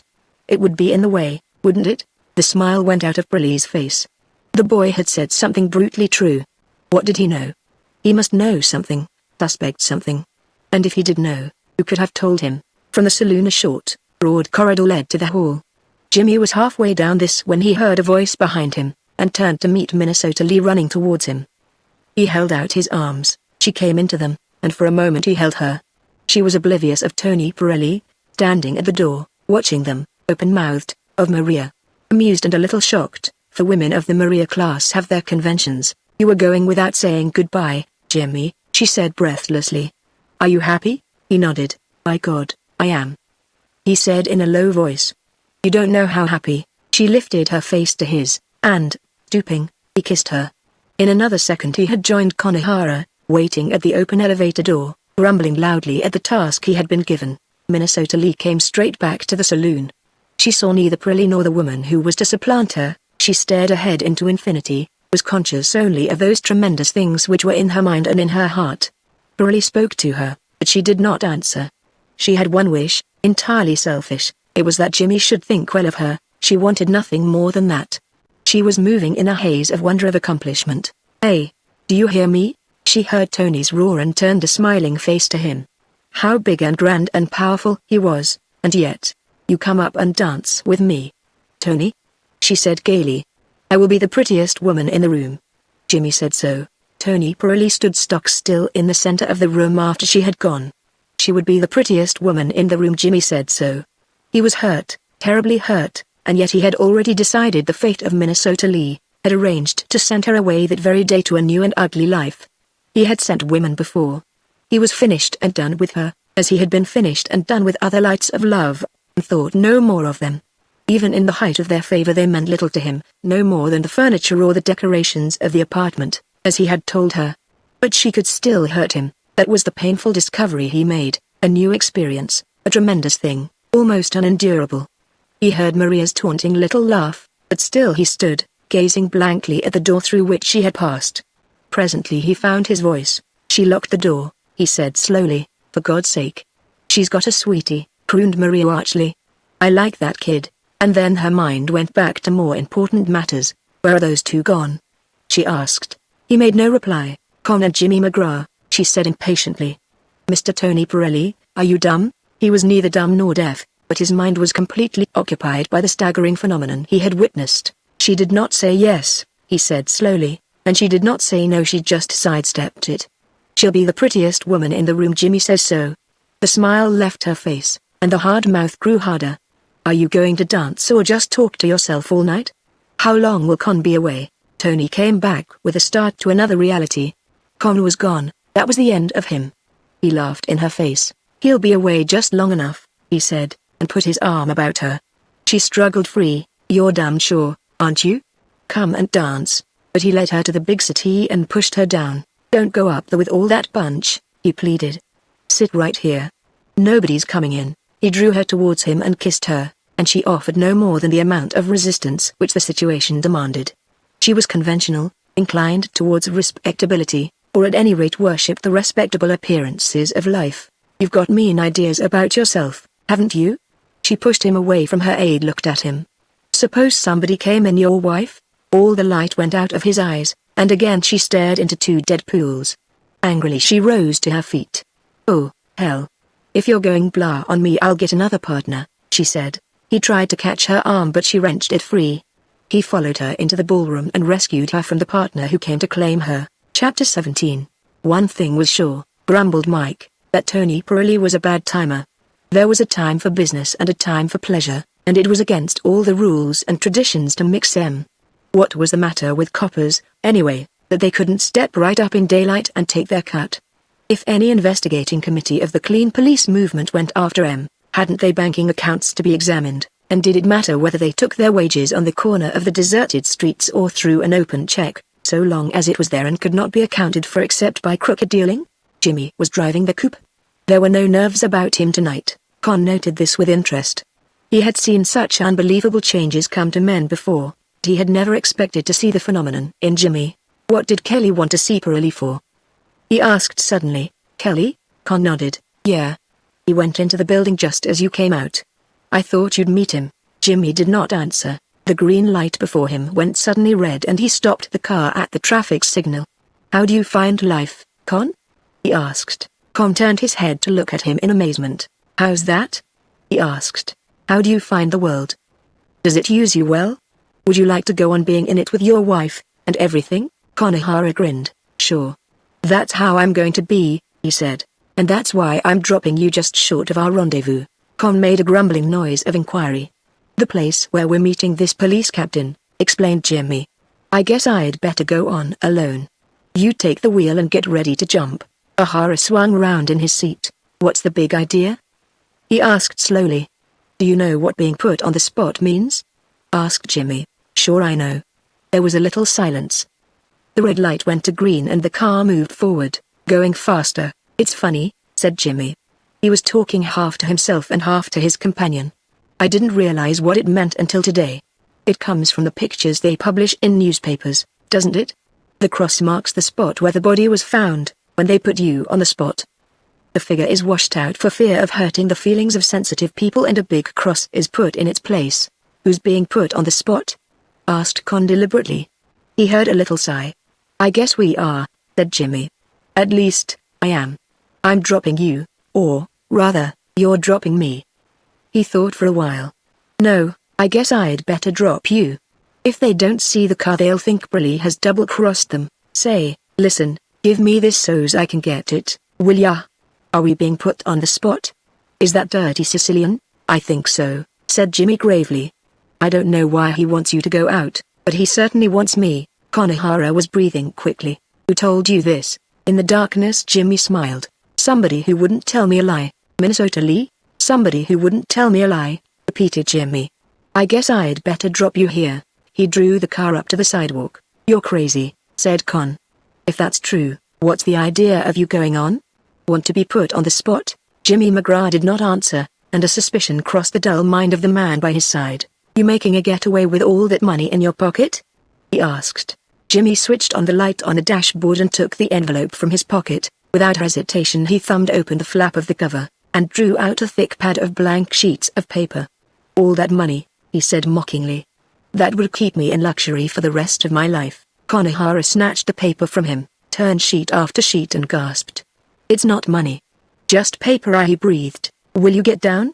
Jimmy leaned across him and pushed open the door. Only for a second did Konohara hesitate. He looked along the dark thoroughfare. There was nobody in sight. Near at hand he saw an avenue of escape, a narrow passage between two high-standing tenement houses. "I'll watch you," he said breathlessly. "You go on, Jimmy." "Got a gun?" Jimmy shook his head. "I don't want a gun." He pulled the door of the coupe close and with a wave of his hand went on. He came to the appointed place, stopped the car and got out. There was nobody in sight. Then the lights of a car came into view. Moving swiftly, it passed him with a roar. Nobody in sight. Yes, there was another car, moving more slowly and hugging the edge of the sidewalk.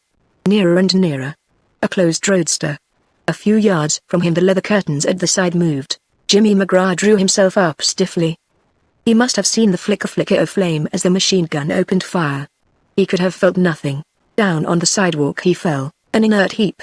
He had paid as he had expected to pay. Reporters would be flocking here in less than an hour. Pictures would cover the front pages of the Chicago Press, and a cross would mark the spot where the account of Sean O'Donnell was half settled. Chapter 18.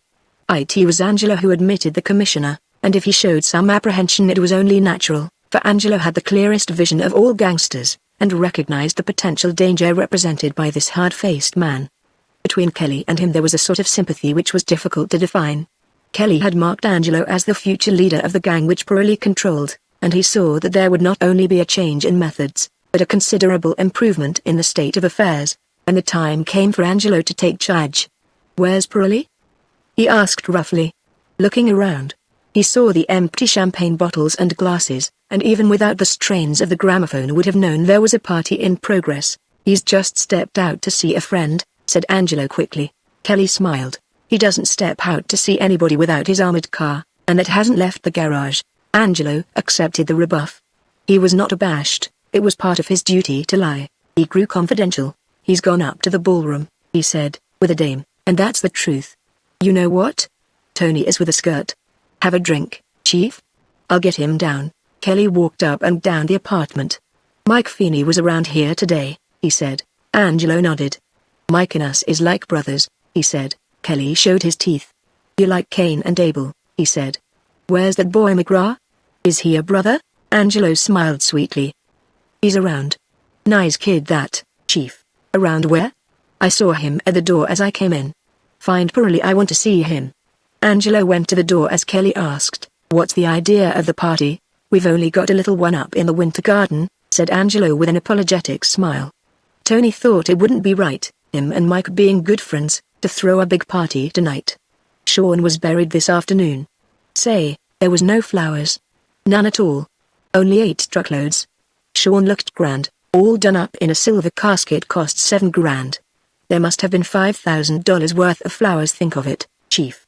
$5 grand wasted on damn lilies. All that money could have gone to us poor. Minnesota Lee came in and went to her favorite seat on the couch. She had an embroidery frame in her hand, and evidently she had no particular interest in the party. Kelly greeted her with a friendly nod. "All dressed up, Minnesota Lee?" he asked. She looked lovely in a gold dress that fitted her like a glove. Usually she wore a Chinese costume, but tonight she was a Westerner, and the golden sheen of her Paris frock blended with the ivory tint of her lovely skin. She looked down at her dress with a smile, and then up at the commissioner. "Yes, is it pretty?" "Grand," said Kelly sardonically, but she accepted his words literally, and for the first time he heard her laugh. He was watching her with a puzzled frown. "I've never seen you looking so cheerful, Minnesota Lee," he said. "Say, I dreamt about you the other night." She raised her eyebrows. "Oh, Mr. Kelly. I thought you dreamt only of prisons and ropes and gunmen." He chuckled at this. "Well, you're on my mind, young woman. I've got a kind of nice feeling about you, and that's a fact. Have you?" she said with a touch of coquetry.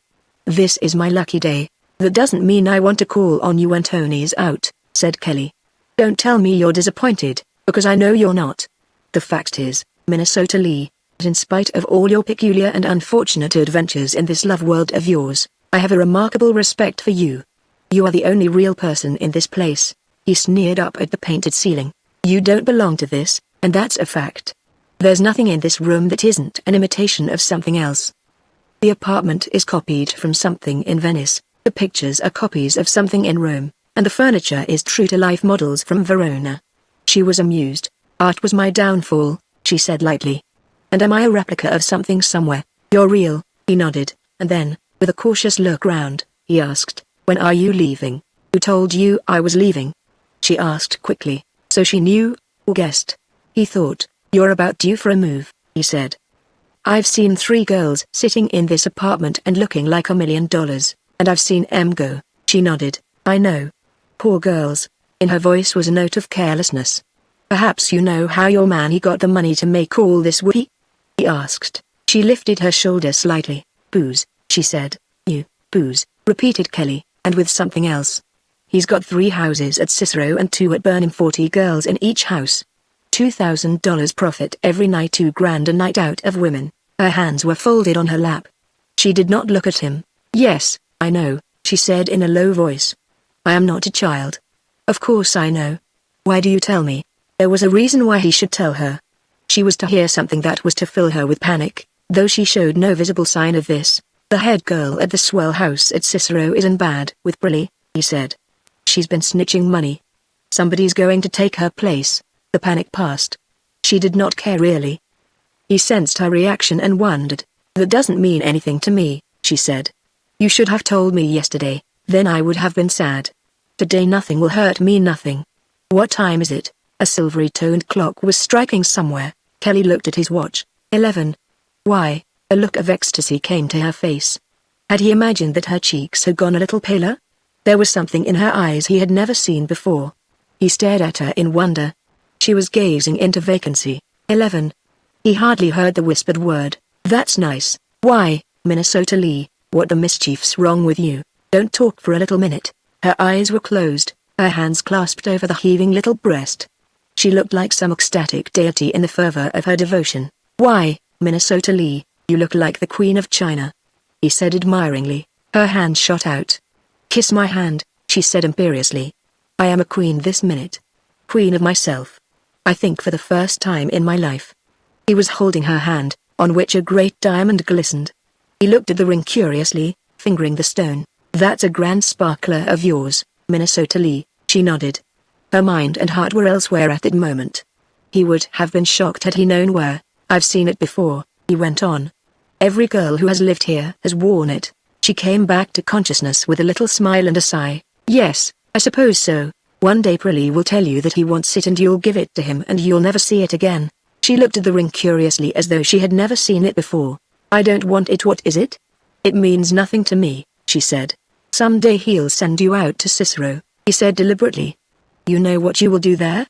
She shook her head. "You will take charge of the big house where the swell fellows go." "No." The word came vehemently, passionately. For a moment he thought he had shocked her, and then, after a year, he continued, "You'll go down to the second house, where they drink beer and bad hooch. Then, by and by, you'll have a room in the third house, where there's no color bar." "No." He swung her round by the shoulders and looked down into her face. "That's the way the others went, Minnesota Lee. All of them. Every girl who has been Mrs. Briley has ended her career in the same racket." A long pause. "I can see a way out for you, kid." She also could see a way out, the best way of all, but he did not know this. His mind was intent only on the trapping of Briley. "There's $100,000 unclaimed reward for the Vincetti murder. The money's deposited at the Union Bank. Tony Prilly did that solo. You know it." She made a little gesture of despair and sat down in one of the high-backed Renaissance chairs. "I thought you were going to be so interesting," she said, "and you aren't. You are just being a policeman, and I like you so much better when you're human." Kelly looked round and lowered his voice. He knew all that had been happening in this house, everything. He knew better than she how far Tony Prilly was compromised with the wife of Konohara. He had a record of Maria that was most definite and unwholesome. Also she had a girlfriend in Chicago and had talked boastfully of the great future which was hers. Women talk to women, and they talk to men. Eventually police headquarters lends a listening ear. This was the moment to catch her on the rebound. She must know about Maria, and if she did, you've nothing to be afraid of. None of the gangs would touch you. The only thing we hang 'em for in Chicago is killing a woman. Our juries may be yellow, but, by God, they're sentimental. I'll guarantee your safety. Are you God?" she asked scornfully. "Not in Cicero," he said. She mocked him. "Dear friend. I am not afraid of Cicero, or the big house, or the little house. I shall never go there, never, never. I love myself too much for that." "You don't know Tony Prilly," said Kelly. But she smiled at this. "What does it matter?" she asked. "You try to make me so mad, and I don't want to be mad with anybody. I want to go away with a lovely feeling towards everybody." This was news to him. "You're going away, eh?" he asked eagerly. She nodded. "Does Tony know?" And when she shook her head, "I wish I could do something for you." She laughed again. "What can a great chief of detectives do?" "Nothing," he agreed. "Just nothing. Not even for a right girl like you." "Do you think I am a right girl?" she bantered. Forgetful for the moment of his real errand, he picked up his hat to go. "I've done one nice thing for you. I haven't asked you who you're going away with, and it would have been a waste of time if you had," she said. She looked past him. Tony was in the doorway, smiling at her. He was not like the Tony he had been earlier in the evening, but the Tony of old, considerate, tender. "Ah, Minnesota Lee is entertaining you, Chief," he said. "You want to see me?" He took the embroidery frame from the girl's hand. "What is my pretty doing?" "That old Chinese dragon, he never gets any bigger. Look." He displayed the frame to Kelly with a flourish. "Such beautiful work, such delicate little fingers." He kissed them. "Now run away, little Chinese sweetheart, I'll see you presently." Kelly held out his hand. "Goodbye, Minnesota Lee." She hesitated for a moment, then took it and dropped a little curtsy. Tony was interested. "Eh? That's the first time I see you shake hands, Mr. Kelly." "It's the first time I've met anybody in your apartment that I've wanted to shake hands with," said Kelly shortly. He looked at the door through which Minnesota Lee had passed and closed it. "You're poison, all right, Briley. I've often wondered what you are and now I know. Have you any Jewish blood in you, know? Maybe Judas was a half-bred Sicilian." "Sit down."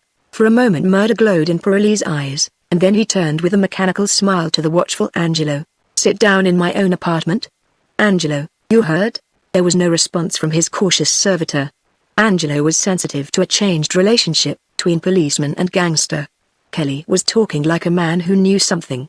"My apartment in police headquarters is not so comfortable. The last 8 gangsters who've sat down in my office chair are dead." Tony Pirelli smiled again politely. "They should have stood up as you do," he said. He turned again for support to his retainer. "Mr. Kelly has a bad view of us, Angelo. If anything is wrong, find Tony Pirelli.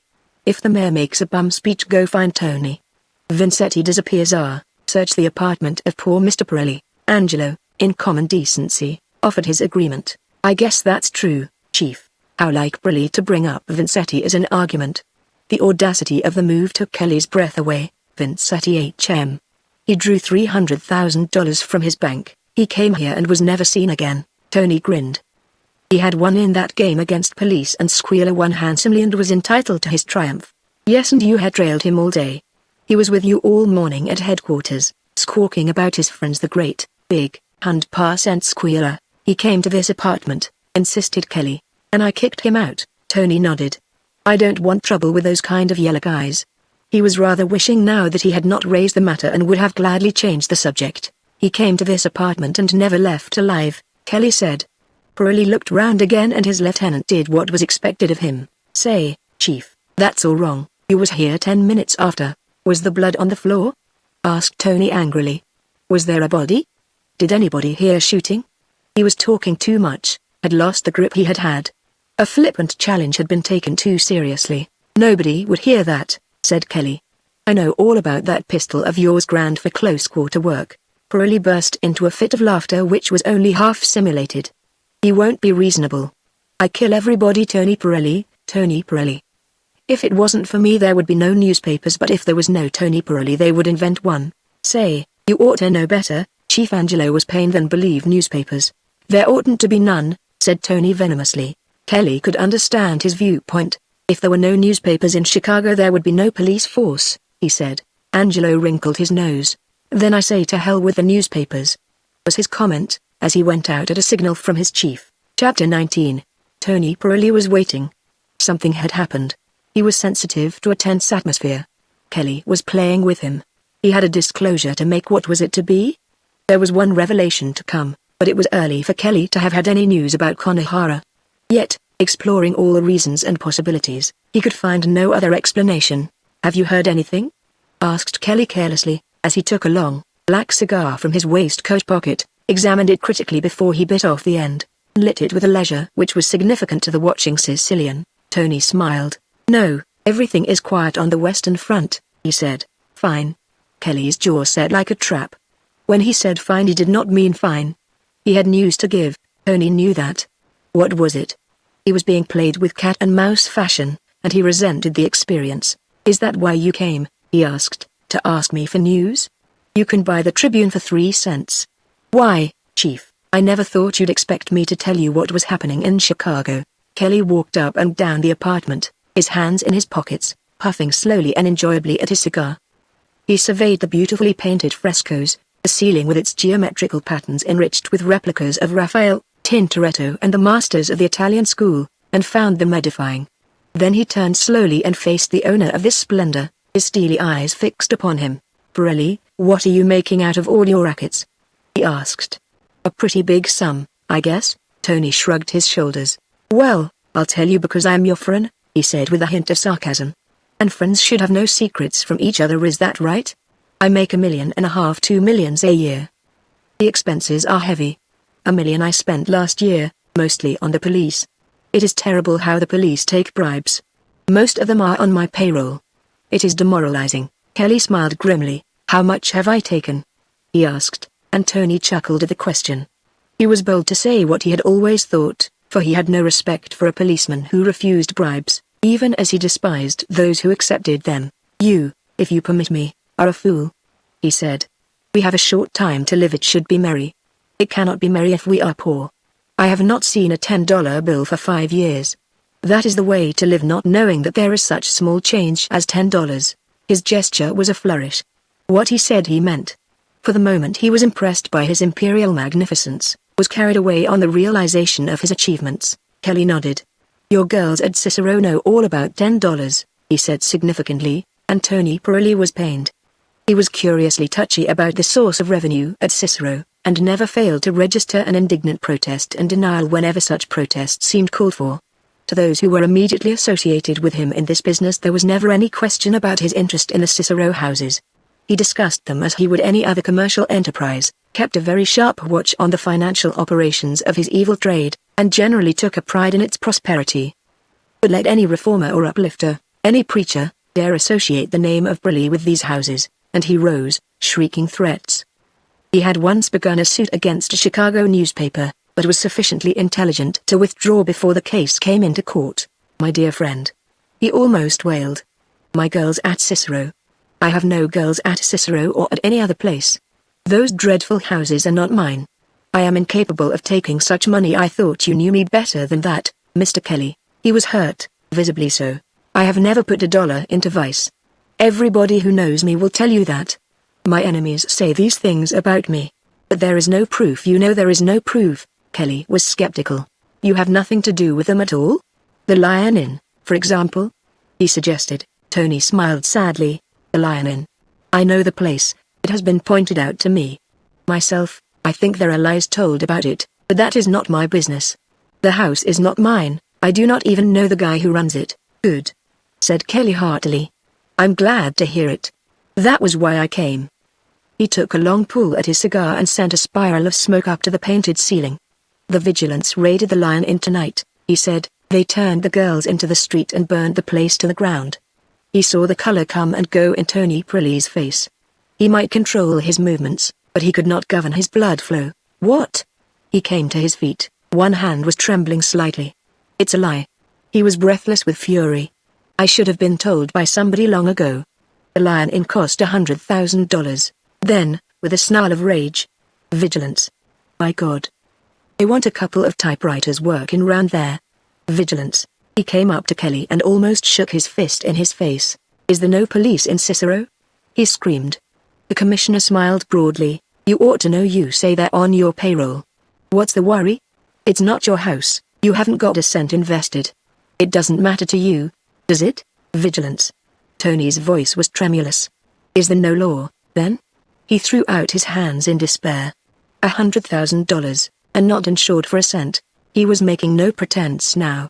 There was $100,000 involved and he was face to face with a grisly reality. The Lion Inn. He made a rough mental calculation. Nearly $200,000 that place had cost him. Kelly had launched his thunderbolt and was ready to go. "I'm through," he said. Then, as a thought struck him, "I've got one good bit of news. No lives were lost. As you're a humanitarian, I thought that would please you."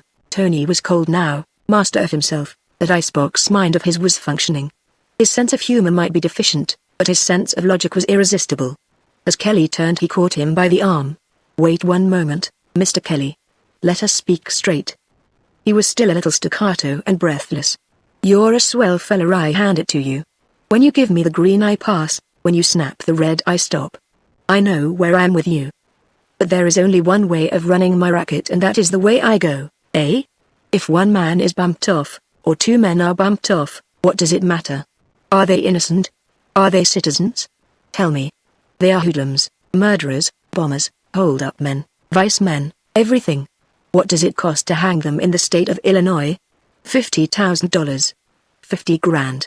Lawyers, jurymen, judges, new trial, new witnesses. It goes on for years before the hangman says step on it. 400 people have been bumped off by gangsters. If you like, I am a gangster by us. We save the state $6 million. 6 cartridges for 60 cents, That's cheaper than $50,000. Outside the state legislature there should be a statue to gangsters. We are benefactors if you like, vermin that prey on vermin. It is unanswerable. This wild torrent came almost without a pause. Kelly listened, secretly admired, was openly amused. Fine, he said. I've heard that so often that I'm beginning to know it by heart. Is Jimmy McGrath somebody's vermin? Tony Pirelli looked at him quickly. What did he know or suspect? He's a nice boy, he said suavely. I'm very fond of Jimmy. If the boy was my own brother I couldn't be fonder, he said. Kelly was skeptical. Konohara, is he a brother too? A swell fella, agreed Tony. Where are they, these two gentlemen? Asked Kelly. Tony grew mysterious, looked round for possible eavesdroppers, and lowered his voice. They've gone out to see a couple of girls. Don't tell Con's wife that, he said. You and the Mike Feeney are all boyfriends now, eh? A disconcerting man, Kelly. He switched from one subject to another so quickly that it was almost impossible to follow. Perhaps it was his way of catching a guy. Gangland knew of this idiosyncrasy of his, and gave it that interpretation. Sure, Mike Feeney and us are good friends. We have had our little misunderstandings, said Tony. Was Sean O'Donnell one of them? Asked the other, Tony's glittering hands outspread in a helpless gesture. I know nothing except that everything is fine now, he said. Kelly pursed his lips, his cold eyes still fixed upon the man he hated. What price are you paying for everything being fine?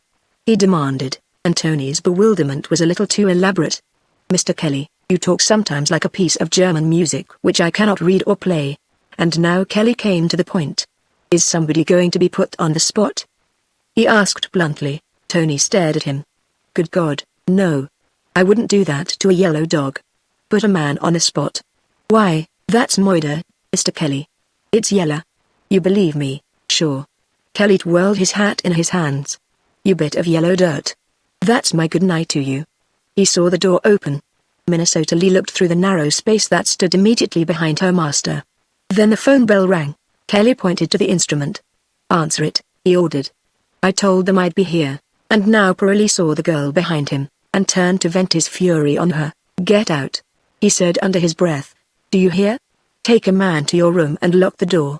Kelly took a step to the table as the phone rang again. No, I'll do it. Pirelli grabbed the receiver with a clatter. Yes, he snarled. And then, a complete change of tone. Police headquarters? Yes, the chief is here, he said, and handed the phone to the commissioner. It was odd at that moment, when danger was threatening, when the attitude of the police had become menacing, when they could come to him and taunt him with the loss of the Lion Inn. His mind should be completely and solely obsessed with the delinquency of one whom he had already betrayed and would betray further. He kissed you on the mouth. His voice trembled. I saw him when he left you.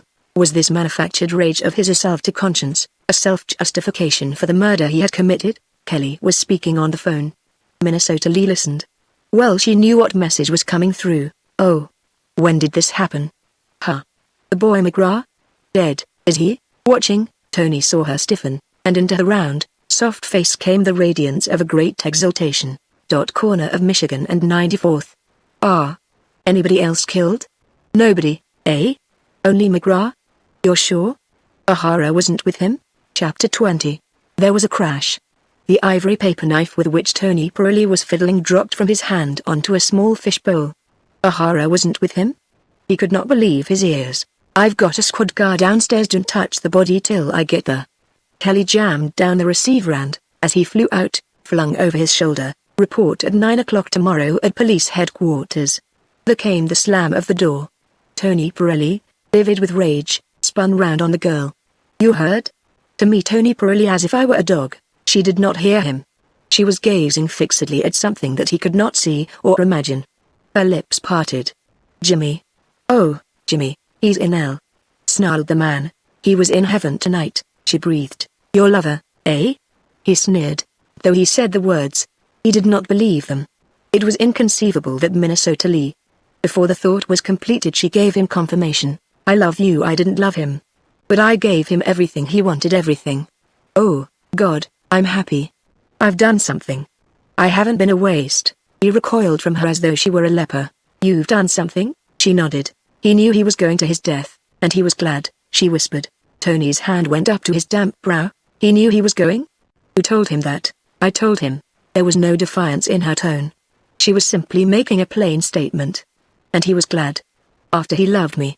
He loved you? The words came in a horrified squeak. He loved you, my woman, his woman, she said. He could not articulate. She was telling him that which was horribly incredible. Suddenly he leapt at her, gripped her by the throat, and, where is Konohara? She gasped. The question brought him back to his senses with a crash. Konohara. He was not there, his body had not been found. If Jimmy knew, then he knew. There was danger, real gang danger, from a man who was fearless and, in his dull way, shrewd, a man who added to hurt vanity the spur of jealousy. Kon had escaped from the trap. I'm going to my room, said Minnesota Lee. He flung out his hands. Go to hell, you damn chink woman. Go to hell. And then, as a thought struck him. Kelly, did he speak to you? She nodded. And you spoke to him? You told him something? She backed against the organ, and his hands gripped her savagely by the shoulder. You told him something? 2 faces. You have 6. You locked the door, eh? And you told Kelly. His fingers closed round her throat and choked her denial. You're a liar, you small, dirty little beast. Briley's face was swollen, in his eyes was the glittering devil that was the soul of him. You know a hell of a lot, don't you? You know a lot. She wrenched her throat free. I know you killed Vincetti. You know that, eh? You talked in your sleep, she said. He swung her round to the table and threw her across, reached for the heavy bronze that lay there to his hand. In his fury he was demoniacal. Don't kill me. I'm not afraid, but Kelly said they hang you if you kill a woman in Chicago. He wanted me to tell and take the reward, but I told him. I loved you. And then Pirelli became aware that there was a spectator. Angelo was in the room. He stood stiffly at the door, his hands resting lightly on his hips. How near was Tony Pirelli to death at that moment when he raised the bronze and Angelo Verona's fingers closed over the heavy butt of his automatic. You told him that, did you? Asked Tony thickly. He looked at her, then at Angelo. You're swell, Minnesota Lee. All right. He dismissed her with a gesture. What's wrong? There was a metallic quality in Angelo's voice which Pirelli noticed. Send those women away, the whole party. They can go down the north elevator. He gave his orders rapidly. Is Tom Asino up there? You? Who else? Impatiently, Tony Romano, Jake French, Al Marlowe. Send them right away. They're to take machines and scorch the town and get Konohara, but... He turned yellow. Tony would not be interrupted. He let the kid go by himself. They got Jimmy all right. No shooting around this block, he warned. Do you get that? Put a man downstairs to watch for him and give me the signal. If he comes here, I'll fix him. Say, Con wouldn't know he was being put on the spot. Protested the bewildered Angelo. You're a fool too, are you? Why isn't he back? That was reasonable, too. But then, Tony was generally reasonable, even in his fury. Do you want all the women to go? Yes, said Tony, and then remembered. No, Konohara's woman stays here. Do I go with the boys? Asked Angelo. No, you stay also. And keep 2 or 3 men. When you've got rid of them I want the couch here. Now go get these people away. Tell the boys there's a grant for the man who gets him. Angelo went out quickly, and Tony Pirelli made his preparations. He had had to deal with crises before. In the case of Vincetti, though the end had been inevitable, the opportunity had come unexpectedly, and it had nearly been spoiled by Minnesota Lee's sudden and unauthorized appearance. She knew, then, all the time. Tony had suspected this, though he had never asked her. It was unfortunate that this particular secret was such a vital one. Minnesota Lee was strong, had a code of her own. Nothing was more certain than that Kelly would go starving for news if he waited for Minnesota Lee to feed him. Jimmy was dead, so that other incident was finished and done with.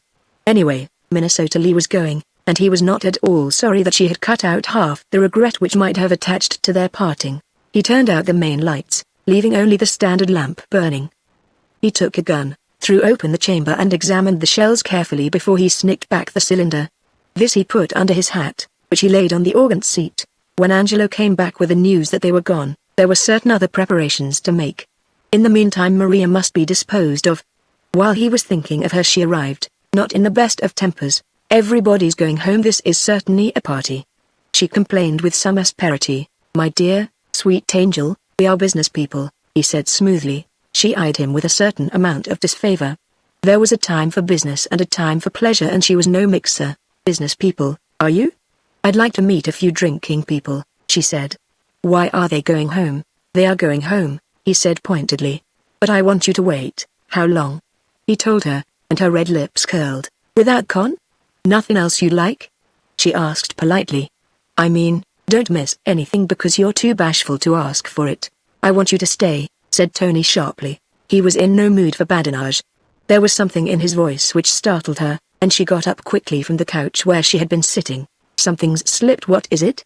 She asked. Yes, something has happened, a terrible thing, he said. Jimmy is killed. I loved that boy. Jimmy killed. She could hardly grasp the fact. And then it came to her that if Jimmy was killed, Con might not have gone scot-free. McGraw? She said quickly and gasped. But he went out with Con. They went together. What in hell do you mean by terrible thing?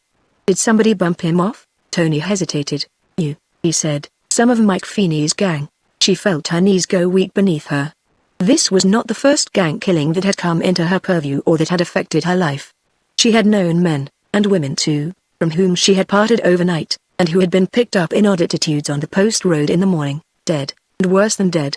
What happened to Con? She hardly recognized the sound of her own voice. What happened to him? She demanded shrilly. Ain't you got a tongue? She tried to push past him, but he caught her by the waist and swung her round. Let me go, you dirty wop. She struggled desperately to beat his face with her hands. It's all right, I tell you. Con got away, he insisted urgently. Kelly was here and got it straight through from headquarters on the wire. Where is Con? Let me go. But he was not letting go. The one person she must not meet at this moment was Con O'Hara. She might talk, women like that did talk. If she added fuel to the blaze, who knew what might happen? You want him back right now, do you? He demanded savagely. He wasn't feeling that way an hour ago, he said. He'll be out all night. I tell you, he's dodging the police. They think he killed Jimmy. The last was an invention on the spur of the moment, and he found some pride in it. I'm going home to wait for him, she said. You've got your sleeping things, there's no need for you to go home. You'll stay here. If you go to your house you'll have the coppers at your place all night. You will stay here. Like hell I will. She fought at him, but was powerless. He had her face in his hands and forced it upwards to his. His lips closed over the red mouth. Con will kill you, she mumbled. Are you staying? She went limp in his arms. Till Con comes back, she murmured. Chapter 21. Tony became his normal, polite self, opened the door for her. You know your room, I chose it for you. Con's over the Indiana line by now, he said comfortingly. And then, he'll not come back tonight. Nothing'll happen to him? She asked. He shook his head. Not a damn thing. You're sure? He said he was very sure, too sure for his own peace of mind. He went with her a little way along the passage, waited until her door closed. The click of the key made him smile. How very respectable were these unrespectable people. Angelo was waiting, two of the dark-chinned men with him. By the time Tony had got back to the saloon there had appeared a new article of furniture, a large, red couch, and, spread before it, an extensive square of cloth of the same color as the carpet.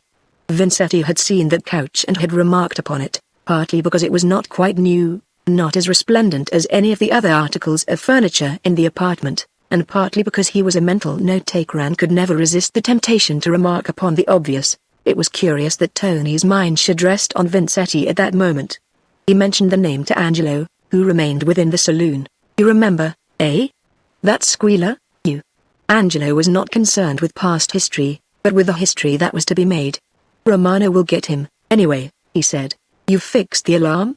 Angelo glanced up at the little switch and nodded. She's okay, but he won't come back. Who tipped him off? He was standing at the door, listening for the sound of the elevator. The kid, said Tony surprisingly, and Angelo gaped at him. The kid? Why, he was bumped. He didn't know he was being put on the spot or he wouldn't have gone. Tony nodded. He knew. There was a sense of tension, of suppressed irritation. The very slightest sound brought the eyes of both men to the door. Knew he was being put on the spot and went to it? Said Angelo incredulously. Yes, yes, yes. Tony was impatient. Don't ask me any more questions, Angelo. That is how it was. He knew he was being put on the spot and he went to it. Is that so? Angelo whistled. Would you believe that? But who told him, Jimmy, what was going to happen? Minnesota Lee, said Tony harshly. That's who told him. She took him to the room, Angelo. His voice trembled. Took him to the room, you understand? Whilst we were all here, she took him to her room and locked the door. My God, she shall know something about this. The thin smile of Angelo Verona was difficult to interpret. I guess she knows enough to keep her mind occupied. The buzzer sounded. It was the signal that Con O'Hara had been sighted outside. Angelo mopped his brow with a silk handkerchief. Gee, I didn't think he'd come back. They ought to get him in the hall. This block belongs to me, said Tony sharply. I want no scandal here. The man who gets him in the hall will be got. I've said it. Again the warning buzz. Con O'Hara was inside the building. A warning gesture from Pirelli. Get out, he whispered. If I miss him, you get him. But I want everything quiet. The man sidled from the room, and Tony stood where the organ rested, and waited. He heard the front door open.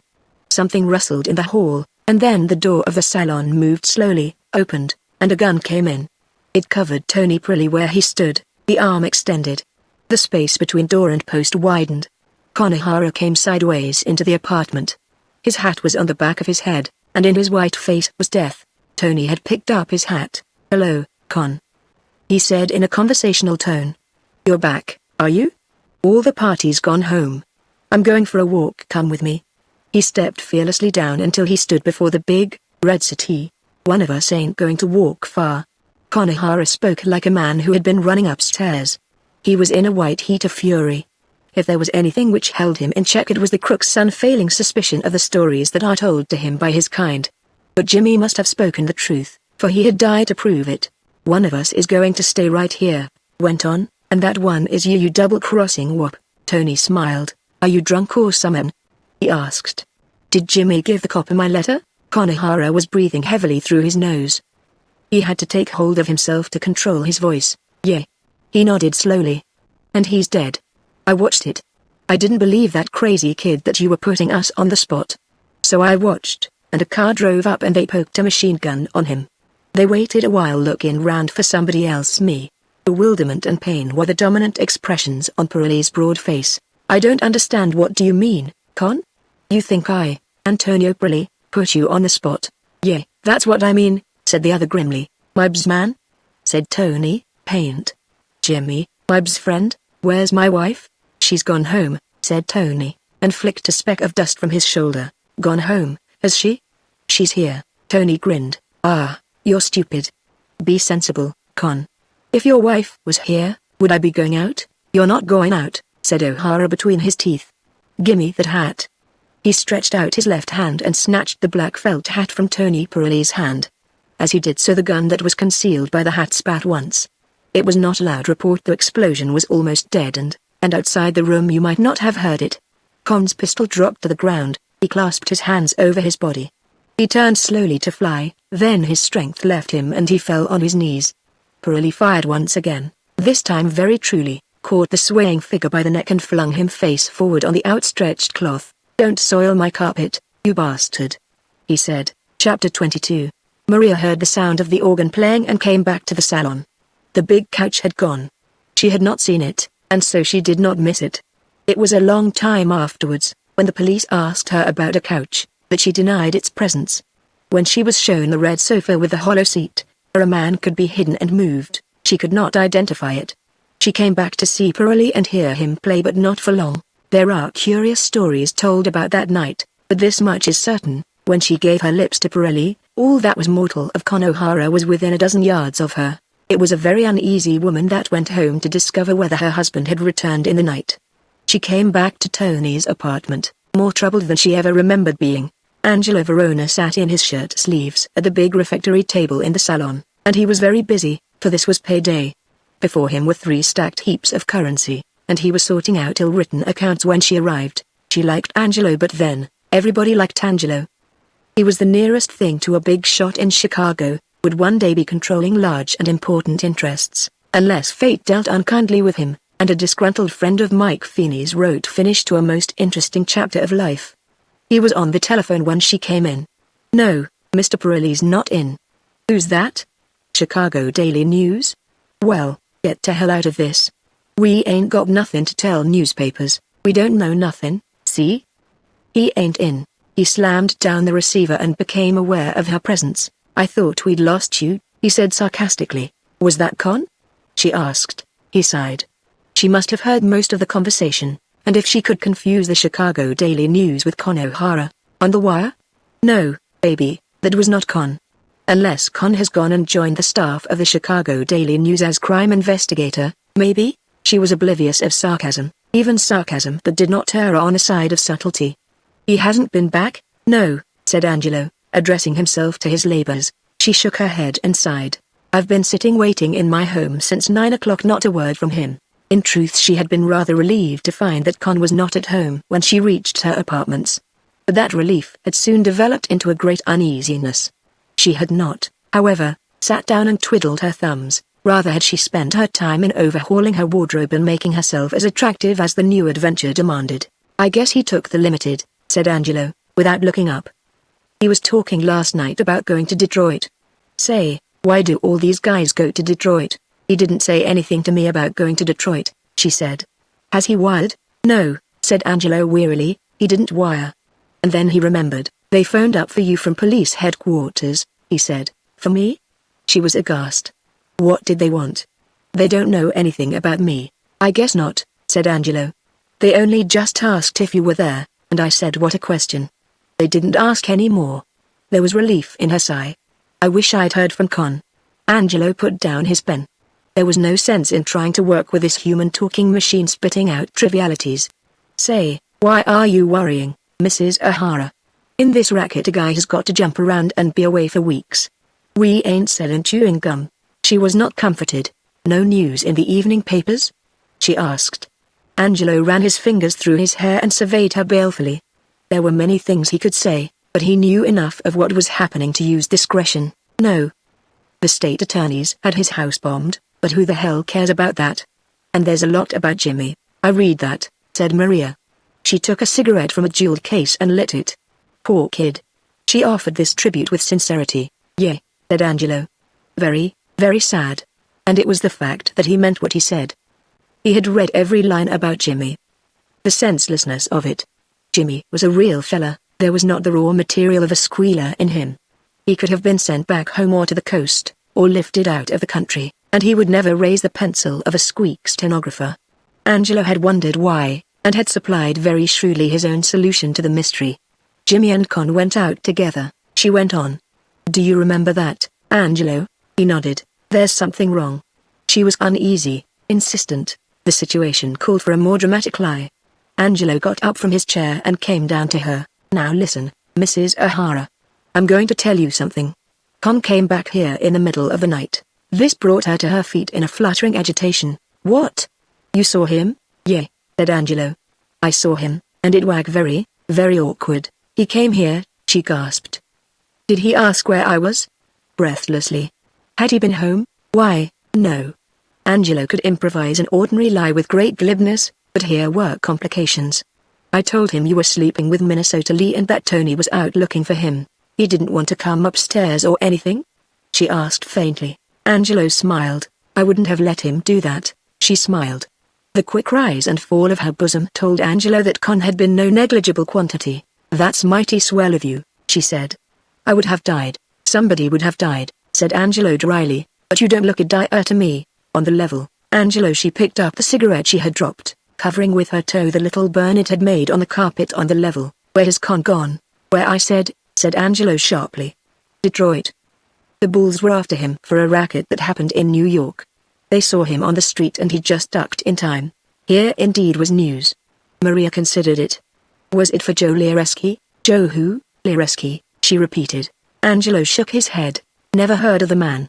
He didn't tell me some dame squealed on him. Maria's mouth opened wide. Gee, I'll bet that was his wife. I didn't know he was married, said Angelo cynically, but cynicism and sarcasm were alike wasted. That's what he tells me, she said with a shrug.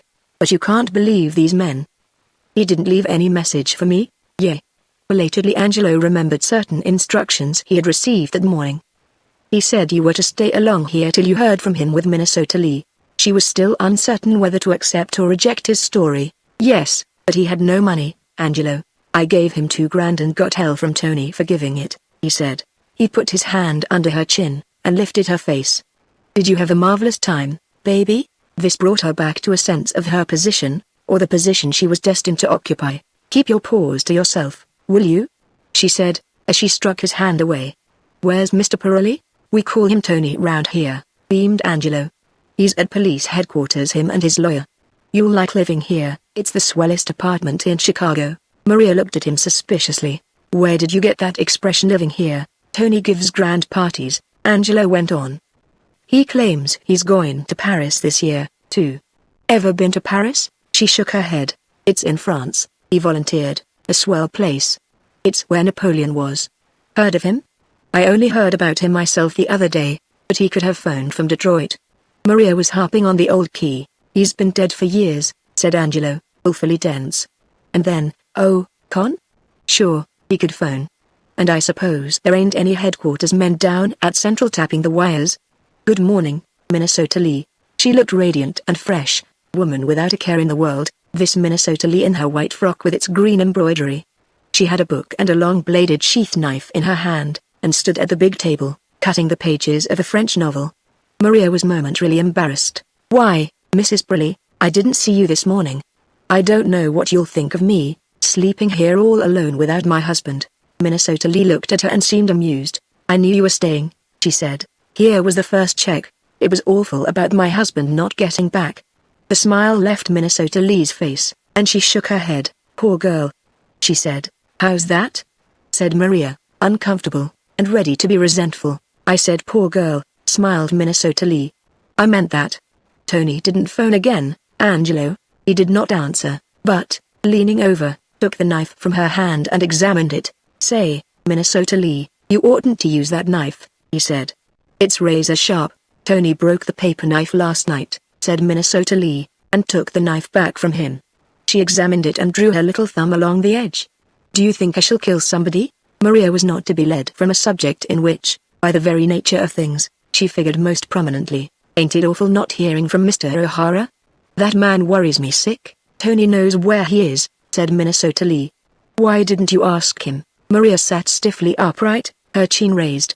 I have not seen Mr. Pirelli since he knocked on my door and said good night, she said firmly.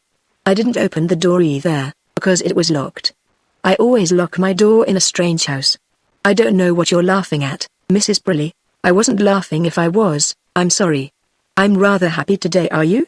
Angelo, an interested audience, looked sharply at Minnesota Lee, but there was no evidence of malice in her eyes or in her tone. Sensitive though she was to criticism, direct or oblique, Maria saw no challenge in the question. Happy? My God. Haven't you got a heart with that poor kid all shot up in the morgue?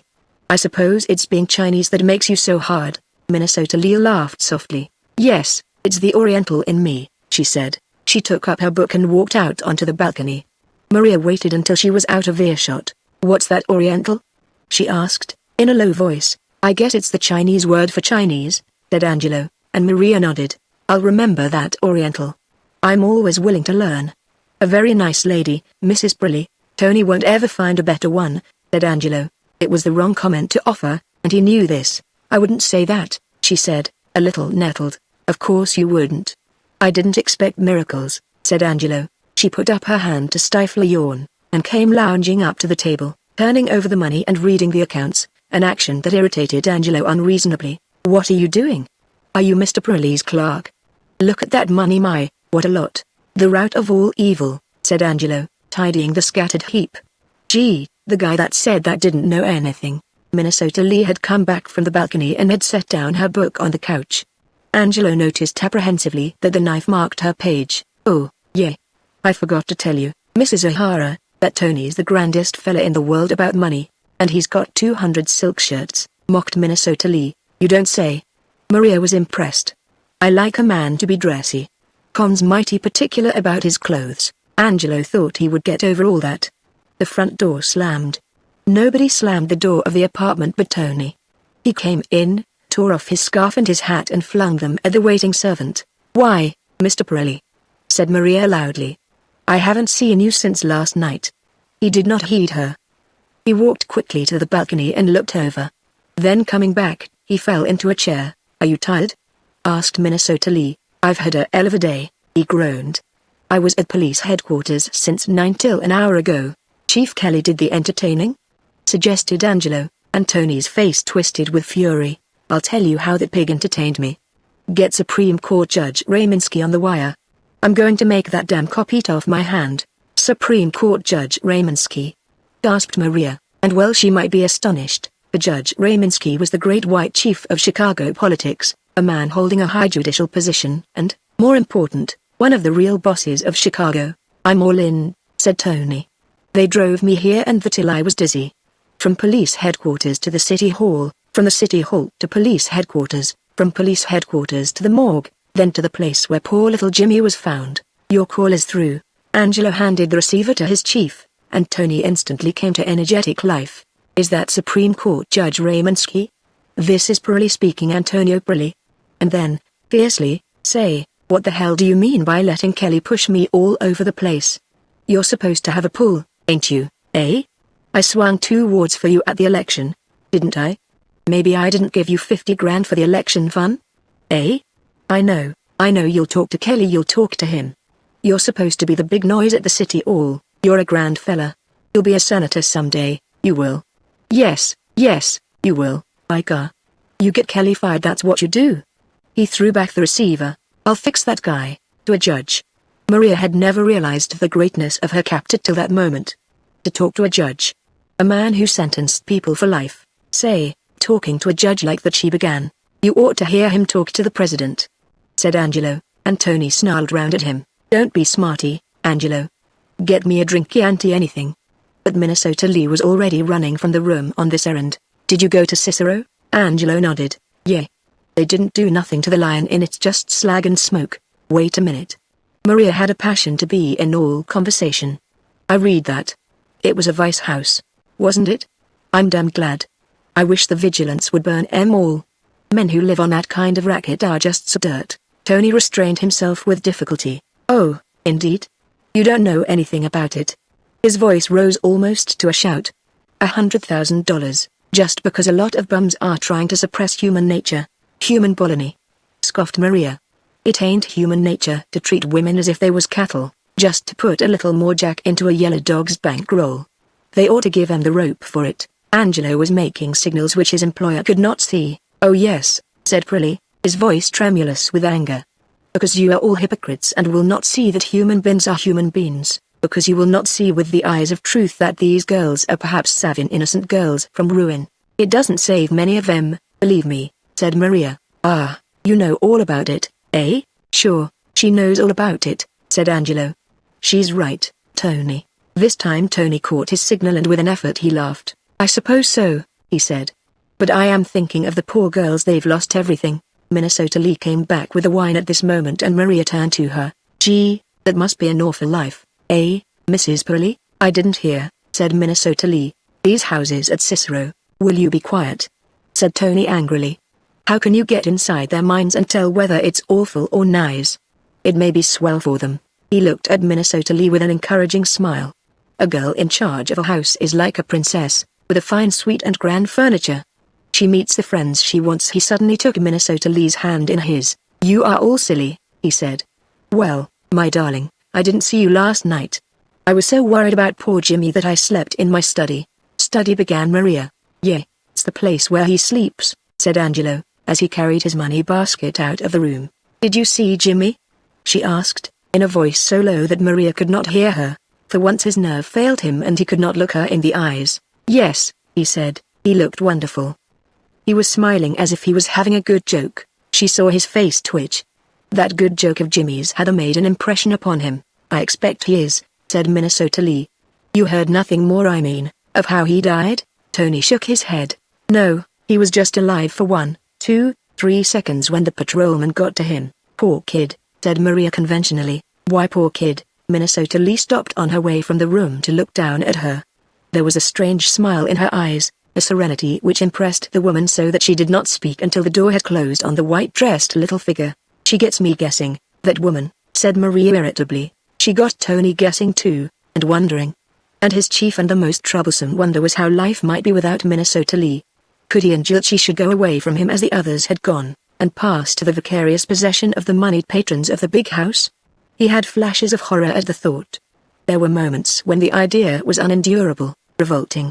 It was his boast, however, that he was a businessman, and he had never hesitated to sacrifice life and human happiness to the full accomplishment of his designs. She got Maria guessing, but Minnesota Lee got him guessing about himself. It had seemed so easy when he had made the plan, and she had played into his hands so perfectly, given him all the excuse he wanted, if indeed he wanted any. He did not know Minnesota Lee, she had a wall round her mind, and he had never found the door. He looked at the lovely woman who was to supplant her. There was no wall round Maria's mind. He sank down by her side and put his arm about her. "My beautiful girl, you have missed me all day?" She looked sideways at him, a sly and intimate glance of understanding. "Do you still love me?" He pressed her tightly to him, and found her evasive lips. She pushed him away from her and came to her feet with a little grimace. "Tony, honest, I don't want that stuff now. I'm all nerves, as jumpy as a cat." "Where's Con?" His surprise at the question was slightly exaggerated. "Con?" he asked. "Didn't Angelo tell you?" There was suspicion in the glance she shot at him. "Yes, he told me, but you didn't. It seems to me you birds spend your time thinking up lies to tell me." "Why should Angelo know?" "Angelo did know," interrupted Tony, "but that fella keeps everything under his hat."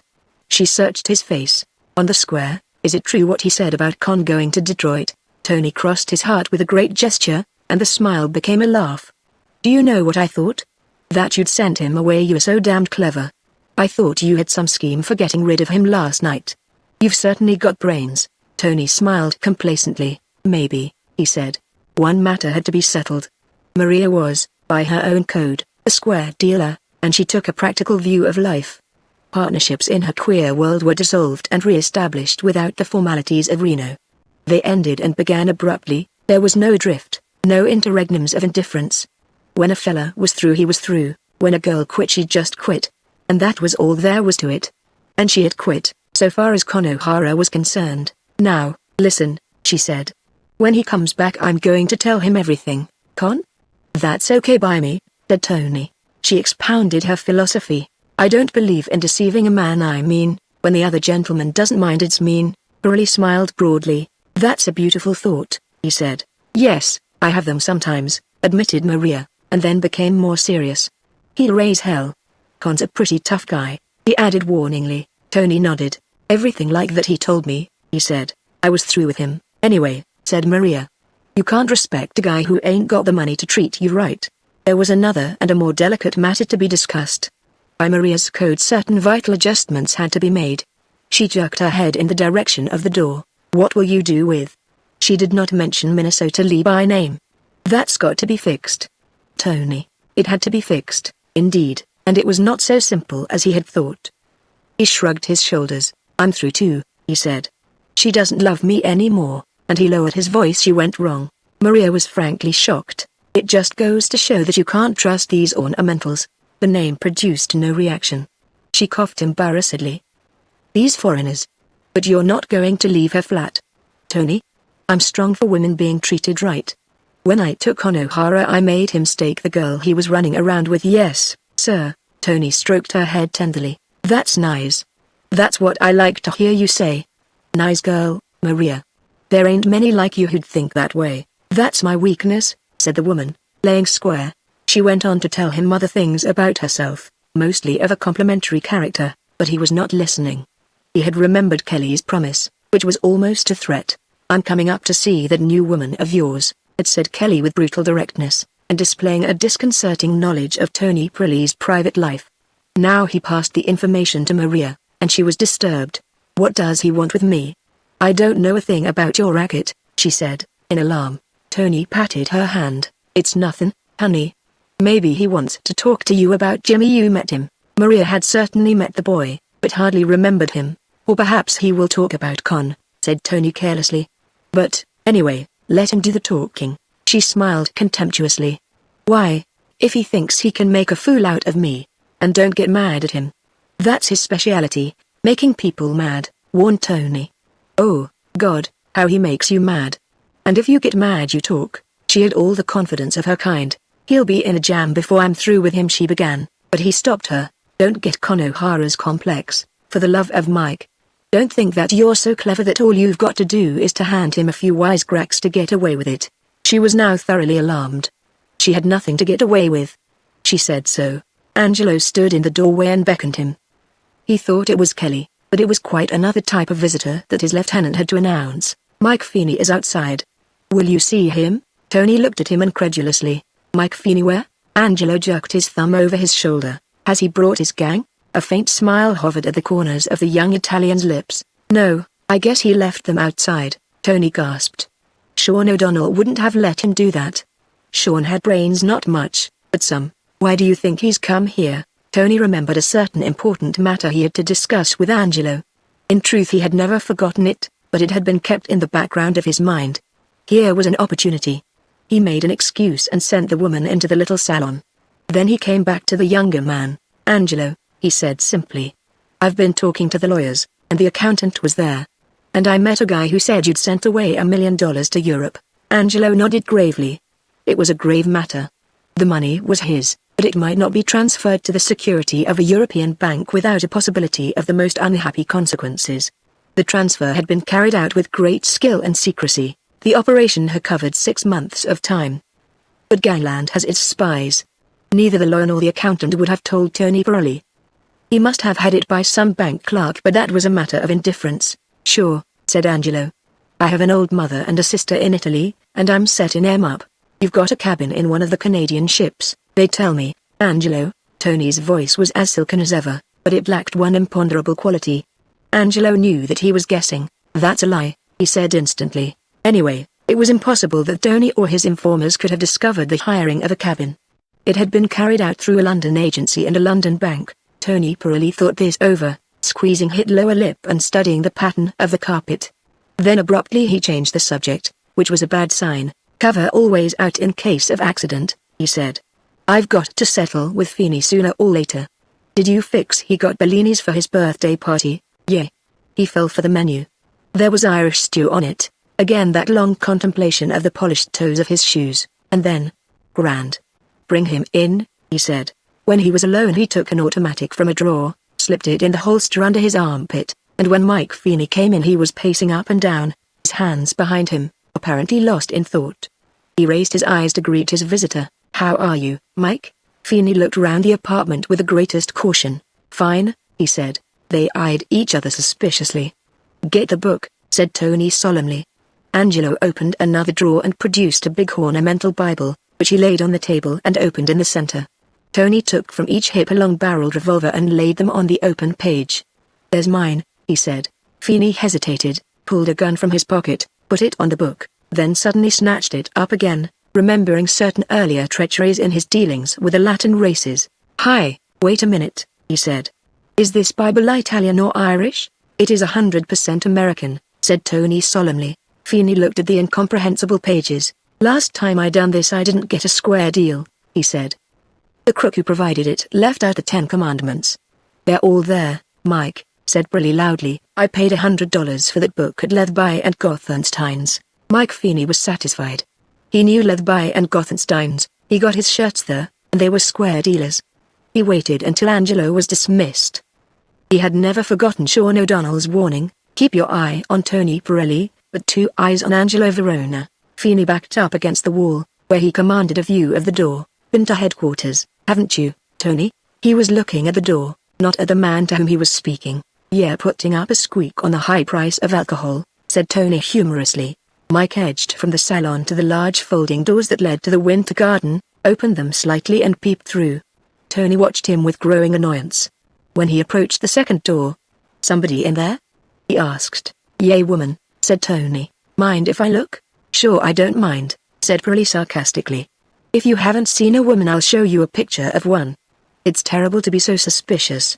Feeney looked and closed the door gently. I'm throwing a birthday party next week and I'd like to be there, he said. Many happy returns, said the other politely. Thanks, but I don't want no presents from you. Tony showed his teeth. This time he was really tickled.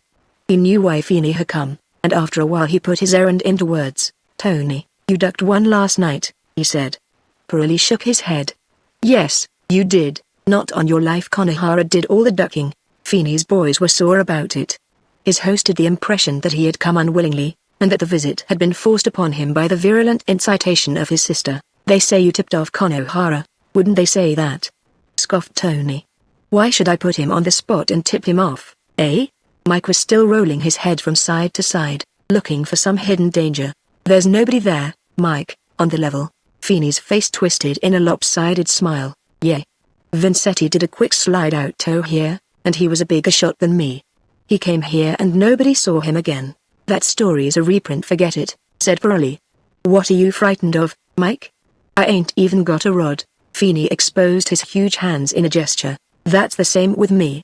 I say, you either trust a guy or you don't trust him." He pulled up a chair and sat down, knee to knee with his gangster rival. "I wouldn't be troubling you, Tony, but there's me sister. She's just raising smoke. No woman likes to see her husband bumped off, especially if she's got sex appeal for him and she ain't got it for nobody else." "That is certainly unfortunate," murmured Tony. "She's not a good looker."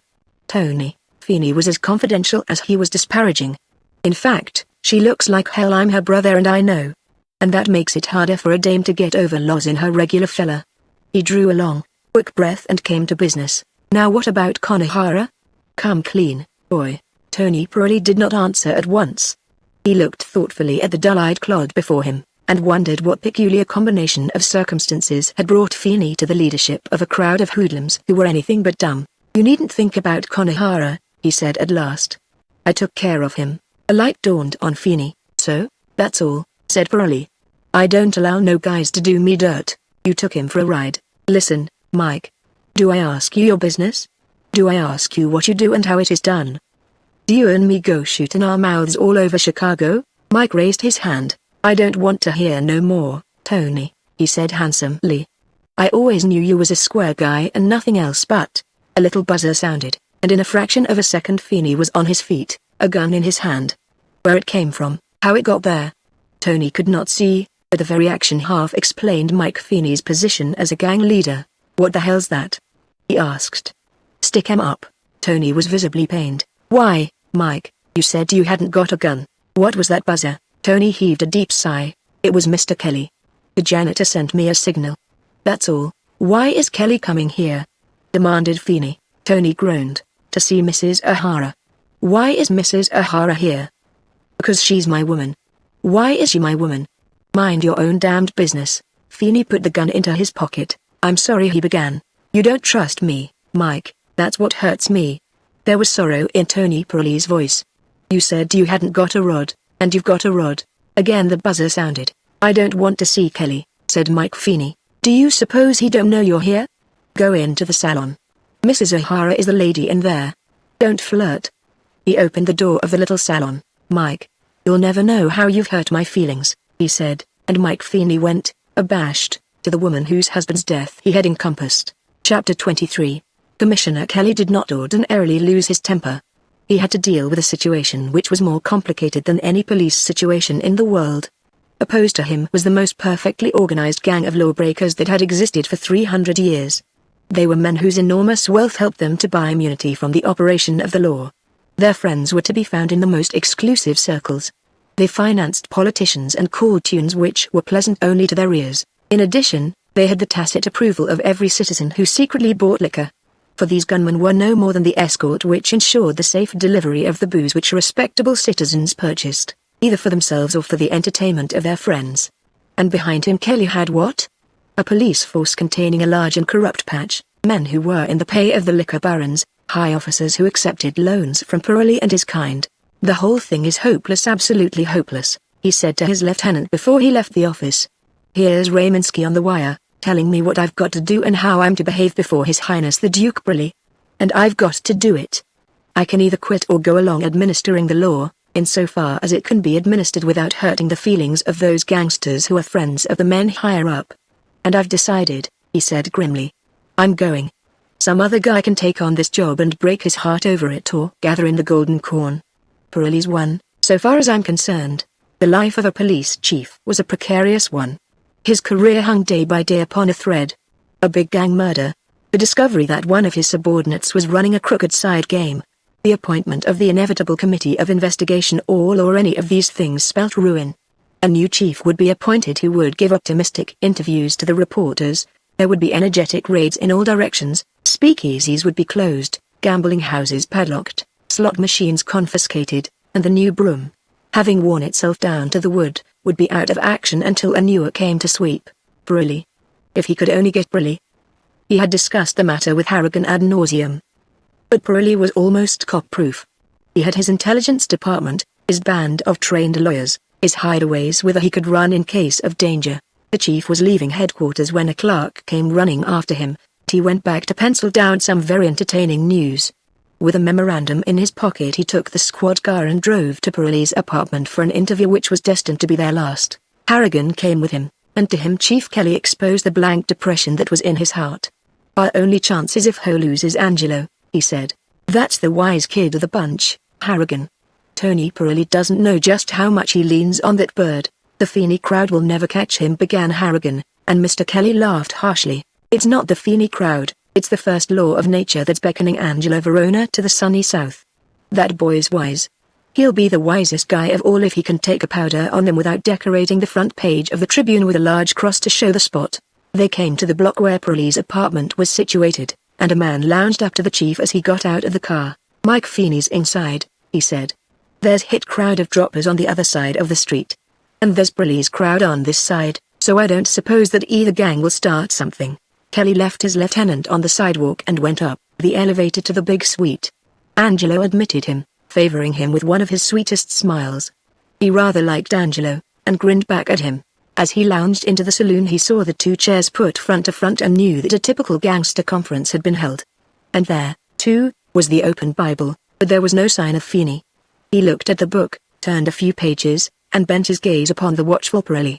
"I haven't interrupted family prayers or anything, have I?" he asked sardonically. Tony smiled. "No, we have just finished, Chief," he said with elaborate politeness. Again Kelly's eyes roved around the saloon. "I saw your little choir boys outside, and I've asked Mr. Harrigan to pull in all in sight, in case they're contravening the regulations by carrying guns." He closed the book slowly and stood with his back to the table, watching Tony as he set the chairs in their places. Angelo was looking unusually smart in a new cashmere suit and a silk shirt of vivid pink. "You're all spruced up, Angelo." Angelo looked at him and shook his head. "I hate to see you happy, Chief. That's bad for somebody." The chief chuckled. "Is it, Angelo? Where's the beautiful lady?" He did not particularize the beautiful lady, but both men accepted the description as applying to Maria. "She's in the salon," said Tony. Kelly showed his teeth. "Salon Winter Garden, you guys certainly know how to live whilst you're living." And then, with elaborate politeness, "Would you be kind enough to ask Mrs. O'Hara to see me?" he asked. Tony was uncomfortable, and had reason to be. "There's a friend of mine in with Mrs. O'Hara," he began to explain. But Kelly cut him short. "I know Mr. Michael Feeney. I'd love to meet him." "Do you want something from him?" asked Tony. "Yeah," said Kelly sardonically, "his autograph. I'm collecting 'em." He heard the deep sigh of Angelo and looked round. "Gosh, I hate you cheerful," said Angelo with feeling. "I'd sooner you came and pushed everybody around." Mr. Kelly was amused. "I'll push you around all right," he called out to the retiring Angelo. Then he laid his hat on the table, lit a cigar and regarded Tony Pirelli with the greatest unfriendliness. "We didn't tire you this morning, Mr. Pirelli, or say anything to hurt your feelings or make you look undignified or anything." His extravagant concern increased the discomfort of Pirelli. He had no sense of humor. Sarcasm irritated and frightened him. "I'd have had some flowers on the table," Kelly went on, "if I'd only thought of it. A few malmesons or whatever is your favorite weed. I cannot remember at the moment what rare blooms you order for your funerals, but it would have been something expensive. This is very amusing." Tony's lip curled. "So long as you're getting fun out of it," said Kelly, "that is all I ask. It seems I've got to be polite to you, Mr. Tony Pirelli." "That's what he calls you, my friend Mr. Antonio Pirelli." Tony's look of bland surprise might have deceived anybody but the one person he wished to deceive. "My friend? I don't understand you. Who are you speaking about?" "Supreme Court Judge Raymansky came on the wire," said Kelly. "He thought we hadn't treated you right." Pirelli shrugged his shoulders. He realized that perhaps he had been a little precipitate in lodging his complaint. Angelo had almost emphasized this point of view by his comment. "We'll get some cushions for you the next time you come," Kelly went on. The one thing I'd hate is to have police headquarters get a reputation for discourtesy. He looked round as Maria came defiantly into the room, followed by a sheepish Mike Feeney. "Why, look who's here," he said in mock surprise. "Good morning, Mike." Feeney grinned uncomfortably. "Good day, Mr. Kelly." "Don't say Mr. to me, Mike," said Kelly. "I'm just a copper who's due for a jolt. May I be permitted to ask why you're endangering your life in this?" He surveyed the room. "Ecclesiastical brothel, Tony and me's friends," said Feeney. The chief was amused. "Oh, that's why the flags are flying on Michigan Avenue." Feeney looked at him inquiringly, edging towards the door. "Do you want me, Chief?" Kelly nodded. "I want you like hell, but I can't get you, Mike." He dropped his hand on the Irishman's shoulder. "He'll get you." He jerked his head towards Tony. "And then you'll be no good to me when you're in the mortuary. You've lost poor Sean, eh?" "Yeah," said Feeney sadly. "Too bad." The sorrow in Kelly's voice was nicely simulated. "Another martyr to science, eh? You bumped off one of the men who did it, and Tony bumped off the other." Maria spun round. "How's that?" she said, but Tony's reassuring smile allayed for a moment her worst suspicions. "Don't take any notice of the chief, he's always pulling things like that," he said. "What do you want?" Minnesota Lee, who had come softly into the saloon, made no answer. She was looking at Kelly curiously. "You got Jimmy McGraw and Tony got Conahara, eh?" Kelly went on. Maria brindled. "That's a damned lie. Tony didn't go out all night." She tried to check the words, and could have bitten her tongue for her faux pas, but it was too late. "You're in a position to certify that?" "Yes, I am, Mr. Smarty," said the girl defiantly. "If you want to know where my husband is, you'd better ask the New York Bulls that chased him out of Chicago." Tony was looking at her hard, but for once the hypnotism of his eyes failed. And then the philosopher in him accepted the situation. After all, it had to be, this denouement. "The New York police chased him, eh?" said Kelly slowly. "No detective from the New York Police Department is in this city. They wanted to pinch him for something he did in New York, is that it?" "For what?" "He was not wanted by the New York police." "Who told you he was?" Maria stood with averted face, a picture of dignity. "That is all," she said. "Who fed you the yarn that he was running away from the police, and that's why he disappeared?" asked Kelly. "And, when she did not answer, "I know who told you, the man who bumped him off." She spun round at this, her face flaming. "It's a damned lie he's in Detroit." Kelly looked at her steadily for a moment, and then came slowly towards her. "He's in the Lakeside mortuary," he said. Her face went white and she dropped down to the couch. "He was dropped on the beach sometime in the night," said Kelly. "They found him 10 minutes before I left my office." It was Angelo and Minnesota Lee who led the sobbing, hysterical woman from the room. There was one interested spectator, to whom enlightenment came. Mike Feeney snapped his fingers. "That's all square, eh?" said Kelly. "All right, you can go." "Say, I know nothing about it, Chief," protested Feeney. "You wouldn't. You knew all about Jimmy McGraw, though," said Kelly sternly. "I've never met the man," wailed Feeney. "Never met him, eh?" Kelly surveyed him. "You're nearly a big shot now. You get somebody else to do your killing." Well, you were always an ambitious lad, Feeney. You were no sooner in the penitentiary for larceny than you aimed to get in for bank robbery." Mr. Feeney thought it expedient to change the conversation. "Say, Chief, you wouldn't like to come to my birthday party? At the Bellini restaurant. There'll be a swell crowd. The Judge Gregson, Judge Rosenkrantz, Supreme Court Judge Eskin." "No, thank you," said Kelly shortly. "I don't study law, I administer it." Feeney was calm before this rebuff, and waved a cheery hand as he made for the corridor. "Well, I'll say goodbye to you, Mike." Kelly called him back. "I wouldn't have my birthday party at Bellini's if I were you." Tony and Angelo exchanged a swift glance. "Eh?" said Feeney, staggered. "That's all," said Kelly. "I shouldn't have my birthday party in Bellini's. Try someplace uptown, then maybe you'll have another birthday." The dull Irishman looked from one to the other, and a glimmer of comprehension came to him. "Thank you, Chief," he said. "Don't thank me." Kelly showed his teeth in a mirthless smile. "I want to see you croaked lawfully. Got a big interest in that restaurant, haven't you, Tony?" Pearlie did not answer, and Feeney drew a long breath. "I may be dumb, but I ain't above learning," he said, and went from the room. "It's a waste of time asking you gentlemen about Conahara," said Kelly. "I'll see the woman." "You can't see her, Mr. Kelly." Minnesota Lee had arrived in time to hear the last words. "She's like someone insane, and you left her?" roared Tony. "Did you leave her there? Just by herself? Get a nurse from the hospital, a doctor or somebody." He rushed from the room. "I heard his 'I'm coming to you,'" Maria flowed back through the closed door. "That's the trouble with Tony Pirelli," said Kelly. "He's got the heart of a child. I've often wondered the guy didn't run a children's home instead of running the kind of places he's interested in." Minnesota Lee smiled wistfully. "To you he can do nothing right. To me he can do nothing wrong." Kelly shook his head. "If there's one thing he doesn't deserve, it's that. You're still here, I see?" And she nodded. "I don't know whether I'm glad or sorry." Again that eerie little smile of hers. "Be sorry today and glad tomorrow," she said, cryptically. Kelly walked to the door through which Tony had passed, opened it and looked out. Then he closed the door softly and came back to the girl. When the patrolman got up to Jimmy, he was just going, he said in a low voice, and he said 2 words, Minnesota Lee. Her face was radiant. "I thought I'd like to tell you that." As he turned to go, she caught his hand and kissed it. "Don't do that, kid," he said gruffly, an old Chinese custom. She was breathless and smiling. "I am enlarging your knowledge of the East, Mr. Kelly." He patted the hand that rested in his and went out. She stood, transfixed, where he had left her, her hands lightly clasped, in her face a glory that no man had ever seen before.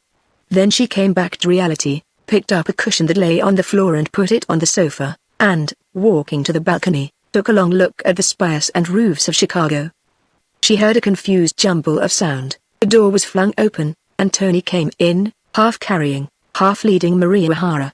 He guided her to a chair and tenderly placed her in it, all the time murmuring incoherent and unintelligible endearments. The disheveled woman in the chair kept up an insistent babble of sobbing sound. Tony was oblivious of the little Chinese girl. His mind and thoughts were concentrated upon the woman for whose sorrow he was directly responsible. "My poor, darling sweetheart." And then he saw Minnesota Lee. "Get her some wine." "Where is Angelo? Where is Kiki?" She did not answer him, but went quickly from the room. Tony drew the girl's head to his breast. "Oh, my dear, my dear." He kissed her hair. "So sorrowful and so lovely, the hoodlums," she said tearfully. "To kill my con." Tony's head went up. "He shall have a swell funeral, Maria," he said. "I'll show Mike and his bums what a funeral is like. 20 grand, I don't care how much I spend, Maria. You get the dirty dog who bumped him," she sniveled. "You do this for me." "Tony, I'll give you every damned thing a girl can give." Sure, said Tony. "There won't be no Mike Feeney in the next phone book, believe me. I'll put the cross on that guy." Minnesota Lee brought the wine, and Angelo, watchful, interested, came in her wake. Maria gulped down the liquor and made a face. "It wasn't champagne," she complained. "You drink it," said Tony, and then to his waiting lieutenant, "Oh, Angelo, you fix poor con. The swellest funeral ever. Spend money, roses, lilies, orchids, everything." Angelo looked up from the little book in which he was making notes.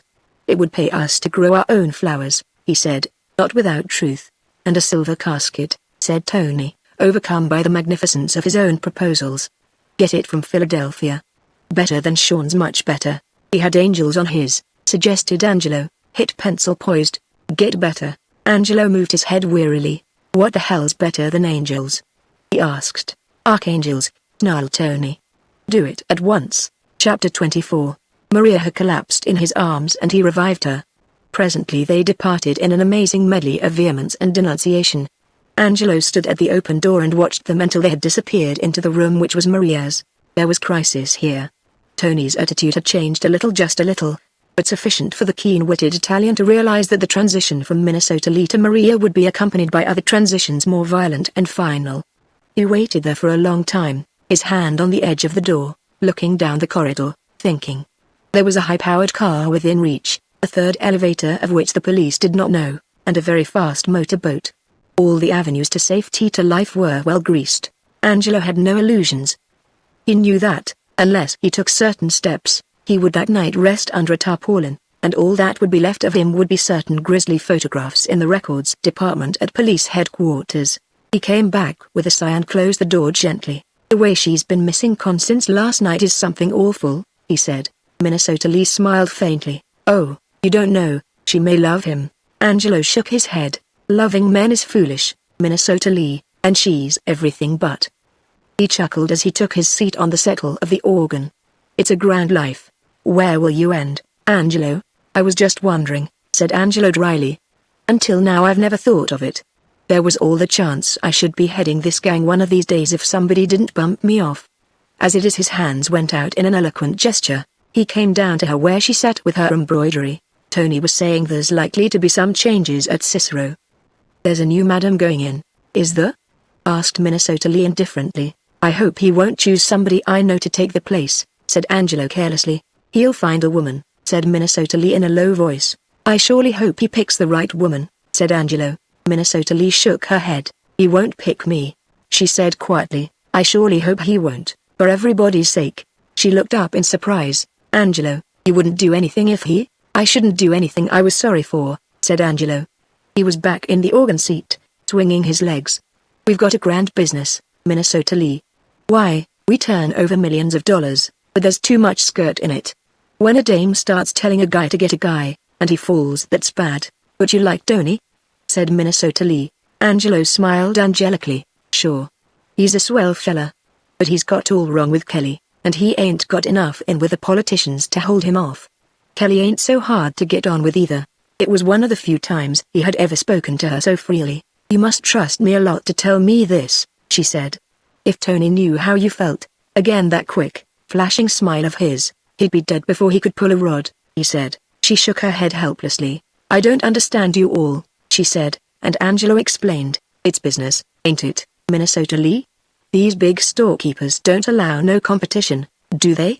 And they don't allow bums holding down big jobs. They bounce we bump What they do with money we do with rods. Tony came in, mopping his brow, and Angelo regarded him critically. Mother and child doing fine? He asked. Pirelli turned with a snarl. That's too fresh for me. Had he been in anything but this emotional storm, he too would have detected a very considerable change in the attitude of his lieutenant. You're a swell fella. But there is a place for everybody in this outfit.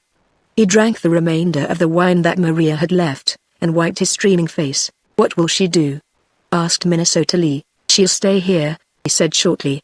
Hasn't she any friends? Yes, me, he snapped. She stays here. Angelo was in the way, and Tony turned to him. I want to talk to Minnesota Lee. And, Angelo, I want Minnesota Lee's car in front. He looked at his watch at 6. He was sensitive, now that his agitation had worn off, to Angelo's attitude, and, when he had gone, he is too fresh, fella, he said. Grow our own flowers, eh? One of these days, he had a task to perform, and, being a man of sensibility, it was by no means a pleasant task. He sat cross-legged on the broad settee and beckoned her. Come here, little Minnesota Lee. I have just remembered something. He took her hand and ran the tips of his fingers up the jeweled arm. Swell stuff that, Minnesota Lee, she nodded. She knew exactly what he was going to say, exactly what would happen. It's good stuff, he went on slowly, but it ain't up to the minute. All those jewels must be reset for you, Minnesota Lee. I know a guy at Tiffany's who'll do it swell. You give them to me, I'll have it done right now. There was no argument. Very slowly, without any of the reluctance he expected, she stripped the jewels one by one and dropped them on the settee. These will look fine when they're reset, went on. You'll get them back, Minnesota Lee, don't you worry. I will make these sparklers look like $1 million while you're away. There was emphasis in the last words, and she looked at him. While I'm away? She repeated. He slipped the jewelry into his pocket. Yes, for a little time. This has upset me, but mostly what you told me about Jimmy. I love you too much, he said dismally. When you come back I will forget. There was a long silence. Minnesota Lee looked at her bare arm with that inscrutable little smile of hers. Where am I going? She asked softly. He took her hands in his. I will tell you. You want to help Tony, don't you, my pretty? I have had a lot of trouble at Cicero. These damn girls have been robbing me. So I fired the girl at the biggest, eh? She was no good. He heard the quick catch of her breath, and was prepared for tears, but they did not come. You want me to go there and take her place? She shook her head. For a little while, he pleaded. You're a swell manager, Minnesota Lee, you would put everything Jake for me. You shall have a grand suite better than the Blackstone. Servants, cars, have your friends. She shook her head, and the master in him came out. Minnesota Lee, I have been very good to you, he said sharply. Yes. She spoke so low that he could hardly hear the word. Now you will be a darling and so good, he said. It is for Tony. He said this with an air of finality, and, ramming the jewels in his pocket, he got up to his feet with his brightest smile. Now I will play you something. He put his arm about her and they walked slowly to the organ, but she slipped away. Play, Tony. I want to write to my dressmaker, she said. Sure. He sat at the organ and talked throughout the soft aria he was playing. I will pay all the accounts, he said. Put them on the table for Angelo. I'll come down and see you, Minnesota Lee, every day maybe. She did not hear him. She had drawn a sheet of notepaper from the rack and was writing quickly. His mind went back to Angelo. Grow our own flowers, eh? That fellow is getting too fresh, Minnesota Lee. Do you know what he said to me yesterday? He said, you can dish it out, Tony, but I wonder if you can take it? To me, Tony Pirelli. Was that saying I was yellow? He felt her hand on his shoulder and looked up into her white face. You're not ill? He said, in consternation. Her illness at this moment would be extraordinarily complicating. No, I'm not ill. You're a swell girl, Minnesota Lee. He patted her hand. But you look so white. I've got a headache, she said. Lie down. He made this concession. Out of the corner of his eye he saw her drop onto the broad couch and turned his attention again to the organ. Angelo, eh? He is too big. That is the trouble with all these little shots. You give them some and they take much. You hear, Minnesota Lee? Minnesota Lee, you gonna sleep? The car will be here at 6. He stopped playing, rose and stretched himself. Then he saw the letter she had put on a ledge by the side of the organ. He picked it up, read it carelessly, and then spun round, his face grey with horror. Minnesota Lee. Minnesota Lee. He quavered huskily. She lay very, very still. Blood was dripping from the sofa. There was already a big pool on his precious carpet. Minnesota Lee, you damn fool. You damn fool. He shrieked. Minnesota Lee. He heard Kelly's voice outside and shrieked his name. The police commissioner came in, took everything in at a glance, the saloon, the dead girl lying serene and calm, the horror-stricken gangster. What the? God Almighty. He saw the knife in Pirelli's hand, the knife he had picked up from the floor. Drop it. The knife dropped. Don't move. Pirelli was covered with a gun. No, I didn't do it. Pirelli was gibbering. I didn't. Suicide. There's the letter. Look, the letter. She wrote it. Kelly picked up the letter and read it slowly. Goodbye, Tony. This is better than Cicero. God bless you. It bore Minnesota Lee's signature.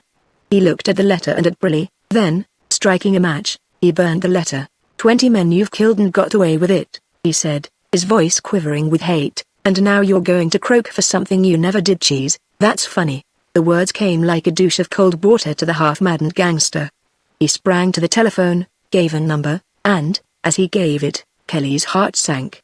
It was the number of a lawyer, one of the greatest of the lawyers. There was no chance. What had seemed an obvious end to Pirelli's adventure was not to be an end at all.